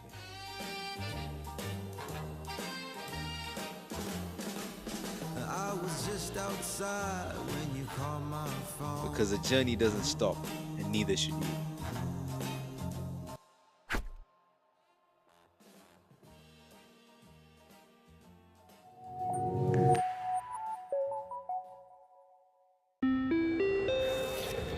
Ladies and gentlemen, the captain has turned on the fasten seatbelt sign. Travel looks easy. Until it isn't. But when you're covered, you keep moving.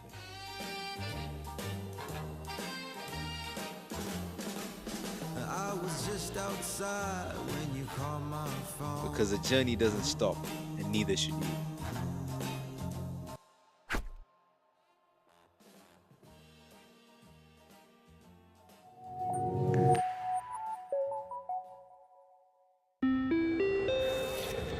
Ladies and gentlemen, the captain has turned on the fasten seatbelt sign. Travel looks easy. Until it isn't. But when you're covered, you keep moving.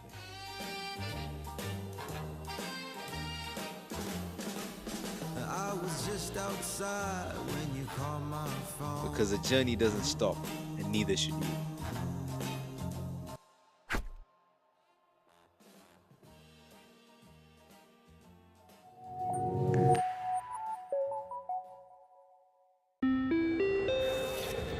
Ladies and gentlemen, the captain has turned on the fasten seatbelt sign.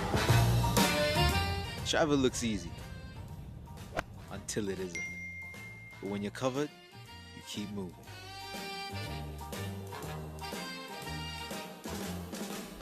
I was just outside when you called my phone. Because the journey doesn't stop, and neither should you.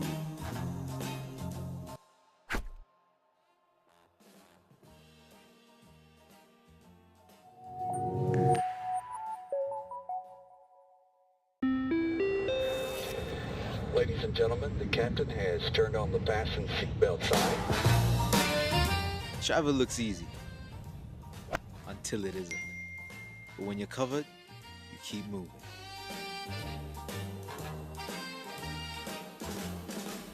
I was just outside when you called my phone. Because the journey doesn't stop, and neither should you.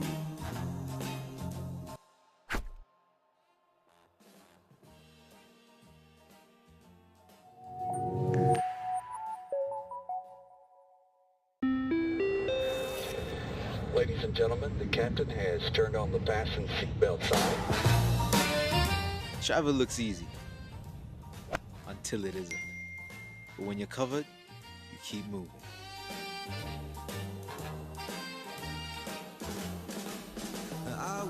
just outside when you call my phone. Because the journey doesn't stop, and neither should you.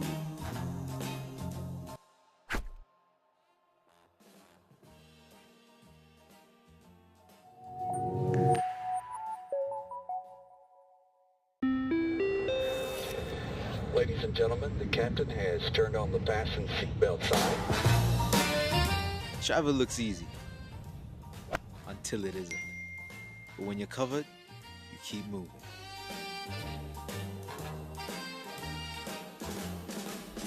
I was just outside when you called my phone. Because the journey doesn't stop, and neither should you.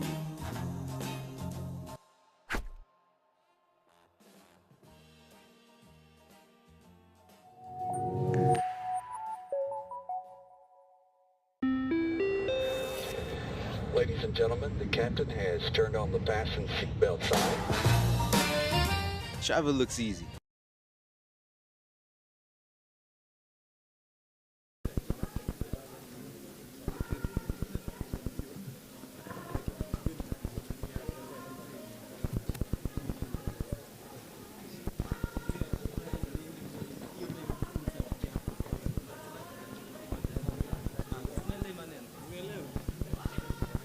Aya, DJ. DJ,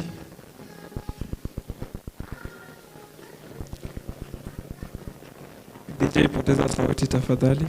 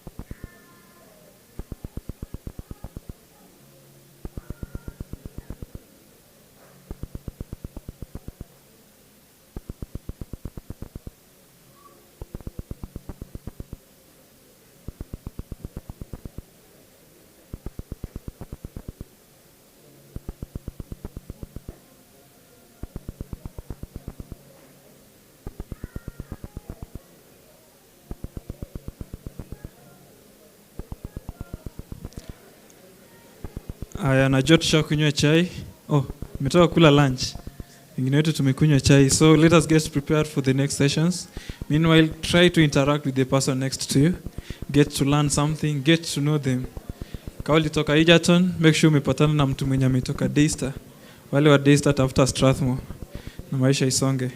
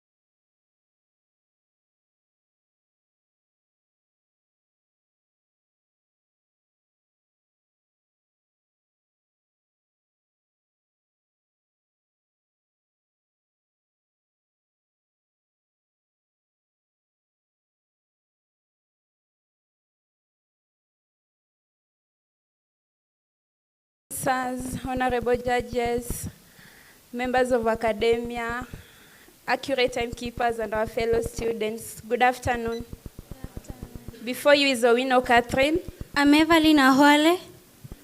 And Elijon Somu from Kisii University. We are here to present our research article entitled Premium Rating using No-Claim Discount System based on Mixed Poison Distribution. Generally, No-Claim Discount System is based on standard distribution for transitional probabilities of moving from one discount level to another. A system that accurately determines premium rate is essential for maintaining the financial stability of insurance companies and providing policyholders with fair and competitive pricing to account the non-homogeneity factor. Now, in our work, we have used the concept of Markov chain to calculate the level of moving the level of discount from one level to another. Now, we as the researcher, Elijah, Evelyn, and Ahwale, we have considered the work done by various authors, such as Lema and Z in 1994, and also Das and Basu in 2003, who have extensively studied Markov chains. Also in 2017, Rachel Saruguta constructed a mixed Poisson distribution using 4 roots. Now, our main objective is to compute the average premium of a no-claim discount schemes based on the mixed Poisson models. And our specific objectives are to construct the mixed Poisson distribution, estimate the maximum likelihood parameters by the Newton-Raphson technique. We are going to determine the stationary distribution of the no-claim discount schemes based on the mixed Poisson models. And also, finally, we are going to compute now the average premium rate which a policyholder is going to pay to an insurance company based on the discount level that he or she is. Let me allow my fellow colleague to take us through the other part. Thank you, Elijah. Next slide, kindly. Okay, I'm going to take you through the general formulation of Poisson mixtures, the Poisson mixed models, and their properties and the data that we fitted to come up with the conclusion that we will present here. Okay, our main interest was to construct the mixed Poisson model because during our research, we realized that the empirical Poisson distribution does not fit the data well as compared to the mixed Poisson models, which fitted the data as well and is very good for computing premium rate in no-claim discount systems. Now, as displayed there, that is the general formulation of Poisson mixtures. F of x is given by integration of x given lambda, g of lambda, d lambda is the general formulation of Poisson mixtures that we applied when obtaining the mixed Poisson models. And expectation of x is equal to expectation of x given lambda is our general mean for Poisson mixtures. And the variance is expectation of lambda plus variance of lambda. Next slide, kindly. Now constructing mixed Poisson models, whereby we consider the mixed Poisson models to capture for non-homogeneity nature of claim distributions, whereby you find nowadays in insurance company or most of people considering no-claim discount system have been considering policyholders to be homogeneous, distributed, but now the mixed Poisson models is giving us a variety of choices. It's giving us a choice that policyholders can be non-homogeneous. And that is the case usually that you find that claims are non-homogeneous, but the models in the industry is considering claims to be homogeneous distributed. Now when lambda follows an exponential distribution, we are able to obtain the geometric distribution. That is equation 1. With mean and variance as displayed in equation 2 and equation 3. When lambda follows a gamma distribution with one parameter, that is alpha, we were able to obtain equation 4. which is the negative binomial distribution. Next slide. With mean alpha and variance 2 alpha, that is equation 5 and 6. When lambda follows a gamma distribution with 2 parameters, that is alpha and beta, we were able to obtain equation 7, which is negative binomial distribution with mean and variance as displayed in equation 8 and 9. Next slide. We adopted a model. We considered our data from Switzerland. The same data was studied by Wilmot and Pajamar in 1987, and Bullman also studied it in 1970. During our research, we studied the data in 2025 and considered it. We used the number of claims, 6 claims, claim number, and number of policies, 119,853, to obtain the models to come with the conclusion of the models that we are yet to fit. Let my colleague take us through that. Okay, thank you, Catherine. And I'm going to take you through, just allow me to take you through the application. The next slide, please. So this is the most interesting part. We found it very engaging in calculating the premium, the average premium, and doing those mathematical concepts, calculating the probabilities. It was such a wonderful engagement for us to be able to come up with this research. And we adopted a scheme of the NCD, whereby we had the discount levels 0%, 30%, and then the 40%, 50%, and the 60%. So it had rules. It was just a simple scheme. So we can also adapt this into other schemes in a more sophisticated models. So the rules are that at the end of a claim-free year, a policyholder moves up 1 level, that is at 0%.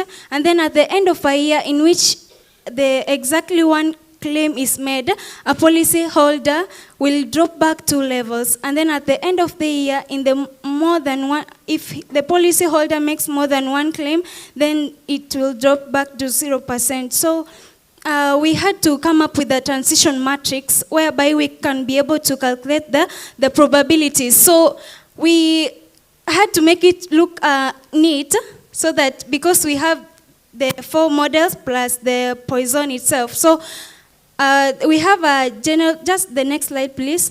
So we have the matrix, and then we need to define this, the whatever that we are letting. So we have the alpha, which represents the probability of making no claim, and then beta, it represents the probability of making 1 claim. And then the 1 minus alpha plus beta, of course, it will represent the probability of making more than 2 claims. So there is just about the transition matrix, where in a row we just have to add up to 1. That's just simple mathematics in whatever we have learned in class. So just the next slide, please. So we need the probabilities, and we have the matrix. So this probability, it has the parameters which have not yet been estimated. So that's why we saw it fit for us to be able to estimate these parameters. We had the method of moments, which of course gives us the initial values, and then the maximum likelihood estimation, whereby we understand that the maximum likelihood most of the times, I really love that maximum likelihood, mostly when I'm dealing in mathematics, and when I'm computing some of these methods in mathematics. So I find it interesting that the maximum likelihood parameters gives us the whatever that we need, but now we also need the initial values from the method of moment. So in the negative binomial with 2 parameters, it gave us the values for, it gave us a more, I think the equation needs to be iterated like in the Newton-Raphson technique, and then also the Poisson-Linley. So that's what we did at the estimation.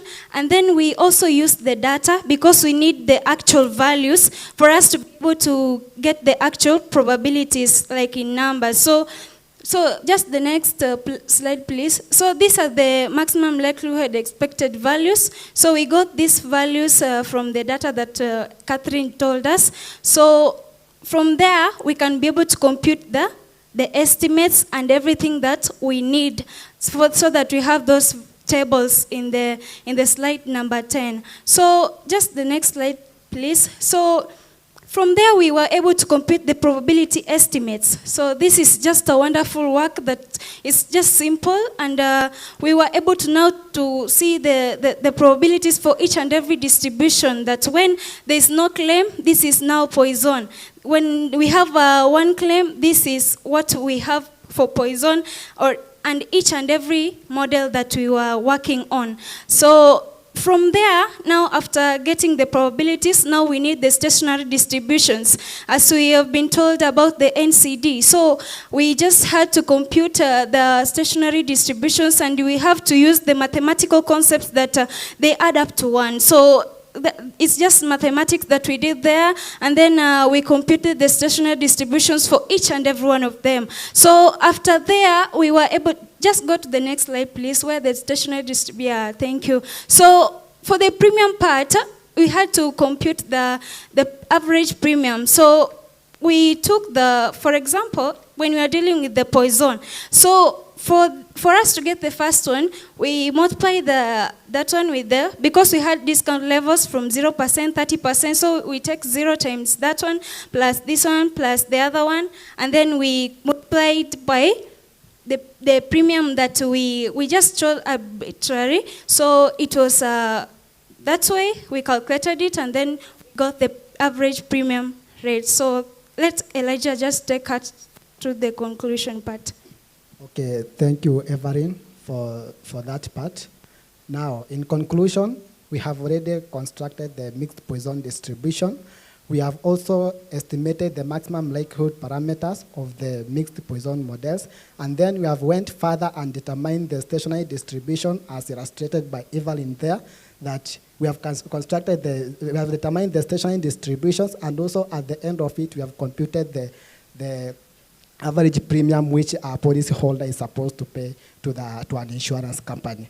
And based on our conclusion, we found that the Poisson distribution underestimated the risk, while the Poisson-Lindley overestimated the risk. And how did we came up to that conclusion? We used the archaic information criterion and the Bayesian information criterion together with the log likelihood criteria. So these 3 criteria helped us to come up with the conclusion that the 2-parameter negative binomial distribution fitted the data well.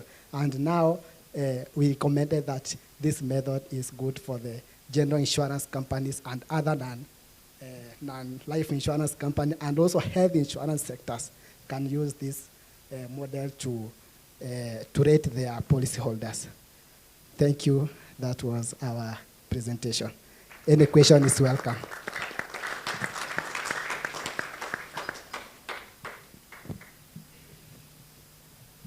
Welcome for questions.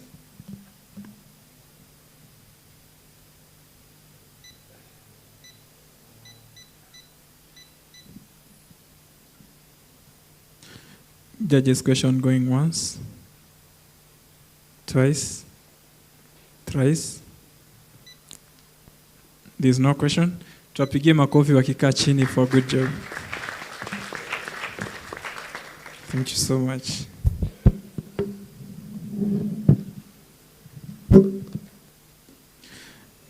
Coming up next is a gentleman from Nairobi University. Frank Mumo presenting a product of title Insert Tech. Tumone akikuja.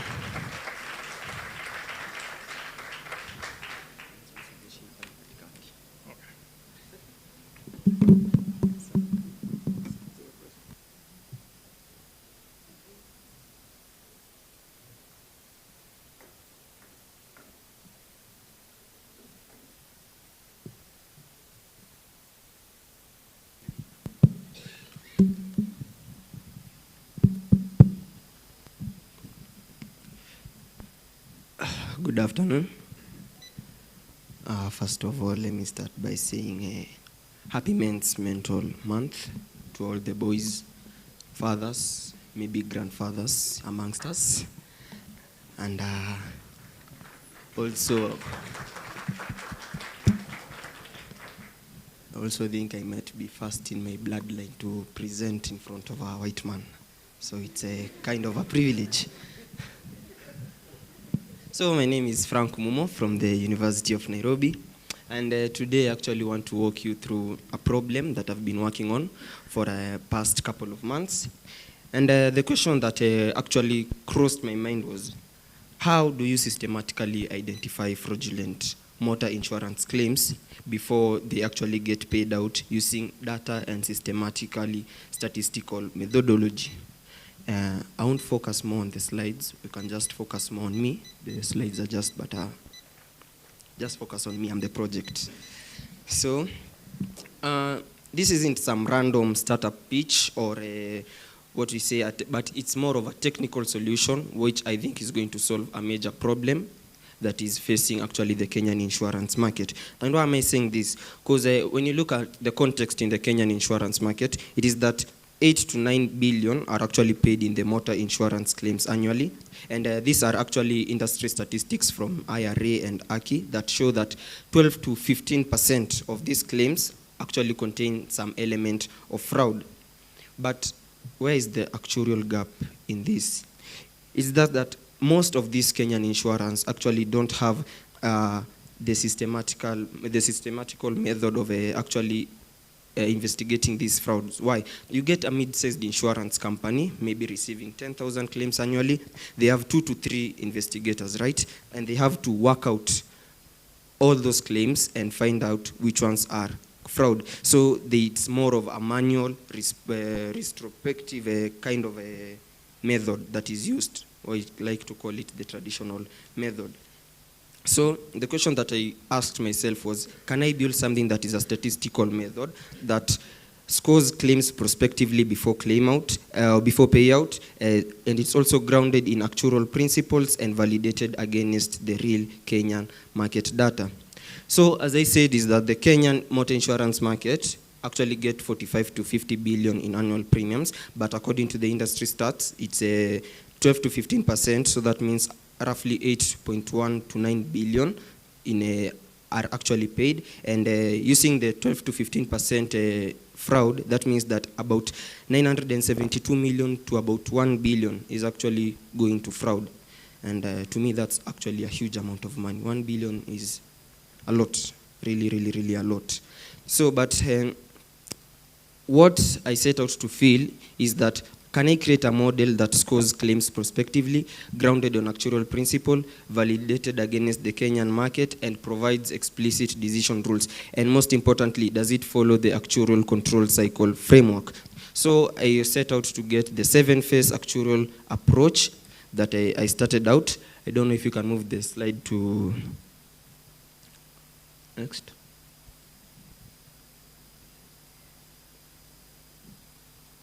I think you can just leave it at that. So the 7 approach actuarial control cycle that I used, I had the first phase, which was the problem identification, which I've just stated is the 12 to 15% fraud rates, 2 to 3 investigators actually dealing with 10,000 plus claims, and no systematic statistical method for prospective fraud scoring.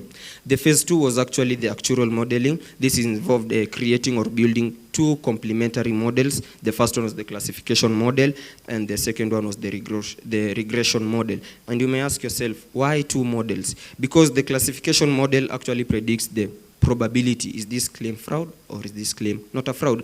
And when you come to the regression model, it actually predicts the claim amount, the insurance company, how much is it going to suffer because this claim amount was actually paid out. So it's a kind of a question of frequency versus the severity effect. The third phase was actually the data and simulation strategy.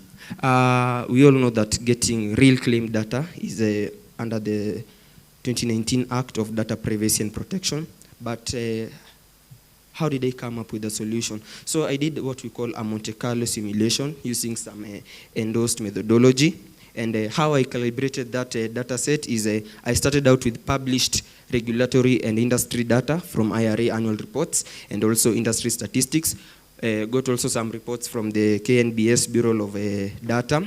This is where I get to get the vehicle registration model, make, and the driver age distribution. We also got reports from the NTSA, Transport Authority. Here they kind of gave us the accident pattern, and we also got some actual claim forms. So from these sources, we are able to generate a model that simulates 50,000 plus and also preserves the statistical structure of Kenyan motor claims and includes 72 claim attributes. Validation, how are we able to validate that this model can actually work using that data set? We did what we call a Kolmogorov-Smirnov test, and it had a p-value greater than 0.05. So that means that it had a confidence interval of 95% level. The phase 4 was the analysis and insights.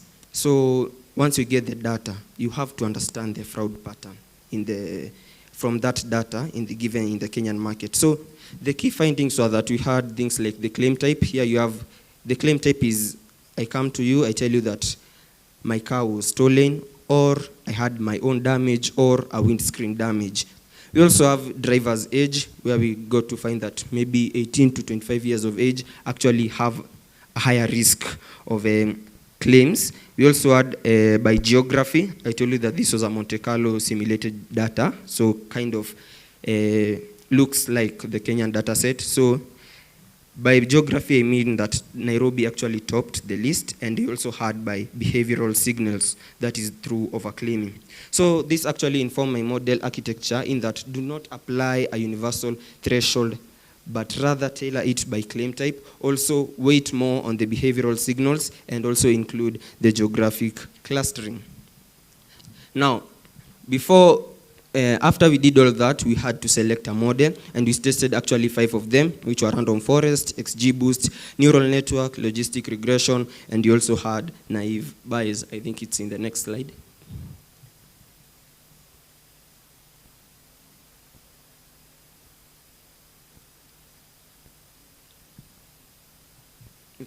Yeah, you can just leave it at that. So out of all those 5, we picked random forest. But you might ask yourself, why random forest against all those?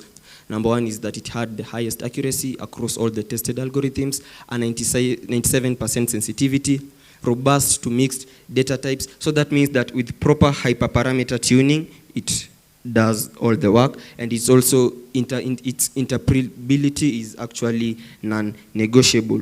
So after that, we went to the next phase, the phase 6, which was actually the cost-aware thresholding. So most machine learning people miss out the fact that not all fraud actually have the same cost benefit to investigate. You can't compare a 5 million total loss claim to a 50,000 windscreen claim. So, but how will you know which kind of fraud to investigate more or aggressively over the other one? So here we came up with, can you move, please, to the next slide? Next slide. I don't think it's indicated, but it's in my PDF. So how will you actually identify your cost-aware threshold? Here you take the fraud probability that is given, multiply it by the claim amount, then also multiply it by 1 minus the precision, and then you actually compare it to your investigation cost. Maybe you want to use maybe 5,000 to investigate on a claim. So if it's greater than your investigative cost as an insurance company, what you do is you investigate aggressively. If it's lower or actually close to your investigation cost, what you do is you investigate aggressively. So you understand the low financial exposure and also the high financial exposure according to the optimal threshold. And the last phase was monitoring and validation. That is phase 7. I told you that the random forest had a 97% sensitivity, so which is actually more important than the 76% we found out under the specificity. And why? Because in fraud detection, I believe that false negatives are actually more costly than false positives. This is because the cost asymmetry justifies high sensitivity. So I don't know if I can get a chance to demonstrate my dashboard, just to skim it through.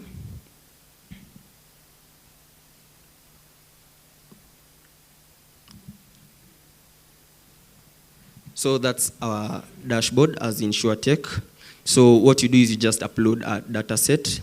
It actually takes 1 to 2 minutes to actually read, or the machine to learn about your data set. So I'm not going to do that because of time.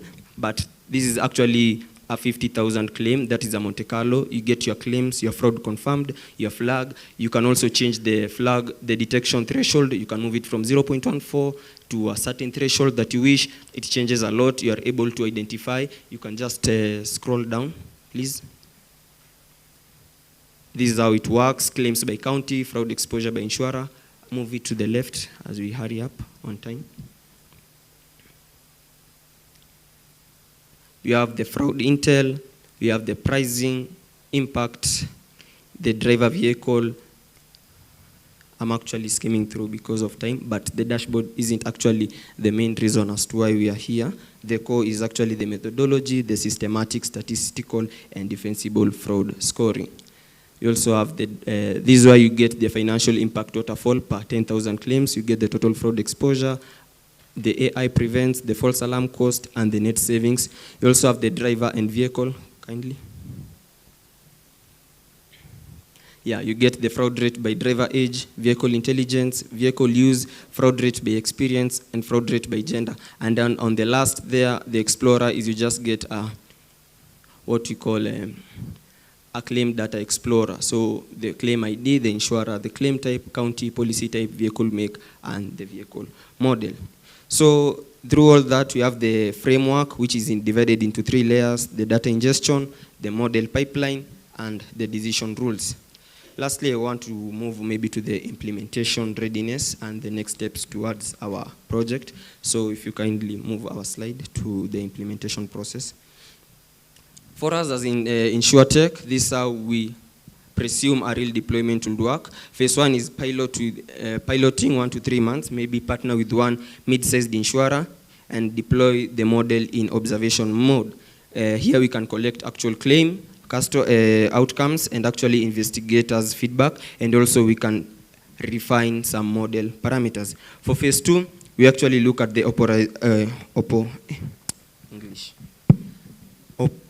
operation, then realization, which takes 9 to 4 months. So you integrate the model into insurance claims, move it from the observation mode to operational use. Then you do the quarterly recalibration as the new claims data arrive, and then maybe we can extend to 3 to 5 insurers. Phase 3, which is the 10 to 18 months, we actually seek to scale up, deploy across 10 plus insurance, integrate maybe with SHA for the national health claims, and maybe do a region expansion. So that's basically our model as InsurTech. And from InsurTech, the operational system actually exists, and the dashboard that I just showed you is just but a supporting artifact that helps visualize the outputs. The core, the methodology, as I said, and the systematic, statistical, defensible fraud scoring is what we are actually looking to achieve. And at this point, I believe what has been presented here is not just but a startup idea, but a complete project, which I believe is a real problem facing the insurance market. The modeling, the validation, the framework has all been done, and what we actually need is just one pilot insurer to help us achieve our goal. Thank you.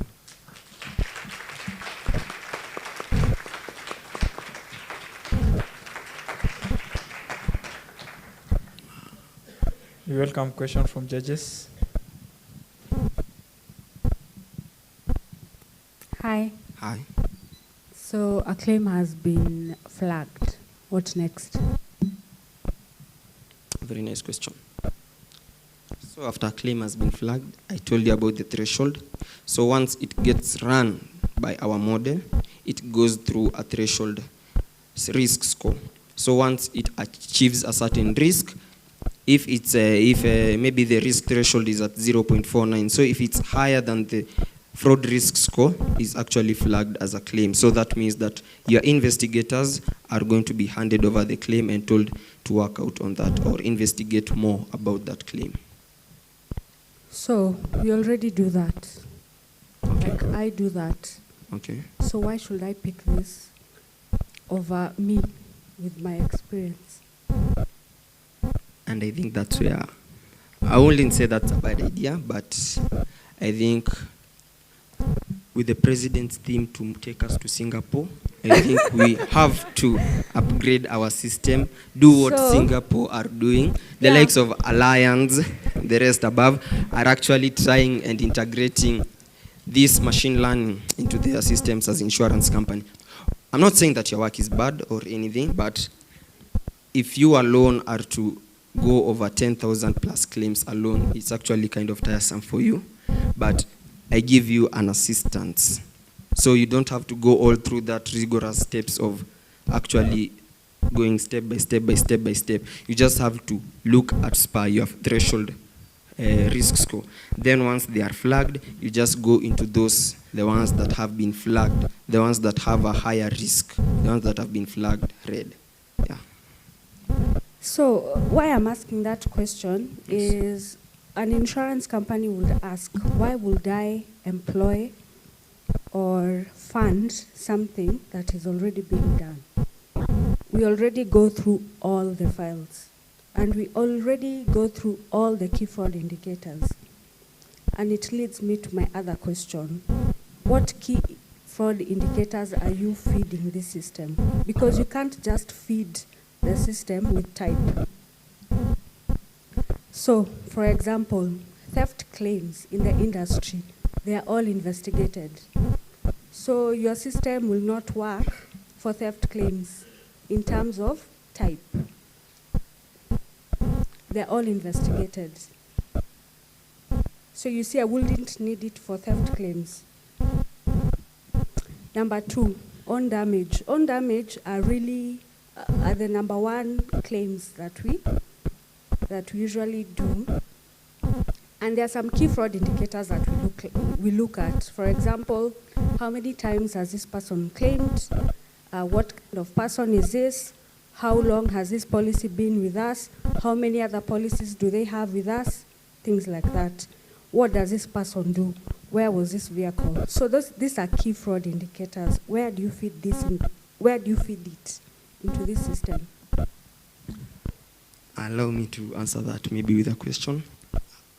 How long do you take to identify all this as an insurance company? For me, it will take 10 minutes. For me, it takes 2 minutes. Wait, and I'm asking you, Yes. what key fraud indicators have you fed into this system? Because what you presented was just type. On damage, windscreen, third party, theft. So these for us are not key fraud indicators. These are just types of claims. And types of claims don't really indicate fraud. The claim itself is what indicates fraud. And I'm not trying to bash your system. I'm just trying to advise you. The things that you feed the system should not be type-based. It should be key fraud indicators. So the system should flag any claim where the insured has claimed more than twice. It flags. So it puts like a matrix, a 1 point. How long has this policy been with us? If it's less than 3 months, another point. Was the owner of the vehicle the driver? If not, another point. Did the driver have passengers? If they did, another point. Because for us, those are the key fraud indicators, not type. Actually, under phase 4, when I was talking about my approach at the actual control cycle, I talked about the analysis and insight. And I actually said once we had this Monte Carlo data set, we did fraud patterns where we identify the claim type. We also had the driver age, we also had by geography, and we also had what you're saying about the overclaim by behavioral signals. And this is what I'm saying, that the model architecture was informed that don't apply a universal fraud threshold, but rather use by claim type, but tailor it according to that, and also weight more on the behavioral signals, and also including the geographical clustering. Yeah. Thank you so much. Makofi kwake akipata kiti. I know we have questions, but time won't allow us to get all the questions. We proceed to the next person. Another presentation, a product from Meru University, all the way from Meru. Let us welcome Emmanuel David Odhiambo as he presents a product of title, Pesa Pilot Auto Saving. Emmanuel? Yeah, makofi yakiendelea kuja.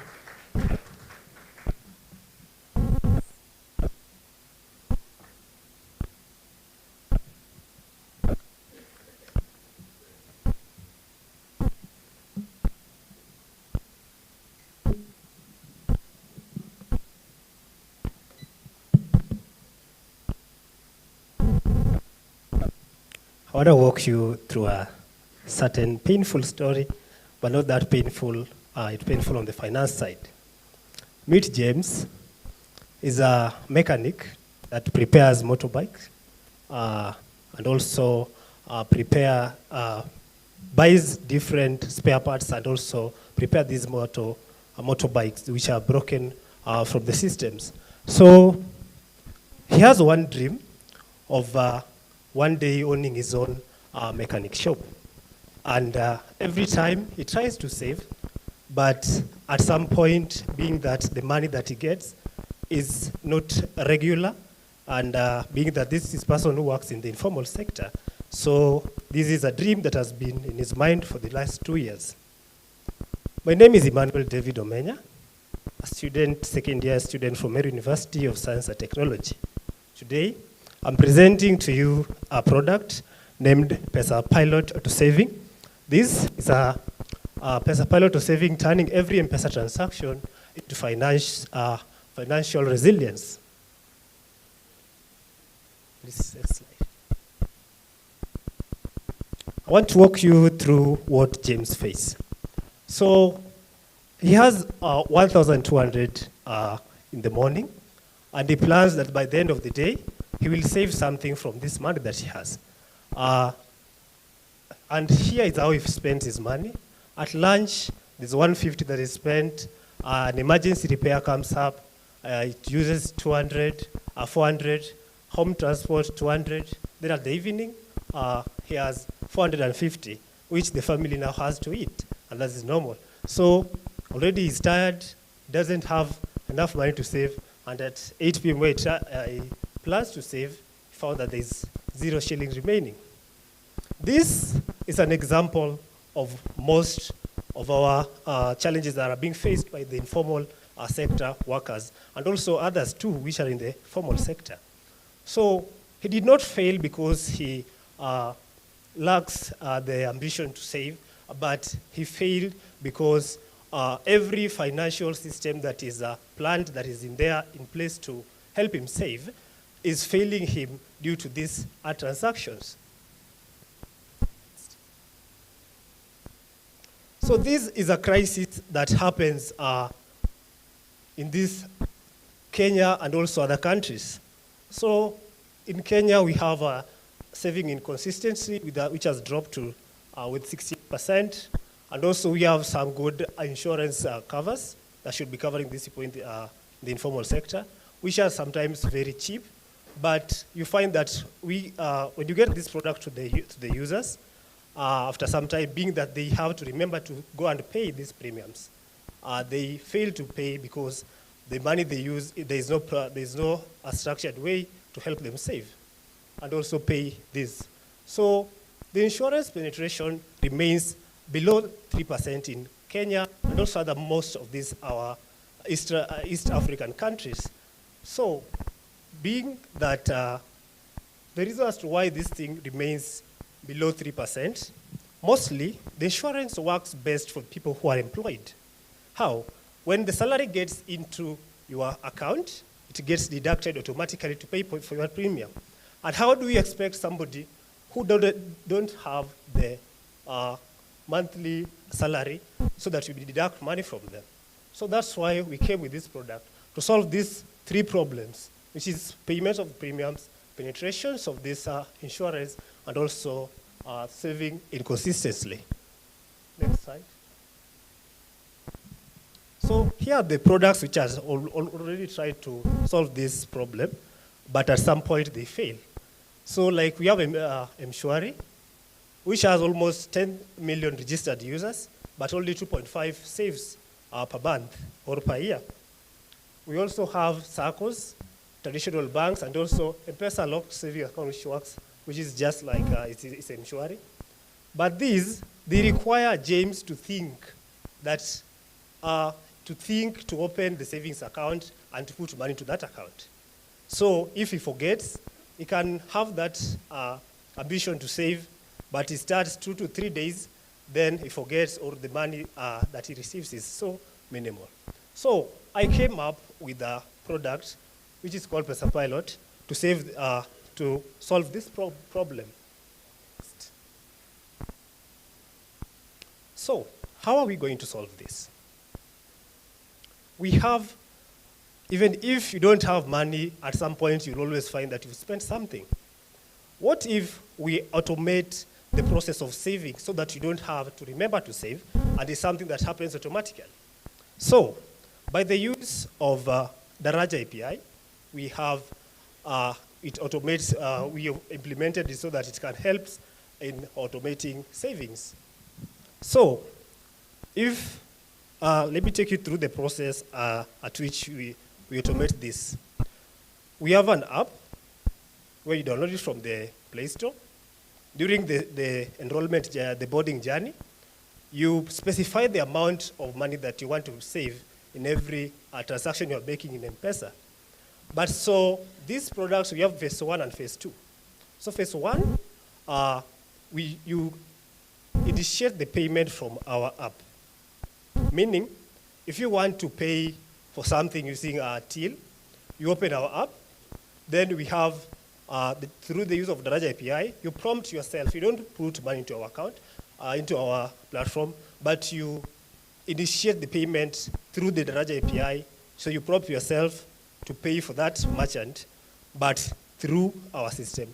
So our system captures the amount that you've spent and calculates the amount that you want to save in every transaction that you're making, so that at the end of the day, you have 2 prompts. So the first prompt, you pay and goes for the merchant you are paying. And if, suppose you say you want to save 10%, the 10% is being calculated. If it is 500 you are spending, it calculates, and then 50% goes to your savings account. So this helps. You will not require to remember to save every time. So we have the automation of collection of premiums. How are we doing this? We are not introducing any new insurance product. What we are doing here, we are connecting with other insurance companies because we believe that there are very many products which are helping the people in the informal sector, but they are not able to pay because of that inconsistency that they have to think to pay for their premiums.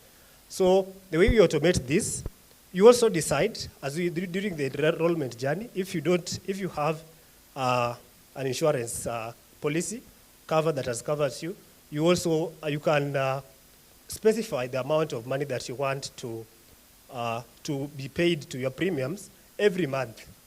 So at the end of the day, there's an amount that automatically goes from your savings account to the part which is payment of your insurance cover. And also this one helps in generation of now, being that people who are using M-Pesa are many, we are going to have very much penetration of these insurance covers to these people.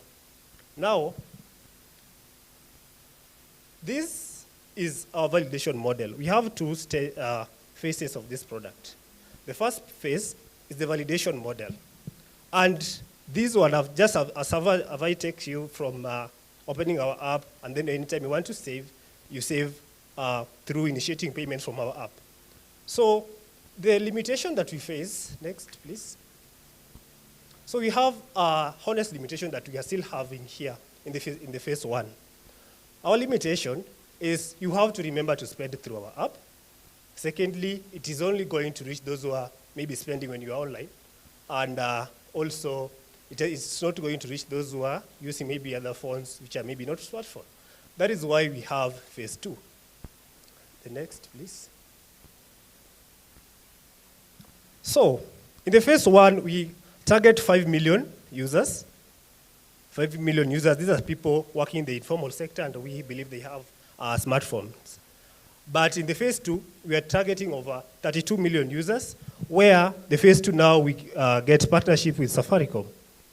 After partnering with Safaricom, this system gets integrated into the M-Pesa so that you will not require to remember. Because as you can see, you have to, the user have to remember to use the app. The PIN, you have to put the PIN twice. The first one to pay for what you are spending, and the second PIN is the one that initiates that savings to go to your account. So the phase 2, you're not going to have that. You're going to spend as normal.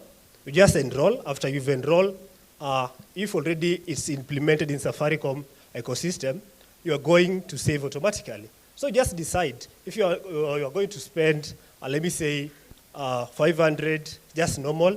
So this collection savings will be happening automatically.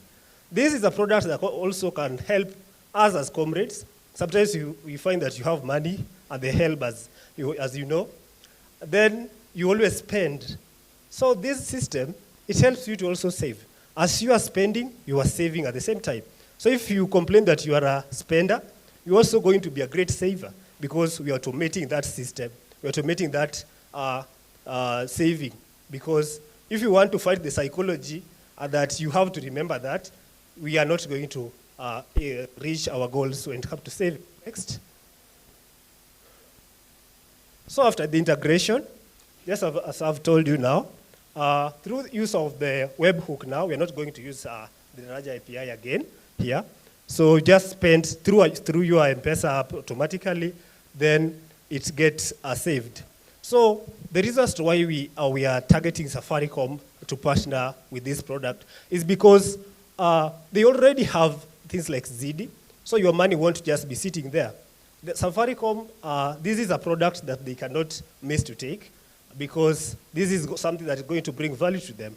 So we have ZD, which will be generating some money interest for you, so that money that doesn't just sit in the savings account. Next. So what we realize also with this platform, that every transaction generates an actuarial data. This is data that has not been reached so far because imagine you're going to get a loan, but you are required maybe to have a bank statement or that. But this one, we'll be having data that is used now to, the data that can be used to get you through the loans and also the designing models by the actuaries so that the people in the informal sector are not being treated like the people who are in the formal sector. So if in the insurance part, we have Boda Rider A and B, in the traditional way, these people, sometimes you find that they are being priced the same. But with the Pesa Pilot, we have, so if you have saving consistency, and also emergency fund, at least you save and you have money in that. So these people are not going to be priced the same. Why? Because the other one has erratic savings and also withdrawal crisis most of the time. And so this one will help us grow as an actuary and also so that we don't overprice the people who are in the formal sector. Next.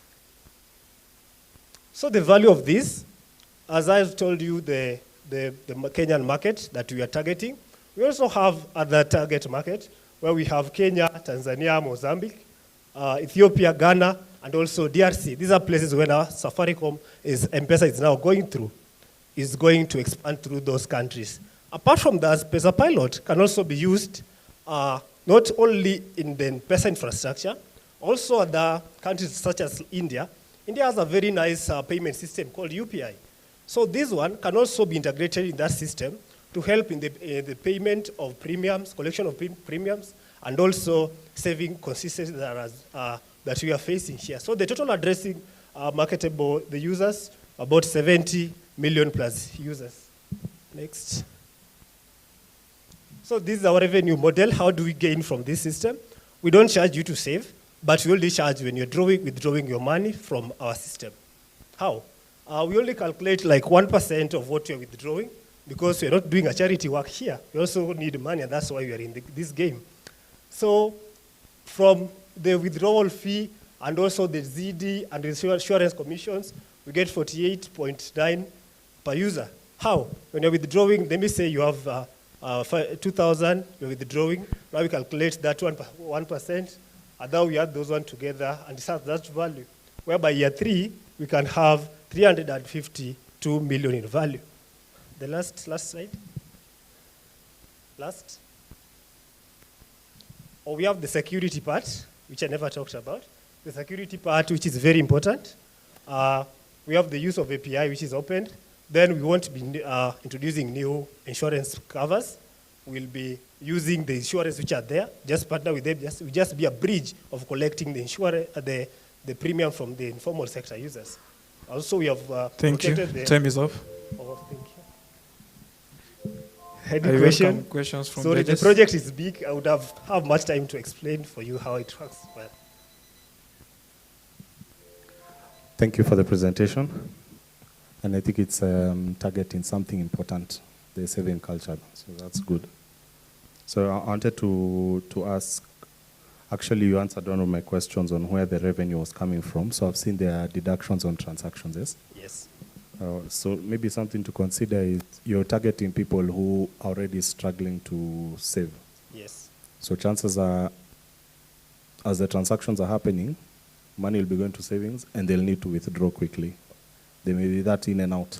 Oh, so it's in the document. That's why I've given you that. It's something which is so big. So when it comes to savings, we have different ways. You can say, while you are doing the onboarding journey, you have to set the withdrawal frequency, where you can just set to be withdrawing once a week, or any time.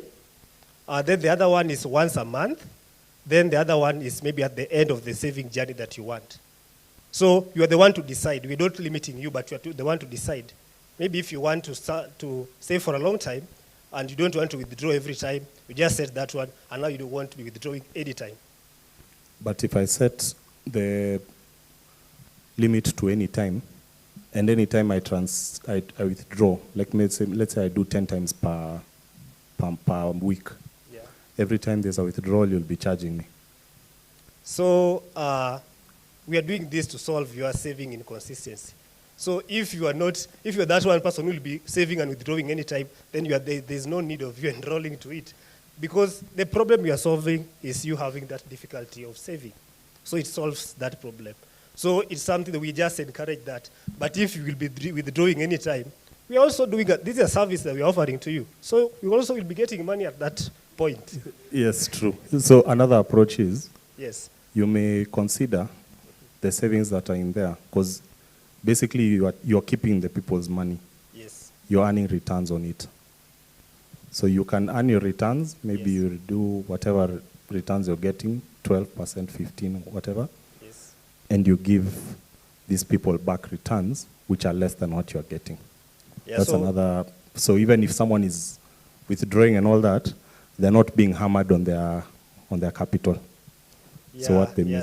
Yeah. So actually, there's a threshold that if you've reached now, you're withdrawing that all that time. Now we find a way of now coming and now helping you, because that one is now you're having a problem that you have to help you solve. Okay. Yeah. Yes, and the last one was just on the savings, like the savings which are not going to the premiums. Just what I've mentioned, that you can maybe offer some returns to the policyholder, because you are keeping the money. Yeah, it's possible. My question is, how different is it from CHUMS? CHUMS, this is how CHUMS work.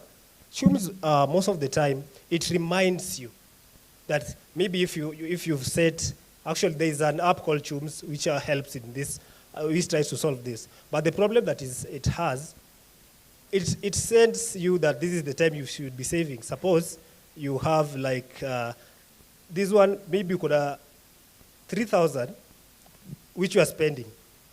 So that is the limit that you've placed, that if you reach there, it should remind you to save. For CHUMS, you can also set it up for it to deduct a certain amount when you transact. It has that feature. Is it automatic? So the thing that you are doing here mainly is, I've said we have the validation model. We just work independently to validate the idea. Then we have the phase 2, where now you won't be using chums again. This is going to be implemented into the PESA, your M-PESA now. And now it will be happening automatically. It won't now remind you to put your PIN again. Just after spending, the money just gets calculated and your savings gets stored there. Yes. Have I answered your question? Thank you. Any other question? 37 seconds. So, withdrawing from ZD is free? Yes. Withdrawing from ZD is free.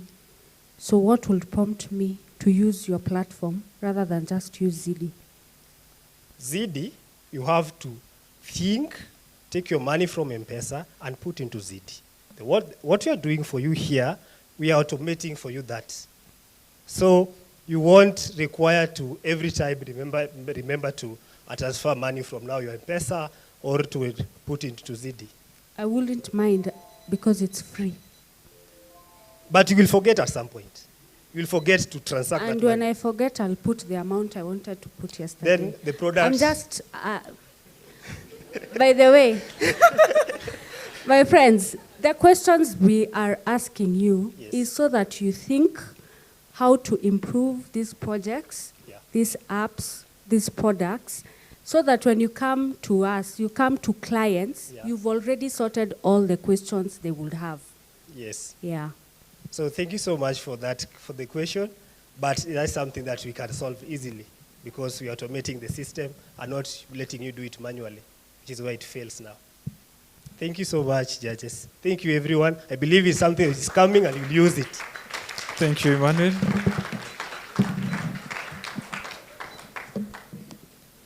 All right, our next presenters are coming from Egerton University. We have Gideon Karobia and Joyce Gitonga. They are presenting a product named AgriShield Kenya. We are going to wait for the shield. Harakisheni mkikuja tafadhali.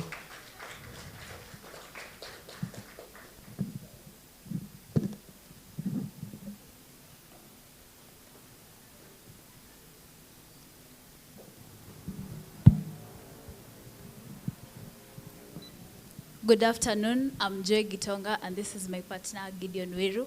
We are here to present our project on AgriShield Kenya. What is AgriShield? AgriShield is an AI-powered platform that is used to create an agricultural insurance that helps the farmers or pastoralists to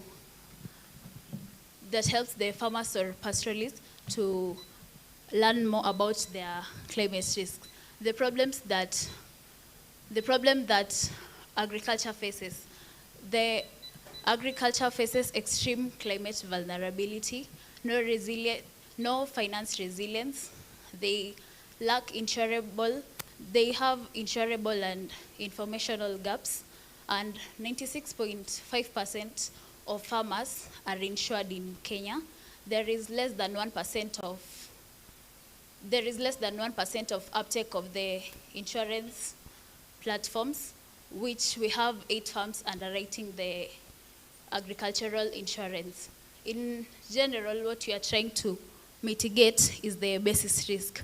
So for the solution that we are coming up with, we have come up with the solution of CropShield. CropShield, it is already in the market, but they only use one variable, rainfall, to calculate the risk. For us, we are coming with a model that brings rainfall, soil moisture, and heat stress to help the insurer to calculate the risk for the farmers to help them. We have the livestock shield.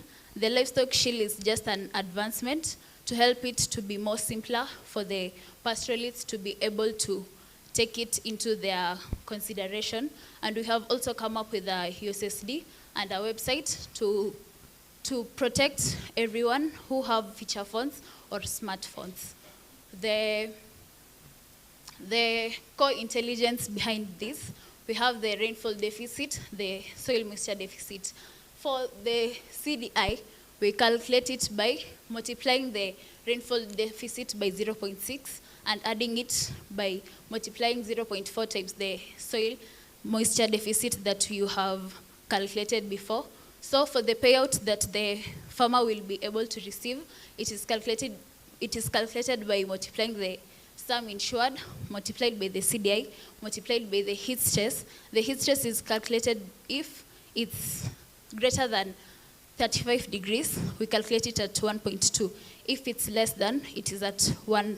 So, and we have the growth stage weights that in each and every stage of our crop, we get a sensitivity weight stage that helps us to calculate the payout.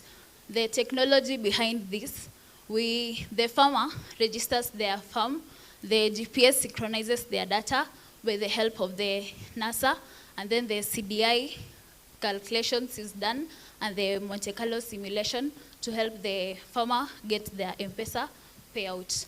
For the Monte Carlo simulation, why we use this simulation model, it is because it uses future events of 10,000 plus future possibilities to help the farmer to price their premiums for the farmers instead of using the past historical data only. So for the Monte Carlo, we calculate the premium by adding the expected loss from the average mean we have collected from the Monte Carlo plus the risk loading, which the insurer calculates for himself depending on their risk factor. For the livestock shield, it is an index-based livestock insurance that uses the NDVI satellite. The NDVI satellite, it scans the area 7 to 10 days to check on the greenness of the land. After it checks the greenness of the land, we have calculated the values that if it reaches at a point, it will trigger a payout for the farmer. This payout, our improving on it is that it will keep a 30% hard value for the farmer to be able maybe to go purchase more hay or look for veterinary purposes, which helps this model to be more of a preventative model rather than a death insurance model. Yes, thank you. Caleb, could you go back? Back again. Back. Yes, so to understand what we are doing here, for the CDI, we have said that it is 0.6 times the rainfall deficit plus 0.4 times soil moisture deficit. Why 0.6 and 0.4? So we did back testing on 10 years back to see and to validate, and then when we did linear regression, it gave us 0.89 as the value of R squared. So this means that the yield is explained by 89% of the CDI. And let us do a worked example. Now imagine a maize farmer in Nakuru. We focused on maize, but if this product has to get into an insurance company, more research shall be done. Now, a maize farmer in Nakuru, they have the sum insured as 50,000 shillings, and the rainfall deficit is 0.6 and soil moisture is 0.5. So we first calculate the CDI, which gives us 0.56. Then the growth stage is vegetative. That means the crop has not yet got to the flowering stage. It is 0.5. This 0.5 means that if at this stage the plant lacks water, there will be 0.5% effect on the total yield. Then the heat penalty is 1.0 because it did not surpass the 35% degrees threshold. And the final payout is 14,000. So let's go forward. Forward. Again. Yes, this was the research that we did. We took published research papers, and then we did a research at every stage, at every growth stage of a maize crop. How much is it affected by rainfall deficit? Next. And how does this help a farmer? It helps a farmer because they will receive a fairer premium, a fairer payout, because there's a lack of trust. There's a trust deficit. Because there's a lot of hidden information as the farmer. But if the farmer is able to see and explain, we have an AI chatbot to explain to the farmers, why did you receive this payout? Why did you receive this premium? And for insurers, This reduces basis risk. So this means you have a reduction in the money that you are going to pay. If you are going to pay a farmer when they have already harvested, just because they put a claim, they will go with the money that you paid them, and then they will go with the yield that they harvested.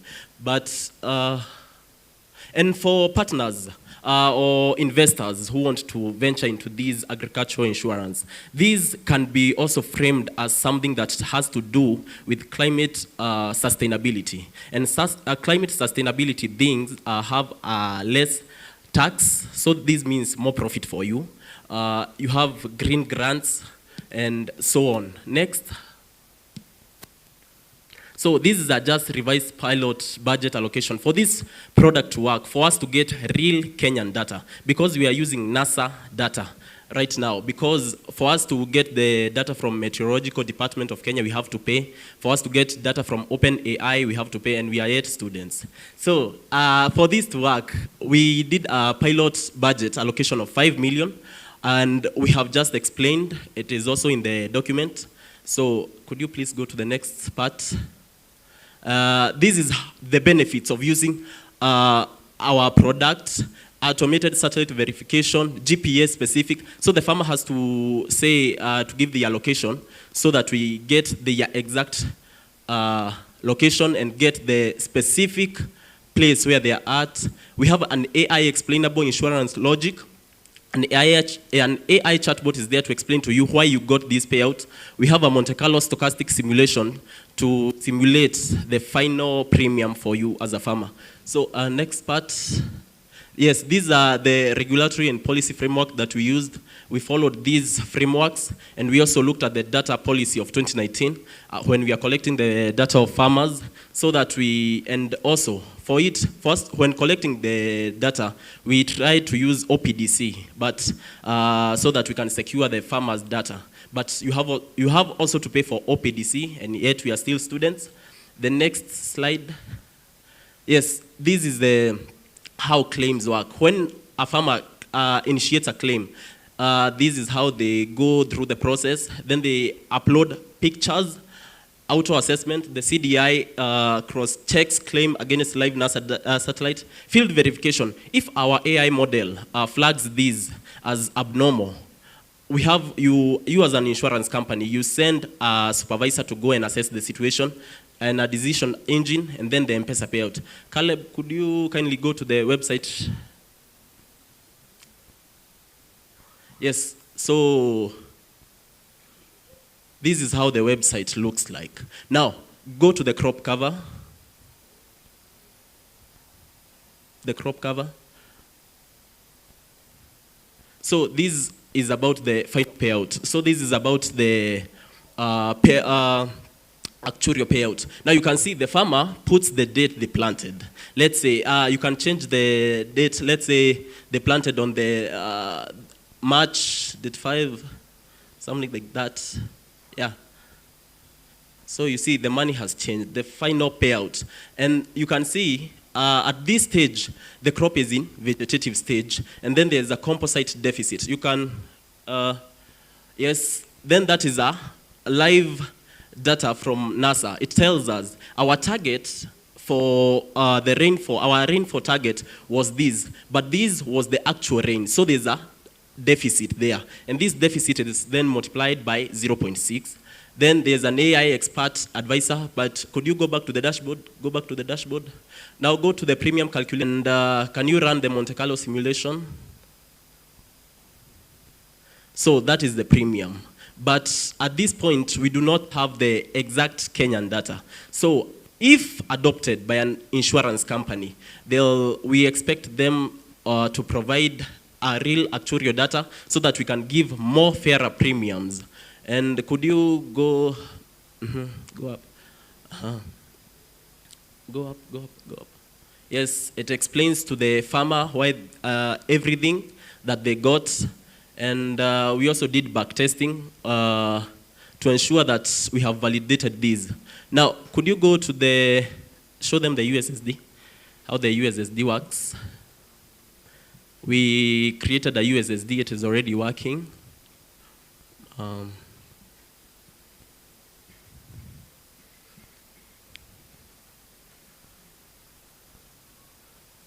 Yeah, so that is the USSD.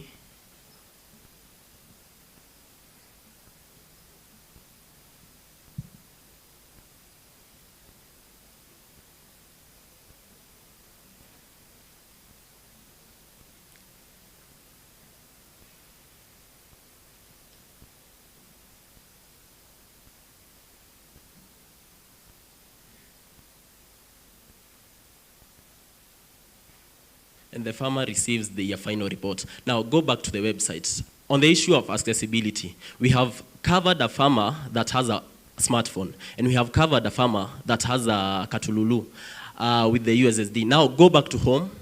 Now, what about farmers who do not understand English? Let us go to the accessibility part. Now, come here at this point. So we tried to put at least 10 languages. You can go to any language. Kamba.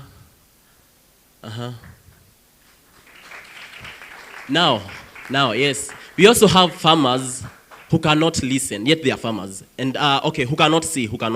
We have a to-go function. You can go to this part, just the red button. Okay, it is not English, then the to-go function. English, the English language, then to-go function.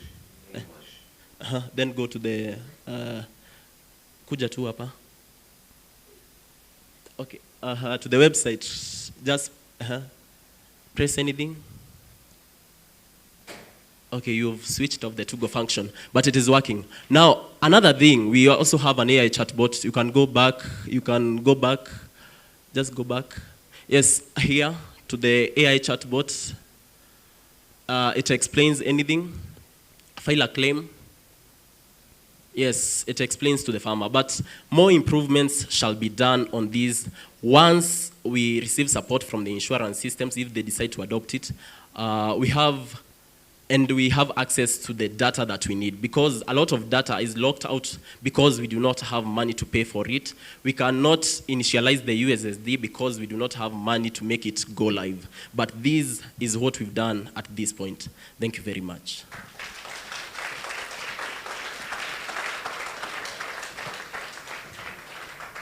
Thank you. We welcome question from the judges.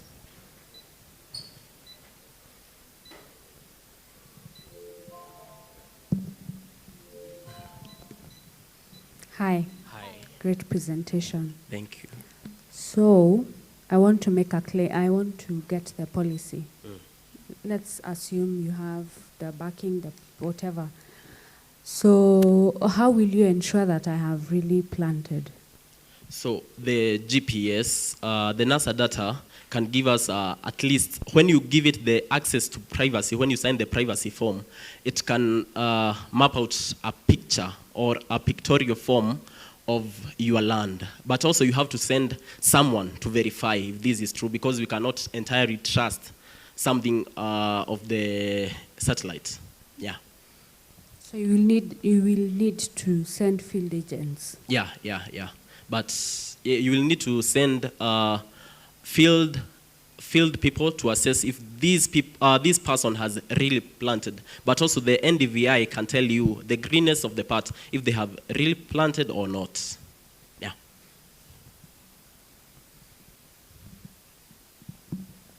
Thanks for the presentation.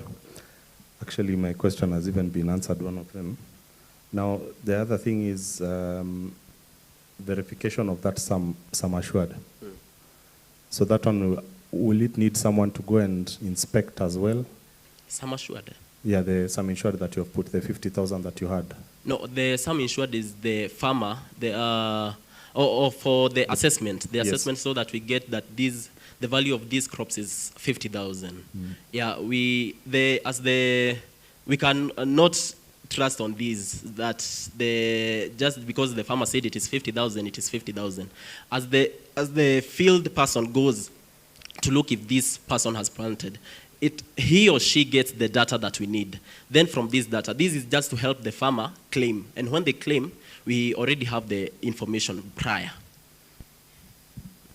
Okay.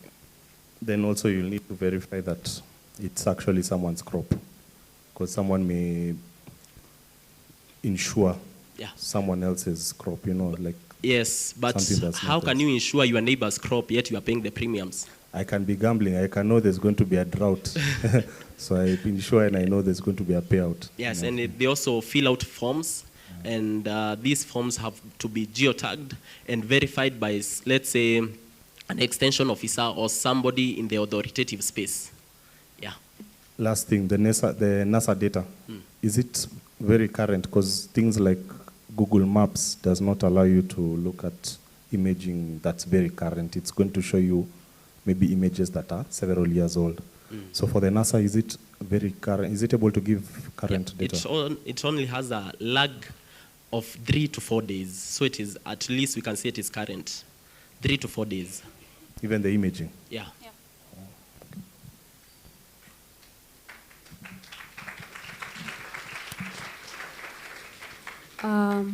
I think in your premium calculation, you'll need to include some cost for the field agents. Because, for example, if you only get one client from Embu, you don't have a field agent in Embu, so you need to pay for transport, all that.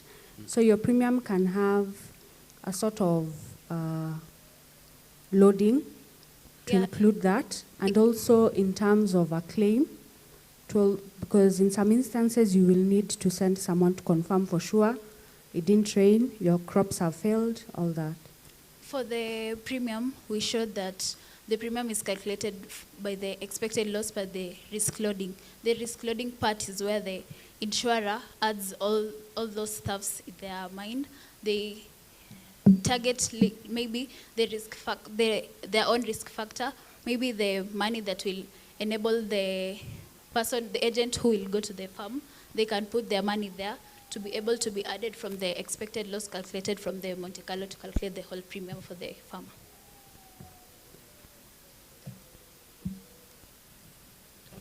Thank you. Thank you.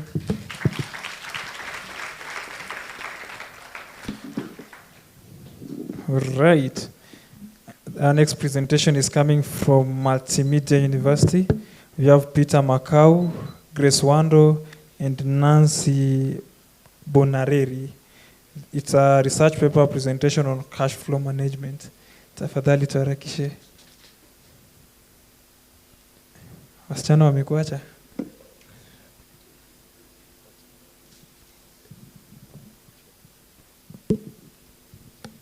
Unfortunately, they didn't make to be here because of unavoidable circumstances, but I'm here. So, if an insurance company reports billions in shillings of profits today, but it's unable to pay a single large claim tomorrow, can we truly say that that company is really profitable? I say no, and in the next few minutes, I'll be proving to you why. Ladies and gentlemen, my name is Peter Macau from the Multimedia University of Kenya. I'll be presenting to you a research paper entitled Modeling the Impact of Cash Flow Management on the Insurance Industry, a case study of Britam Holdings PLC. Give me the next slide, kindly. Now, insurance companies operate under a very unique financial structure where, unlike other businesses that deliver services and receive payments almost immediately, insurers, they sell premiums, they sell policies and collect premiums, and they promise to pay claims of uncertain amounts at an known time in the future. And therefore, the true strength of an insurance company is not merely its profitability, but its ability to meet claims, or rather to pay claims when they fall due. And to do that, they need to generate sufficient operating cash flows.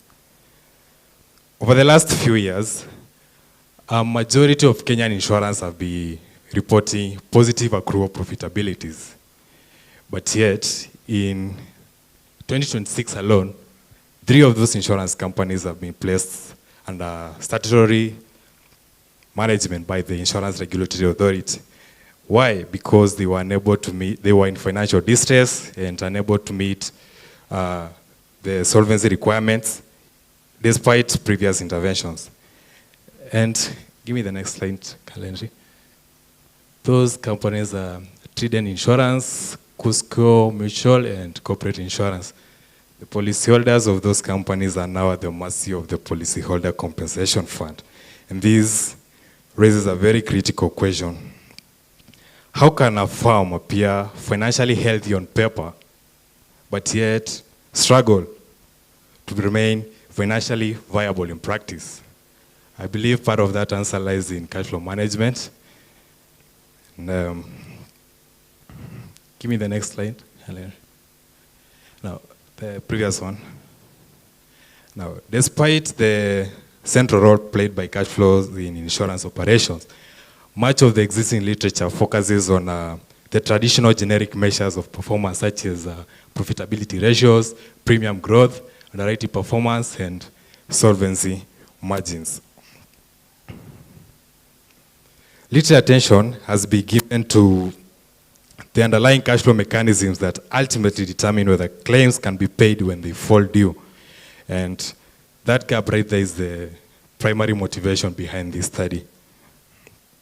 My primary objective was to examine the impact of cash flow management on the financial performance and liquidity stability of Britam Holdings PLC. And the study relied exclusively on secondary data obtained from, give me the next slide, obtained from audited financial statements of Britam covering the period between 2008 up to 2025. Now, having established the industry challenge, allow me to take you through the analytical framework. At the core of this study was a simple but a very important question. How does cash flow management influence the financial performance and stability position of an insurer? And to do that, I developed 4 cash flow management indicators that were grounded on actuarial principles. And the first one is the operating cash flow ratio. And this measures whether the insurer generates enough operating cash to comfortably meet its short-term obligations. The second one is the cash flow adequacy ratio, and this measures whether operating cash flows generated by insurers are sufficient to cover the 2 largest expenses incurred by insurers, and that is claims and operational expenses. The third one is the claims pressure ratio, and it measures the extent to which claims strain the available operating cash. The third one is the premium collection efficiency, and this measures how effectively gross written premiums are converted into actual cash.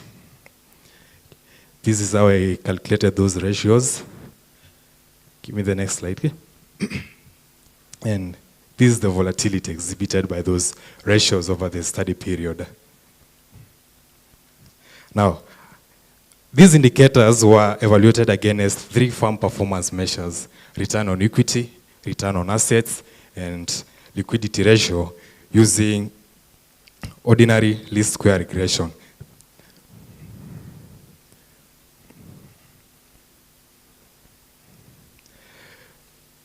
Give me the next slide. Before drawing, so I combined the cash flow indicators to be the independent variables in the model. Yeah, the cash flow indicators are the independent variables in the model, and the firm performance measures are the dependent variables in the model. So I wanted to examine how does return on assets, return on equity, and liquidity ratio respond to cash flow management indicators. And I did do before estimating the regression models, I conducted a series of validity and diagnostics tests to ensure the reliability of the results. Caleb, give me the next slide. Yeah, and these are some of the validity tests I conducted. I conducted the ADF test to test the stationarity, the variance inflation test to test for multicollinearity, the Durbin-Watson for autocorrelation, the Bruce-Pagan test to test for heteroscedasticity, and the Jack-Bera test to test for normality.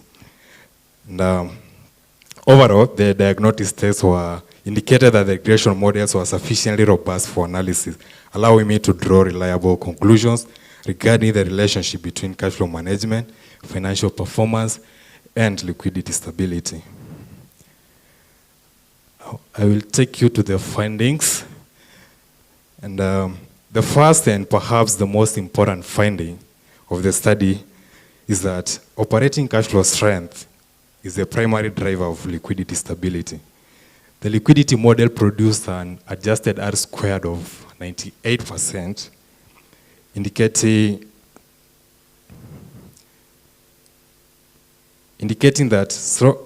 a very strong explanatory power, and therefore, operating cash flow strength is the ultimate bedrock of liquidity stability.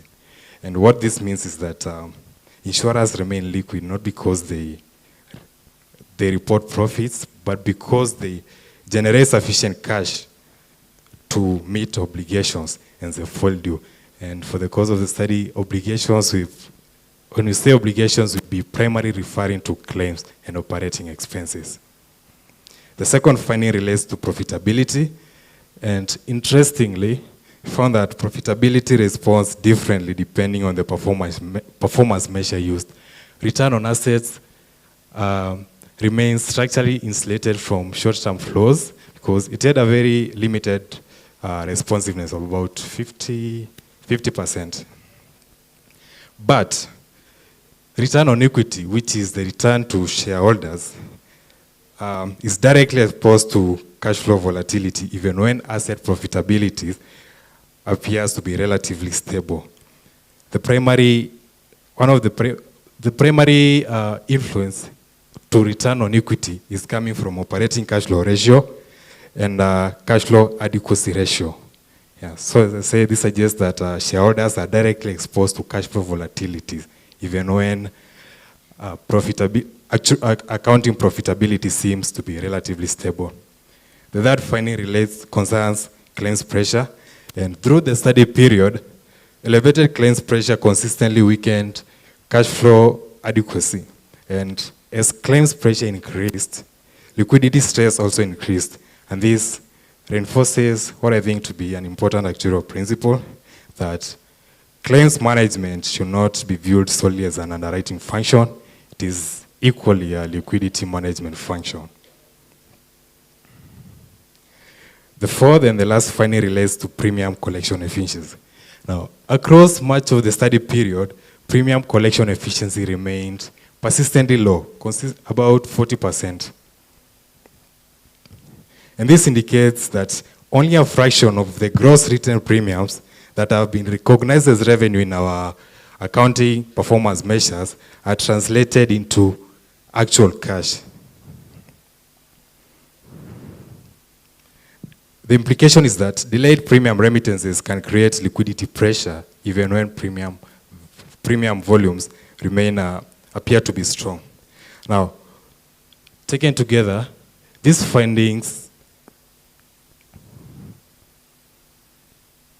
give me the next slide, kindly.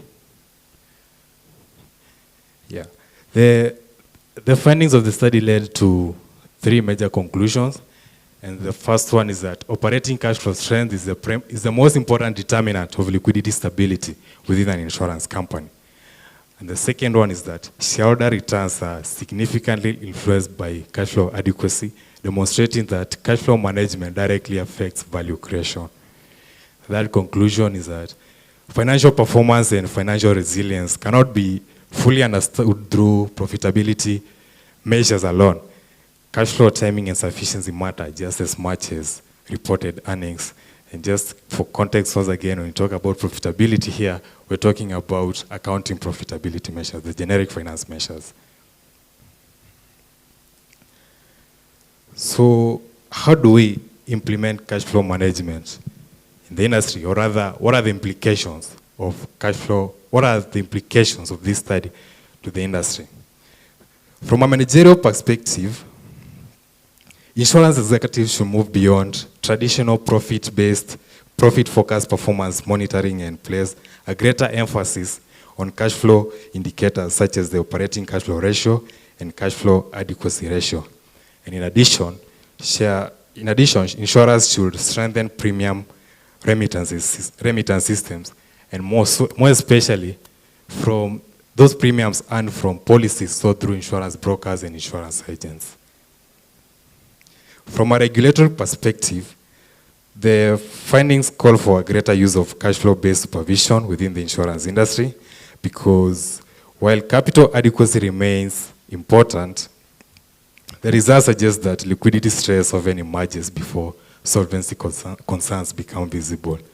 And this creates an opportunity for regulators to strengthen early warning systems through the monitoring of cash flow adequacy and claims to cash flow indicators. The previous. Next. It also got me thinking that with the shift to IFRS 17, maybe validating performance with realized cash flow would be essential for accurate liquidity risk management as a regulatory implication. So ultimately, the study demonstrates that insurance resilience is not determined solely by the size of its balance sheet or the profit it reports. It is equally determined by the insurer's ability to generate sufficient cash when obligations fall due. So allow me to conclude with one final thought, that profits may satisfy shareholders today, but cash pays policy holders tomorrow. Now, effective cash flow management is a fundamental determinant of insurance stability, insurance sustainability, and long-term success. I have to admit that one of the primary limitations behind this study was the limitation of data. I was only able to access data from 2008 up to 2025, and actually in some years, the last, I think, from 2025 back up to 2019, I had to also incorporate the half-yearly data just to make my N a bit bigger for statistical significance. And the study could be extended to study the patterns, the cash flow volatility patterns of other insurers, because it could be hard to generalize BRITAM as the industry standard. But BRITAM was the point of reference because of the availability of data, and probably it's relatively highly diversified across life, general, and asset management. Ladies and gentlemen, that was my presentation. I would welcome questions and observations.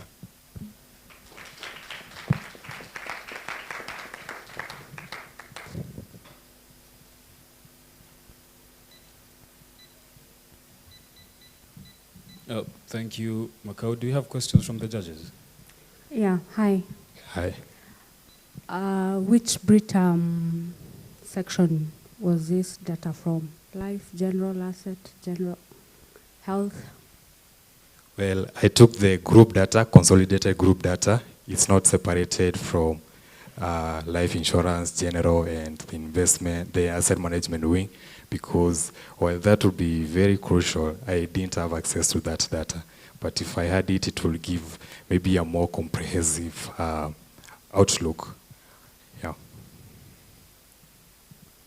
And I ask because health, general, life, in terms of claims, the timings are very different. Let's give health. For the longest time, is a loss-making industry. So you will always need to have cash in hand. So how does a company balance having cash, but also putting cash aside to invest, because that is how insurers make money? Yeah, actually, I think that's where the return on assets model exhibited a limited responsiveness to cash flow management indicators, because what that means is that idle cash is loss-making money to us as a company, as an insurance company. I'm saying, what you're saying is very correct, and I think that's why the return on assets model, I'd say the return on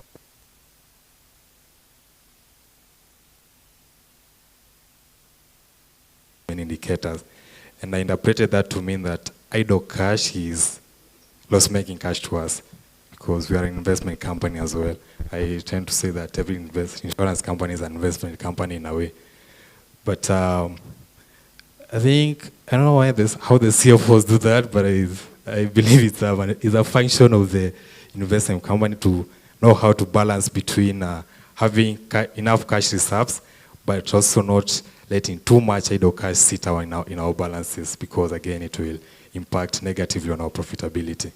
I think it's you need to evaluate the trade-off very wisely, for lack of a better word. Yeah, because they will always never have enough cash. Because like I said, you'll have premiums coming in of 3 billion, but you're paying claims worth 3.5. So you can't just be having 3 billion sitting somewhere, because you always made losses and you're always expecting more claims than money you have.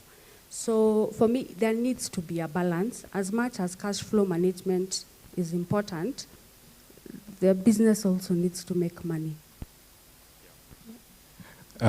Maybe just word on that point.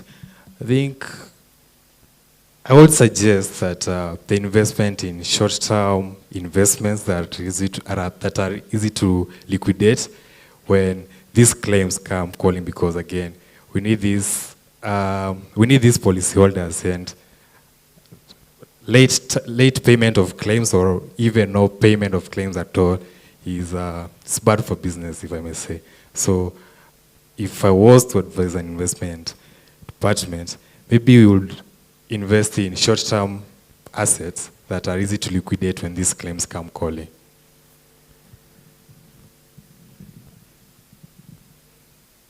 Have I answered your question? I don't really think it's a question that can be answered in this this platform. Yeah, but it's just something to think about. Yeah. Thank you for the observation. Any more questions? It seems not. So, thank you.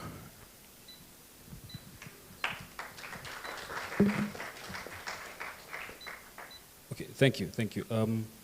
Next, we'll have from Moi University, a research paper again, Pricing and Risk Assessment Complexities in Embedded Insurance, by Moses Ouma, Elvis Ochieng, and Evelyn Wikali.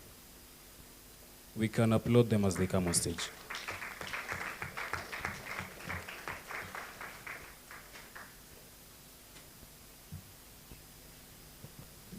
Yes, good evening.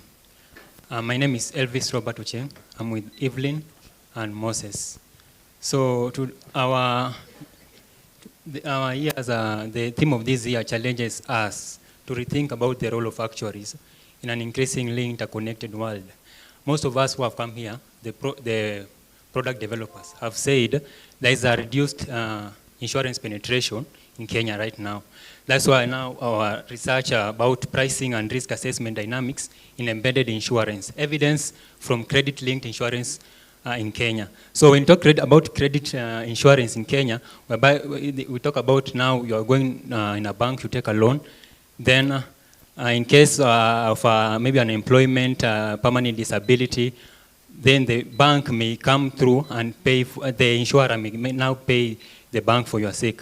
So now, the next slide, please. Let me talk about now the research background. There has been increased insurance penetration. In bank assurance, bank assurance has been increased, whereby now credit-linked insurance products and the mortgages contributed 10 billion between 2023. So this has increased the interconnectedness. This shows that there is an increased interconnectedness between insurance companies and other financial institutions. So in 2025 September, the Central Bank of Kenya came up with a different pricing strategy, whereby now they introduced Kesonia. Kesonia is Kenya shilling overnight interchange average. It shows how banks borrow money from each other overnight, then pays the following day. So this Kesonia is an indicator of liquidity. But now, if at all there is an increased bank assurance in Kenya, meaning banks and insurance company continue interacting to provide insurance coverage to the policyholders or the borrowers. So there's a critical problem here. Now, if banks have come up and the Kenya Bankers Association has discovered that there's a problem in getting the lending rates. So they've decided to include Kesonia as a benchmark. Now, why is it that the insurance company doesn't have such a framework whereby now they can also include a particular framework, a benchmark, so that they can also take note of liquidity in case liquidity fluctuates, so that when they give the credit-linked insurance covers or the mortgages, they also look at the liquidity. So we'll go straight to the problem statement. I've talked about it, because the traditional insurance usually assume the linearity effect, and they also usually rely on policyholders' individual characteristics. But when we talk about embedded insurance, we are talking about real-time data. So how do we get real-time data if at all insurance companies are relying on historical data? That's now whereby now our research came by. We wanted to investigate whether effect on liquidity or changes in liquidity could have a positive effect or can influence the insurance risk in credit-linked insurance policies, or now the mortgages. So we have go to the problem statement. I've talked about that. Then the objectives. The general objective was just to investigate the influence of liquidity on credit-linked insurance policies. Yeah. So I want to go to the next slide, please. The problem statement, I'll talk about that. Then the next slide, please. Industry context. You have seen the graph shows an increase in bank assurance, the way they have, like that. Now we got the objectives. To investigate how illiquidity condition may influence pricing and risk assessment in embedded insurance product linked to lending ecosystem. We are talking about here lending ecosystem, not other embedded insurance product. I've seen presenters here presenting device protection covers, like now the phones. Here we're just specifically looking on the credit ecosystems. Yeah. So then those are the specific objectives. So the data and methodology, we could not get real integrated data between banks and insurance companies. That's a factor. And because embedded insurance is emerging, we simulated credit-linked insurance portfolio, whereby we looked at credit characteristics, like now credit score. We look at the interest rates. Now here we looked at also the Kesonia. Kesonia is now a variable from the bank. We wanted to see changes on liquidity if it has an effect to the insurance outcomes. So we used the modeling techniques we used to, the traditional techniques was presented by the GLM, generalized linear model, which is mostly used by the actuaries in predicting risk. Then now the machine learning, we use the GBM. GBM is generalized gradient boosting machine. Sorry for that. GBM is the gradient boosting machine. We wanted to see if there's a change when insurance companies are using the traditional framework. If they use the now modern the GBM, could there be an effect that could be detected by the machine learning algorithm? Yeah, about the GBM. So I want to my colleague here to present about now the findings now. Thank you very much, Elvis. Next slide, please. So first we conducted a descriptive analysis. This was to show us what is the distribution and what is the variability of these variables. To plot this graph, we used those variables that have been listed above there, the loan tenure, the Kesonia, the interest rates, and the other variables. And these were our findings. After this, we simulated our data using the R because we didn't have the real-time data. And these were our findings. The first observation was that the Kesonia values showed noticeable variability across simulated observations. The interest rates fluctuations were associated with changes in borrower financial vulnerability.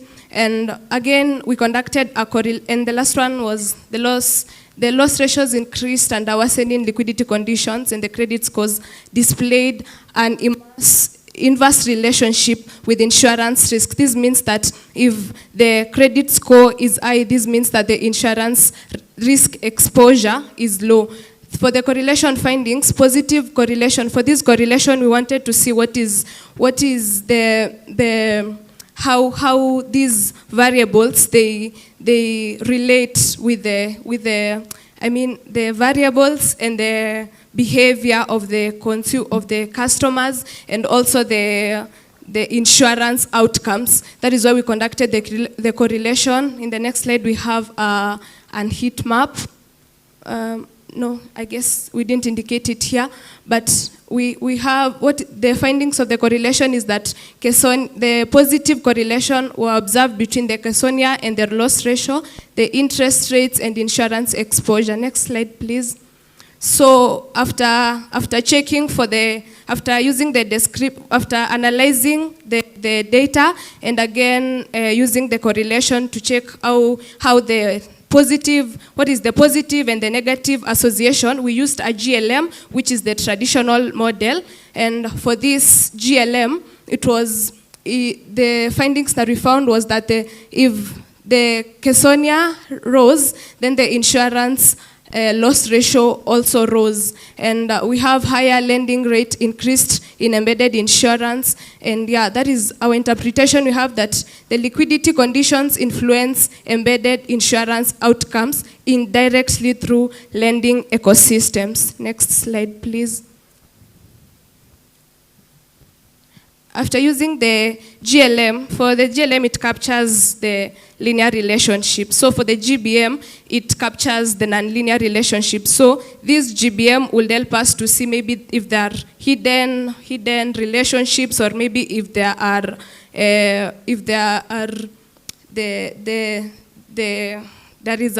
is a variability in the what do you call it? Sorry for that. So the why GBM was preferred better, because it captures the hidden interactions effects, and the modeling dynamic risk behavior more indirectly identified threshold risk-based escalation patterns, and therefore improved predictive capability under changing financial conditions. Moses, you can continue. Yeah, so the next thing that we did, next slide, we wanted to ask the GBM, if we keep these other variables constant, the credit score and everything else, and we use Kesonia, is there still a nonlinearity between Kesonia and the risk insurance? So the x-axis is Kesonia, the y-axis is the risk insurance. And as you can observe, is that at first, the risk and insurance increases proportionally with an increase in Kesonia, but it reaches a level in which it increases sharply, and then upward there, where the curve goes flat, it means that the model that we used, it reached a level beyond which the training data. It reached a level of boundary beyond its training data. Now, as you can observe, whereby the risk increases sharply, it shows that there is some linearity between the Kesonia and the insurance risk. Next slide. Another thing we wanted to know, that if we leave aside the model and we pick the observations, the simulated observations that we had used in R, there are 1,000 observations. We wanted to use a locally estimated scattered plot to see if there is still a difference between the liquidity stress, which in this case is Kesonia, and the loss ratio. And as you can observe, there are 1,000 observations with their loss ratios. You see that at first the curve just increases proportionally with Kesonia, but it reaches a level in which it is now not a straight line. It starts curving upwards, meaning that the risk escalates sharply with very small increase in Kesonia. Now the next thing, next slide, we wanted to compare our models, and as you can observe, the GLM gave us a root mean square error of 0.75, and GBM gave us a root mean square error of 0.71. With the best, GLM, the best predictor was Kesonia, followed by interest rate, followed by credit score. But for GBM, the best credit predictor was the credit score. Why does it give us a low RMSE? It's because there are some factors that it is capturing that this GLM is not capturing. We are not saying that GLM is bad, but we are saying that it is not capturing some factors during stress liquidity conditions that can affect the insurance indirectly. The next slide. Now, the summary of findings, we are saying that liquidity conditions influence embedded insurance, as we have seen as we worked with Kesonia, and that the borrower financial stress amplifies insurance exposure, that when the borrower is financially stressed, it means that he can default or he can require more claims from the insurance, and now the insurance becomes exposed. Okay, so those are the summary of their findings. Let us go to the next slide, please. I want to talk about the proposed liquidity adjustment pricing framework. This is now the main contribution of our research. So this is our main contribution of the research. The traditional pricing frameworks may not fully capture liquidity conditions, like now the modern one now here. Now the proposed pricing formula here,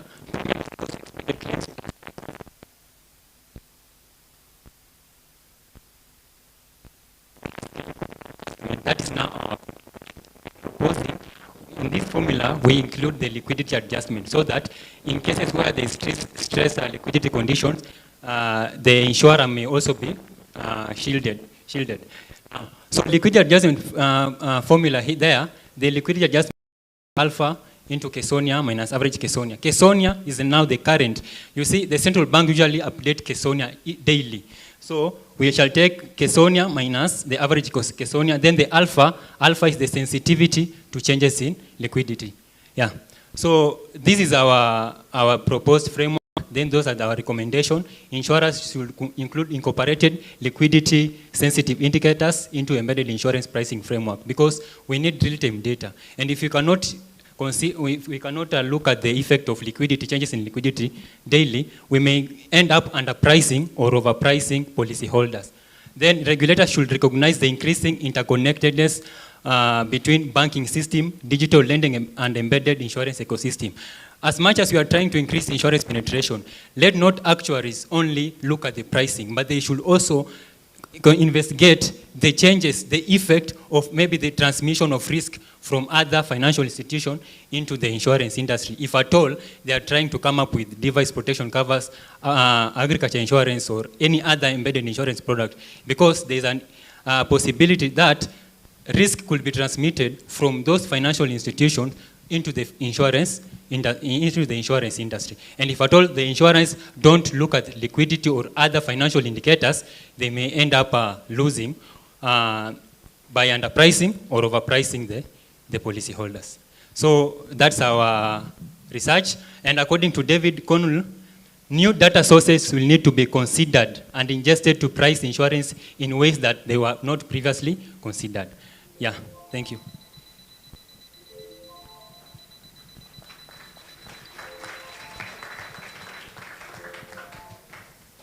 Questions from the judges?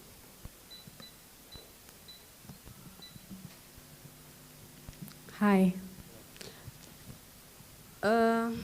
As rightly stated in your problem statement, yes, default is not covered, correct? Yes. Yeah. So why would insurers consider liquidity? Yes.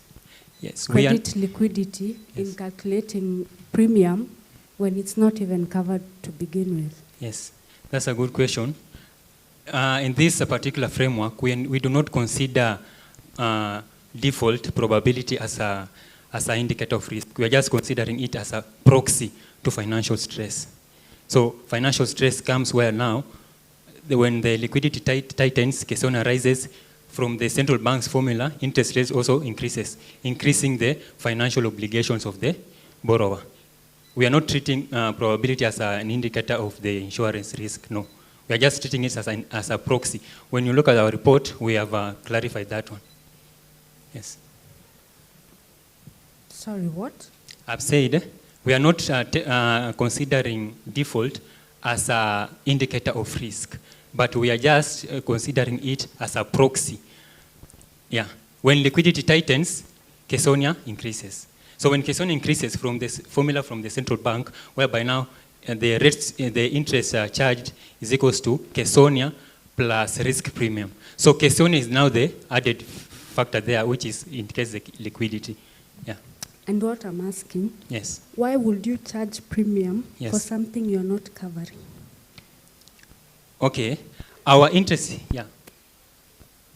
Premium is equals to expected claims plus expenses plus profit margin plus liquidity adjustment. So you're not covering liquidity adjustment. You're not covering default. Yes. So why even consider it in premium Yes. and you're not covering it? Yes. Because credit risk just covers what? Yeah. Yeah. Death, Yes. disability. Yes. It doesn't cover liquidity. It doesn't cover if you defaulted. Yes. So it will not be fair Yes. to calculate, or you even use Kesonia to calculate premium, and at the end of the day, the insurer will not pay any claim from that. Let me just make this clear. We are not covering liquidity.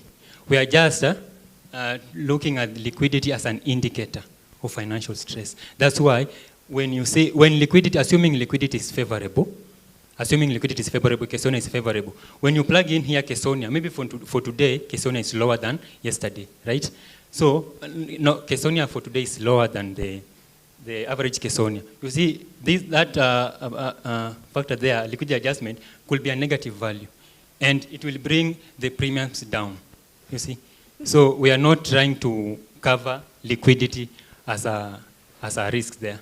Yeah. So if this is just research to get liquidity, yes, then the research paper should not be called Pricing and Risk Assessment Complexities in Embedded Insurance. Yes. Insurance should not be there because it does not cover it to begin with. You might leave it at liquidity. Yes. For sure, it is important to understand how liquidity affects loan defaults and all that. Yes. But in terms of insurance, it should not appear anywhere because you're not covering it to begin with. Yeah. So unless you're now coming up with a project or a policy that is now covering loan default, this is where you will say, this is how you will use to compute premium. Yes. Yeah. So the liquidity there, we have just said that we are not covering liquidity there. In this, we are just trying to look at the possibility of risk transmission from the banks into the insurance industry, because we have the bank assurance. I've shown the graph whereby now premiums generated from bank assurance has increased, meaning that there is increased interconnectedness between banks and insurance. I'm not saying we are covering default. That's why I was saying default is not covered here. Credit-linked insurance policies usually just cover the risk in case of death, unemployment, or permanent disability. We are not here covering default. Yeah, that's what I was just saying. Yeah. Yes, the base of this research was to investigate if at all there is influence in liquidity could have an impact to the insurance risk, particularly embedded insurance.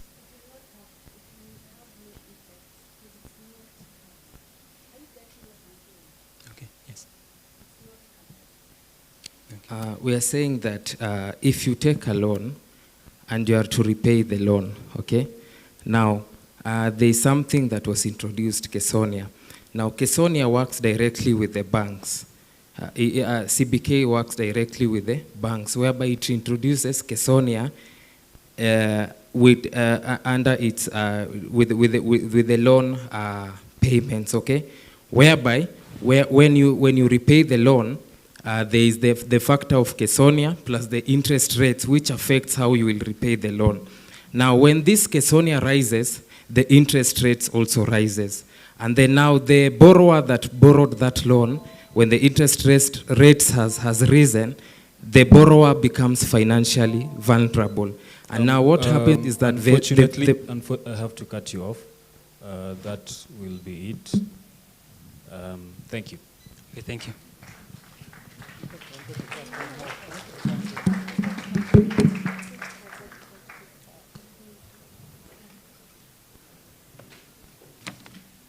That was Moi University, Pricing and Risk Assessment Complexities in Embedded Insurance. We have come to the end of the presentations. We're having the last one. which is a research paper from University of Nairobi. They're already here. Emojong, Austin, Grace Mutheu. Two-step verification model for financial investment.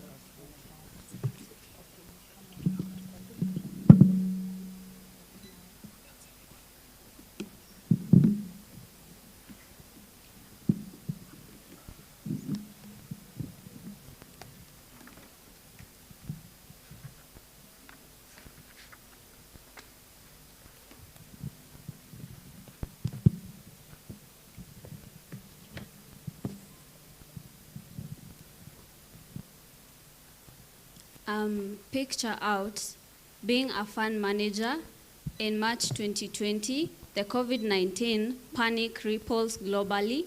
You watch your screen flashes red. You watch as millions of money erode your account helplessly because your traditional lagging moving average takes weeks to confirm that the market has crashed. This crippling delay highlights the frontier market dilemma, a structural crisis in the Nairobi Security Exchange, where thin liquidity and high volatility force asset managers to either enter the market rally too late or fall victims of the devastating false breakout. My name is Grace Mutheu, and together with my colleague Austin Emojong, we have come with a hybrid model that suffers less lag, has speed, and accounts for market shocks. This is an integration of three components, one being the HAL moving average, the zero lag exponential moving average, and the generalized autoregressive conditional heteroscedasticity, which you have implied in a real-world financial setting. This is neither an ATM machine nor a money printer. This is a two-step verification model for financial investments. Most studies examine trend models alone, like HMA, EMA, Zilema, I'll say what is that, or volatility models such as GACH alone. But in our research, we have combined HMA, Zilema, and GACH and incorporated it in machine learning. So in our literature review, I'll explain what the evolution of the moving averages. So moving averages are used to identify trends. The biggest problem with them is lag. A moving average uses many past prices, so it responds slowly. The signal may come several days after the move has already happened. This is called phase lag. Simple moving average was the oldest approach, which was developed or discovered by Hooke, and it suffers a phase lag. So an exponential moving average was introduced, which improved the simple moving average by applying less weight on older prices and more weight on the recent prices. Thus, it reacts faster, but still follows the trend with a delay. Double exponential moving average DEMA was developed by Patrick Molloy. It applies a twisting exponential moving average, where the second exponential moving average is smoother and slower. Subtracting it in the formula pushes the indicator closer to the current price. Hull moving average was created by Alan Hull. It used weighted moving average and square root smoothing to eliminate delay while maintaining a highly fluid trend line. Zero lag exponential moving average, which is Zilema, introduces a delagging technique whereby before smoothing, it adjusts today's price using a momentum correction. So we have risk and volatility, where Boleslav developed GACH, generalized autoregressive conditional heteroscedasticity, as an improvement of Engels' arch autoregressive conditional heteroscedasticity to model a variance of returns by memorizing past volatility. In the formula, we have omega. Omega represents baseline volatility. We also have alpha, which is the arch effect. It represents how strongly today's volatility reacts to yesterday's shocks. We also have beta, which is the gauge effect, which represents how long volatility persists. So we used data, which includes the Nairobi Security Exchange All Shares Index. We have Safaricom Public Limited Company. We have Kenya Commercial Bank Group. We have Equity Group Holdings, Zamara Kenya Equity Index, Kenyan Shilling stroke USD Dollar. We have Nvidia Corporation and Gold Futures. Moving on to the methodology, our first phase we did was compare our first integration being the HAL moving average and the zero lag exponential moving average against 9 moving average, that is the simple moving average, the exponential moving average, the weighted exponential moving average, the Kaufman augmented moving average, the autoregressive integrated moving average, the zero lag exponential moving average. Later we weighed our results using 5 performance metrics, whereby we looked at the average delay, the number of false signals generated. Also, we looked at how was the model able to preserve signal quality, and also we looked on average, by what percent were our guesses wrong, not forgetting the root mean squared error. The second phase, we went ahead to build our hybrid, whereby we looked at the weighted moving, we calculated the respective weighted moving averages, applied the smoothing technique, fed the results into the zero lag exponential moving average formula, and I'd like us to remember this as our first feature for machine learning. Then later we went ahead to find the residuals from the results we had gotten earlier and fed it to our GACH model, and I'd like us to remember this as our second feature for machine learning. Now, because you are working with the financial market, we went ahead to generate other features, namely the velo factor, whereby we're only going to take trades whose probability of success is greater than 0.6, or otherwise take it as a false signal. Now, to back it up, we use the convergence rule, whereby whenever a shorter moving average crosses a longer moving average, we take it as a buy. And for the triple barrier method, just the same way as you enter into a supermarket with the aim of buying, at some point you need to walk out, and you'll walk out with something in your hand. The same way we are going to walk into the market, but at what point are we going to exit, and what are we going to have in our pockets? So for our exit, we implemented the relative strength index, which focuses on the market momentum.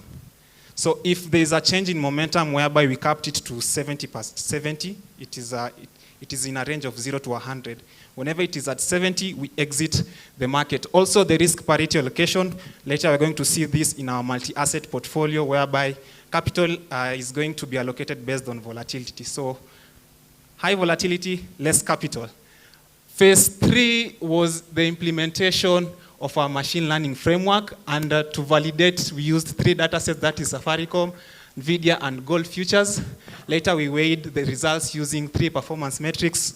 We have the Sharpe ratio, whereby we look at the excess returns based on the underlying risk. The Sertune ratio, we checked on what prompted the volatility. Was it due to upward moves or downward moves? Also, the third was the maximum drawdown. We looked at a worst case loss. Was it at a worst case loss if one was to buy at an absolute high or absolute low? The fourth stage, we implemented our machine learning framework, whereby we came up with a multi-asset portfolio consisting of 3 stocks. That is Safaricom, KCB, and Equity, having an initial asset under management of 1 million. Later, we went ahead to compare with our benchmark index, being the Zamara Kenya Equity Index. So onto our valuation. So we compared our hybrid with 8 MAs, moving averages. So we can see that our hybrid is closer to the actual price. We also have the performance metrics there. So we can see our hybrid is at the top with a MAPE of 1.14%. We also have this Safaricom PLC Kenya shilling USD metrics. So we can see in the first table, ARIMA, which is a model, one of among the models that are used right now, it's overfit. We can see it has many false signals, that is 1,768. We also have Safaricom PLC performance metrics there. Our hybrid performed among the top 3 with a MAPE of 0.14%. For our machine learning framework, we have a look at gold. The first 3 years between 2021 and 2023, our framework struggles, but later makes a comeback in 2024, having attained 50.86% returns and 2.85 units of excess returns based on the underlying risk. Then later we see in 2025, 2026, a positive trajectory. For Safaricom, our framework only managed to make a 2-year positive streak in between 2022 and 2023, and it fails between 2024 2026, recording negative 44.16 returns in the year 2025. For NVIDIA, we had a look at NVIDIA, and it's only in 2022 whereby our framework performed best, having a 42.96% returns and 1.32 excess returns based on the underlying risk. Now, we implemented our framework. We came up with a multi-asset portfolio consisting of 3 stocks. Now, from the framework, you can see in between 2022-2023 that our model is struggling. So we went ahead to look at what prompted to this negative performance, and one of them was due to the high inflation. Another thing was the volatile exchange rates, whereby if you're an investor, you'll opt for safe haven markets, whereby the returns won't be eroded by the currency. So given the fundamental aspect that we have included, we went ahead to focus our machine learning framework from the year 2024 to 2026. And as you can see, the equity curve is growing from 1 million to 3,796,350. Our monthly returns are here down, and roughly 80% of our monthly returns are positive. So this reflects to 279.63% total return on investment, given that it feeds us 2.08 excess returns based on our underlying risk.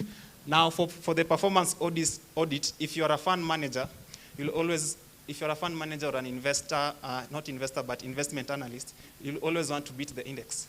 And went ahead to compare with the Zamara Kenya Equity Index. For our 1-day return, our portfolio outperforms the index by 0.14%. Month-to-date return, our index outperforms the index by 1.48%. For the year-to-date, our index trails behind by 11.35%. For the 1-year return, our index outperforms our portfolio outperforms the index by 5.06%. And to the limitations, so the strategy becomes too cautious and misses huge opportunities when the price keeps rising rapidly. For example, NVIDIA from 2023 to 2025. So the returns on Kenya equity ignore the NSE heavy 2.1 round trip transaction cost and thin liquidity. Therefore, false signals will wipe out the expected profits in real world trading. Peak back testing relies on short selling of Safaricom during bear markets, while short selling is heavily restricted by Capital Markets Authority. We have recommendations where we recommend introducing a 2.1 round trip transaction fee on NSE, use of GACH volatility metrics to auto-adjust the veto gates, and enforce a long-only restriction on Kenya equity to match the CMA restrictions. Our hybrid, being a time series analysis model, has proven to be a viable tool in financial investments, having attained 279.63% total returns on investment. This was brought about by timely entries and exits. Then indeed, time is money. There are our references. These are references. that we used. Just a disclaimer, this is not financial advice. Kindly do your homework. Thank you. We welcome questions.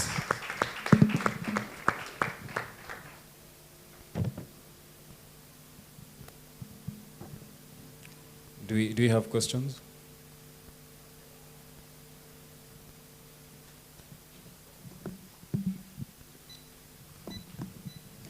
Thanks for the presentation. Maybe I missed it. What was the two-step element? Because the paper is two-step verification models. What was that two-step? Just briefly. Two-step trend volatility. Then the first two integration captures the trend, then bringing in the gauge captures volatility.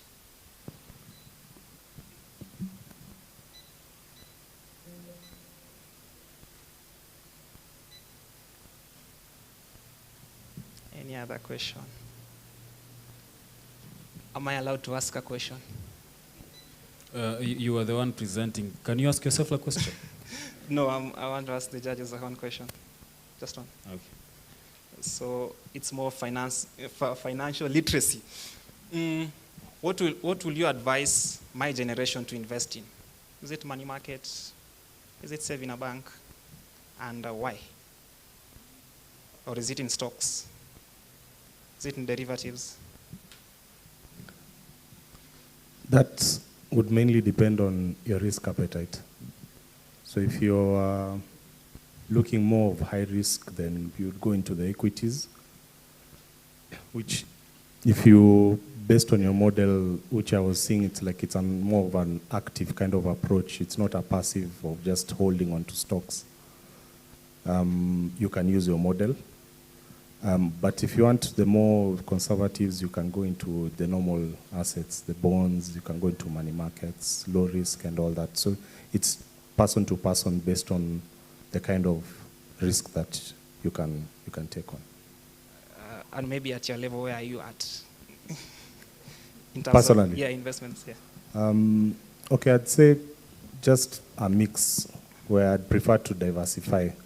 So not everything in one basket, I'd sort of spread them across. Okay, thank you. Thank you. Okay, maybe I can also chip in and say, in addition to what he has said, it would also be determined by your objective. What do you want to achieve, maybe after a certain period of time? So each of those investment vehicles serve different purposes. So some are for investment, some are for generating like a risk-adjusted return. If you look from an insurance company's perspective, its objective is to essentially meet its liabilities, be able to pay out claims as and when they fall due, right? So in such a case, it would make sure that whatever investment activities it engages in assist it in having the cash as it needs it and when it needs it. So same case applies to, I believe, an individual investor, so to speak. So it would also depend with your objectives, both in the short term, medium term, and long term. Maybe one of the objectives is to get money and be rich. Okay, I believe that would be the objective of everybody. So you don't want to lose your money at first. Whatever you invest, you don't want to lose it. But in addition to that, what else are you looking for? Because each of these investment vehicles promise you that they are going to give you at least some level of return. So over and above that, what else are you looking for? Yeah. Thank you. That is not financial advice, as you have said. Do your homework. Thank you.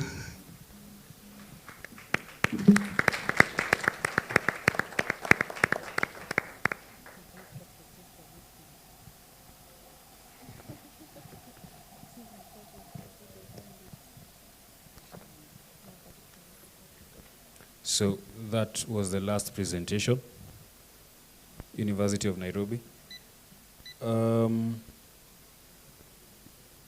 It has been wonderful to be here for the whole day to listen to all these people with all these ideas they have as they presented them here, for you to listen, for the judges to give their remarks, and we shall allow them to take these, whatever they have gathered from here, and they will contemplate on it, and tomorrow they shall come and we shall have the results. So as we break from here, I want to inform you one thing.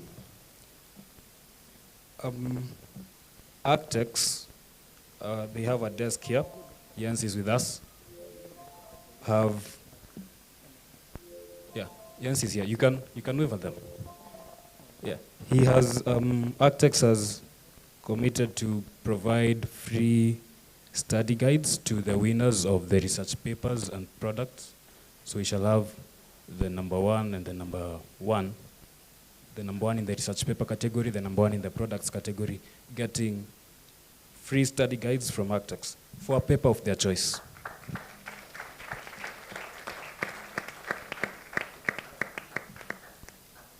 Yes, so thank you all for being here. For those who do not know me, my name is Atebe Frank. I'm currently the Vice President of the Actuarial Student Society of Kenya, and it is only acceptable for me to thank you for coming here today. I can see you've stayed up to the end. It's now, I think 5:20? No, 5:50, sorry. But we've tried, leo tumejaribu. Usually these programs, they run late, but today we're releasing you early. So thank you for coming. We hope to see you again tomorrow in similar numbers. Tomorrow will be even better. It will be a different kind of session. Today we had the presentations. Tomorrow we will have more engagement. Today it was mostly just you listening. Tomorrow you'll have more opportunities to interact with the corporates that will join us tomorrow. Also, I'm being informed there's organized transport for the students. So stick around, send them early, just don't go very far. We are taking you back to Sibiri and then you shall make your way home. So thank you. You can applaud yourselves.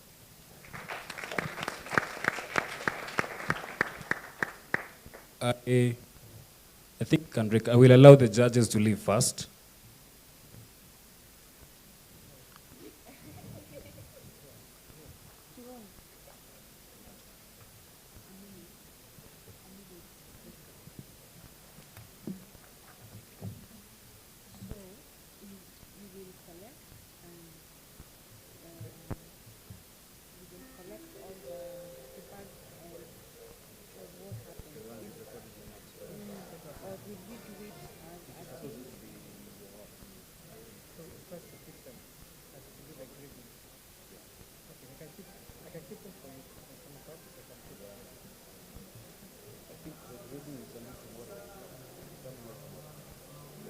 Yeah, but of course we'll need to do some thoughts into it. He's saying we'll have to collect all the grading and now come up with a winner. But if it's averaging, I think that's can be done by one person. Yeah, but we will need for everyone. Yeah.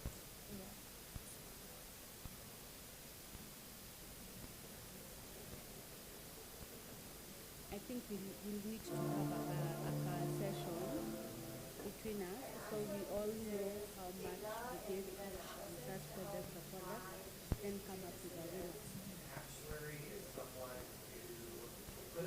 Tomorrow. When you're done, you're done.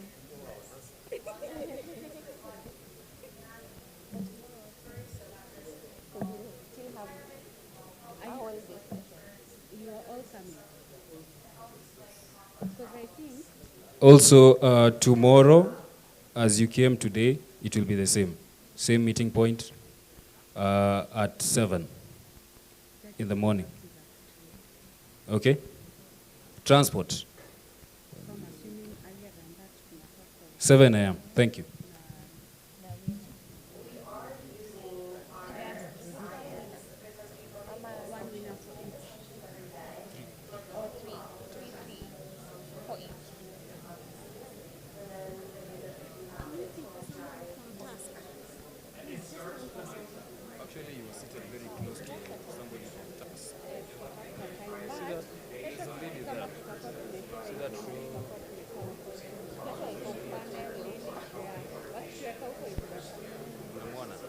lady behind that.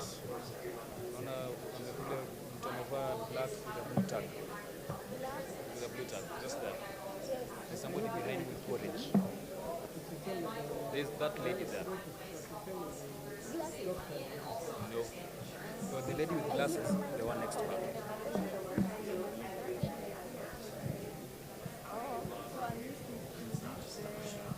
The world needs actuaries more than ever.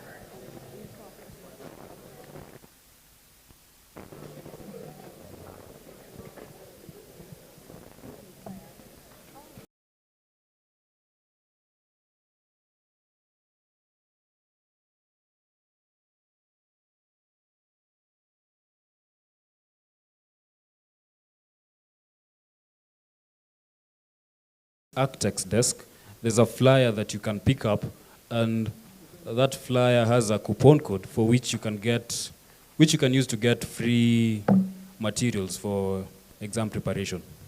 The desk is here at the front.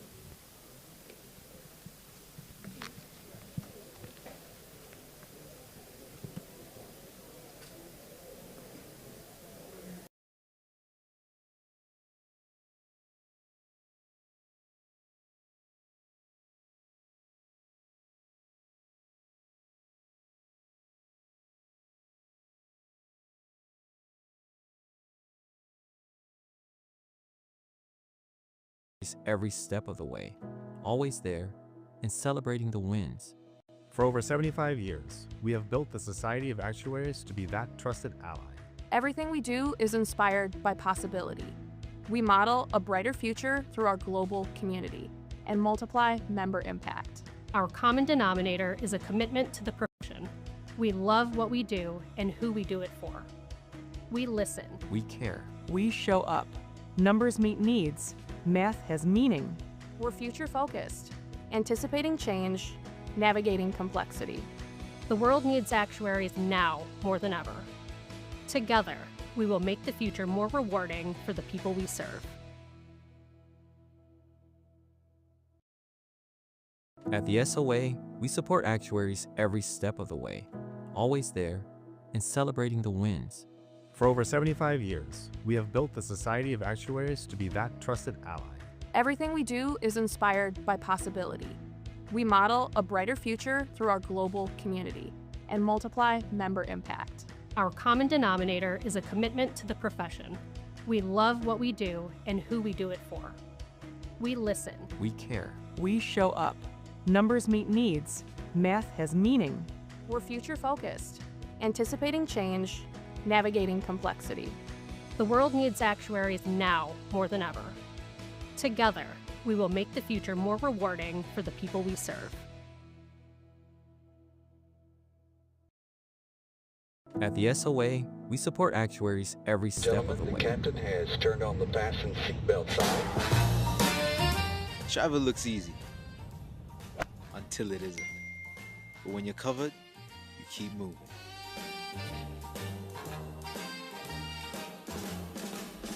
I was just outside when you called my phone. Because the journey doesn't stop, and neither should you.